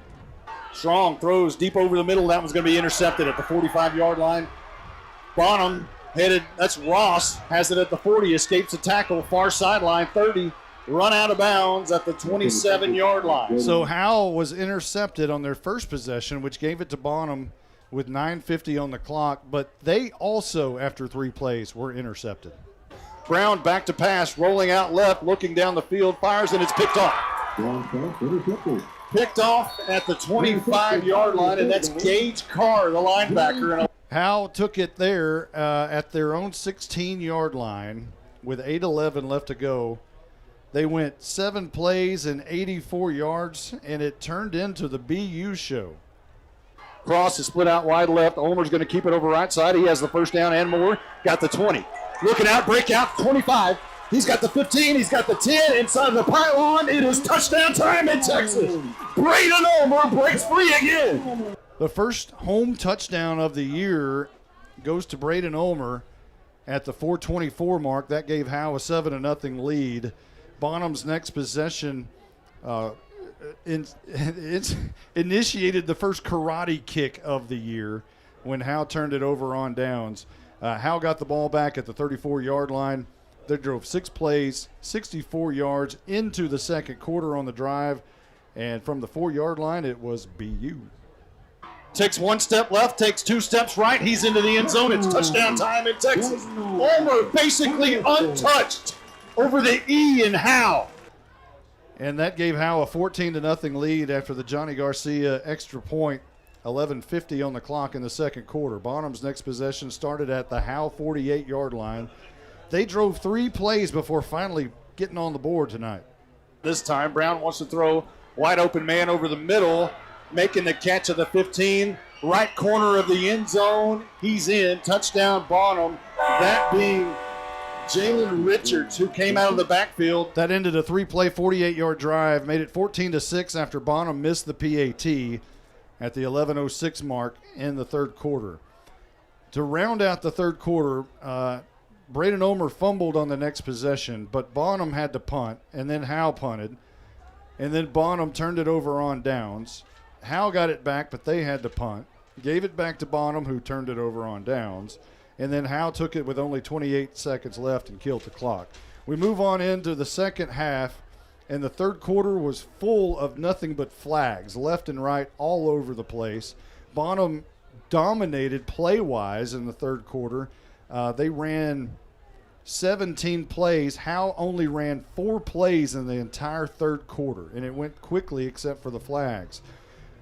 Howe's 14-6 lead churned on over into the fourth quarter, where Howe took the ball at the 11-yard line at the 11:47 mark, drove 10 plays all the way down to the 18-yard line, but Johnny Garcia missed a 39-yard field goal attempt with 7:41 on the clock.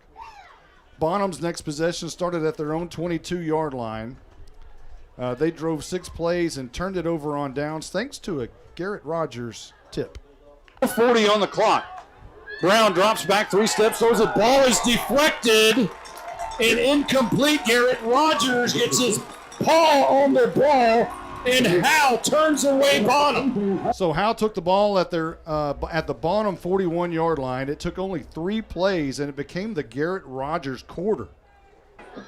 Strong handoff. Rogers right behind BU. He's into the end zone. It's touchdown time in Texas. It appears that the 6-game losing streak is in the rearview mirror. 3 plays, 41 yards on the drive, 21-6. Howe led at that point. 3:30 on the clock. Bonham's next possession ended in the Garrett Rogers show. Brown throws. It's going to be intercepted. Garrett Rogers, have yourself a game, young man. And that virtually sealed the deal. 21-6. Howe wins tonight. Win number 399 in the program's history. That dates back to 1935. There was a 9-year gap where Howe didn't play from 1949 to 1957. It's the 81st home opener of Bulldog Stadium, which is the oldest active stadium in North Texas. We're going to take a quick time out. We're in the Texoma Land and Home Realty Team postgame show. When we come back, we'll have stats from the Braz. Real estate is the key to building long-term wealth. Hi, I'm Dana Thornhill, a local Keller Williams realtor. If you're thinking about buying or selling a home, I can help you. Call the Llama Realty Group. Call 903-821-6890 and ask us about our complimentary services. Opportunities in North Texas are growing quickly, and the Llama Realty Group can help you with all your real estate needs. Just like here at the stadium, execution is the name of the game. The Llama Realty Group gets the job done. Call 903-821-6890 today. Each Keller Williams office is independently owned and operated. At Independent Financial, supporting our community is at the heart of what we do, which is why we are pleased to support the Howe Bulldogs. Investing in others and helping our neighbors thrive is what we do, and our friendly, knowledgeable banking team is rooting for you in your financial success. Whether you're saving for college, planning for your family's future, or working to grow your business, we'd love to help you accomplish your goals. Come see us at our location on South Denny or visit us at ifinancial.com. Go Bulldogs! We're cheering for a winning season. Member FDIC. Welcome back to Bulldog Stadium on the 81st home opener. You're in the Texoma Land and Home Realty postgame show, and now it's time for Stats with Brass. I think we got a name for the segment. Stats with Brass. I like that. I've never heard that before. Okay, so I want to start off by saying there were 19 total penalties. Wow. For the game. 6 with Howe and 13 with Bonham. Wow. Was what it turned out with. 6 for Howe. That's not terrible. Yeah. There's a chance I might have missed one. Okay. Because when the interception and then the fumble and then all that. Right. But that was pretty close to it. As far as passing goes with Howe, Strong was 5 for 11 for 27 yards. He had 1 interception during that. And rushing-wise, we had 38 rushes for 225 yards. And as far as the leaders on that, we had BU had 11 rushes for 112 yards, 2 touchdowns, and 1 fumble. Garrett Rogers had 15 rushes for 79 yards and 1 TD. Ryland Strong had 8 rushes for 40 yards. Bryce Piper, yeah, that's right. The Pied Piper. Yeah, 2 rushes for 2 nickname. yards, and Cross had 1 for none. Passing wise, like I said, Ryan was 5 of 11. Receiving wise, we had Jeremiah Thornton had the 1 reception for 13 yards. Cross 2 for 12, and Kobe McNutt had 1 for 7. And then BU had 1 for -5 yards on that. As far as Bonham goes, they had they were 12 of 21 for 111 yards passing, 34 rushes for 136 yards, and for Brown, he had 1 TD and 2 interceptions thrown. Their leaders were, as far as rushing, Pittman had 5 for 63, Richards had 11 for 37, Gorman had 5 for 35, Brown had 11 rushes for 3 yards, and Romero had 1 for -5. Receiving wise, Gorman had 5 for 40, Ross had 2 for 24, Owens 3 for 19, Richards 1 for 15, and a touchdown, and Nelson Fugit. Is that how you were pronouncing it? Yeah, I think so. Justin? I'm very careful about it. Yeah, I know. 1 for 13 yards. So that's what we had for the night. You know, I got so wrapped up into this thing. I just got a text from Jay Forsyth, head basketball coach, and he says, hey, does the V light up anymore? I got so wrapped up and excited about this. You know who should have turned it on? Harvey. Andrew Harvey. Should have, yeah. So we may go down there, turn it off for a second, and then let him turn it on. How about that? Yeah, sounds good. I think it's sounds good. First win, he deserves it. He certainly deserves it. So Andrew Harvey will light up the victory light tonight in downtown. Final thoughts tonight, Justin. It looked sloppy at times. I think there's some room for improvement. Again, it's a young team, but this defensive line, you know, we didn't talk about it as much as we should have. The defensive line, especially with the Charlies, Turner and Vera, some young guys with Rogers and Strong. There's some talent on this team. I keep saying You got a young coaching staff with Coach Harvey. Luckily, you got a favorable schedule to help work out the kinks, but there's promise here. But there's still some things definitely to work out. Mr. Brass. Yeah. So for my half, the offense looked quite a bit better than that actually. Last week they had a total of 179 yards offense, and then this week 250 something yards. So offense kind of kicked it in a little bit this week. Yeah, they're improving week by week. Yep. Caroline, final thought. I'm very excited about what I just saw. And no, in all seriousness, it was a lot of fun to watch. The defense, I think, was just absolutely killer, and I can't wait to see how this season goes. I agree. My final thought, Jake Roberts is outside, so he'll miss the final thought, but he's on the phone, actually, out there with that Walker kid. Anyway, my final thought, hey, it's very promising. A lot of sophomores. It's not only promising for this year, but it's promising for future years as the sophomores look pretty good. And they're going to have to grow up in varsity action. It's not JV anymore. You got the band playing, and you've got the lights on and the victory light and all that kind of stuff. So my final thought is a very promising win for the Bulldogs, not only this week, next week, week on beyond that, and the seasons beyond. So for everyone who's been a part of this one, we appreciate you joining us tonight. We hope the audio was much better and much more enjoyable tonight. So for Justin White, for Caroline Slauson, for Stephen Braswell, for Jake Roberts, I'm Monty Walker. So long, everybody. You've been listening to the Texas Land and Home Realty Team post-game show. Howe Bulldogs football is a product of Studio 42. The full replay of the game will be available within minutes on the same link on YouTube and HoweEnterprise.com. Howe Bulldogs football is brought to you by Scoggins Funeral Home, Baker Air Conditioning and Heating, Independent Financial, GC Easy, Sonic of Howe. Also brought to you by MTE Pens, Rapid Electric, Brother Plumber, the Crazy AC Guy. Also brought to you by Howe Athletic Booster Club, Michelle Carney Photography, HIT, Roof and Exteriors. Also brought to you by Ed Meacham State Farm, the Llama Realty Group, TechWave, Knight Furniture, All-In Custom Gutters and Christmas Lights, Texoma Land and Home Realty Team, Anchors Boat and RV Storage. Turn out the lights. The party's over. They say that all.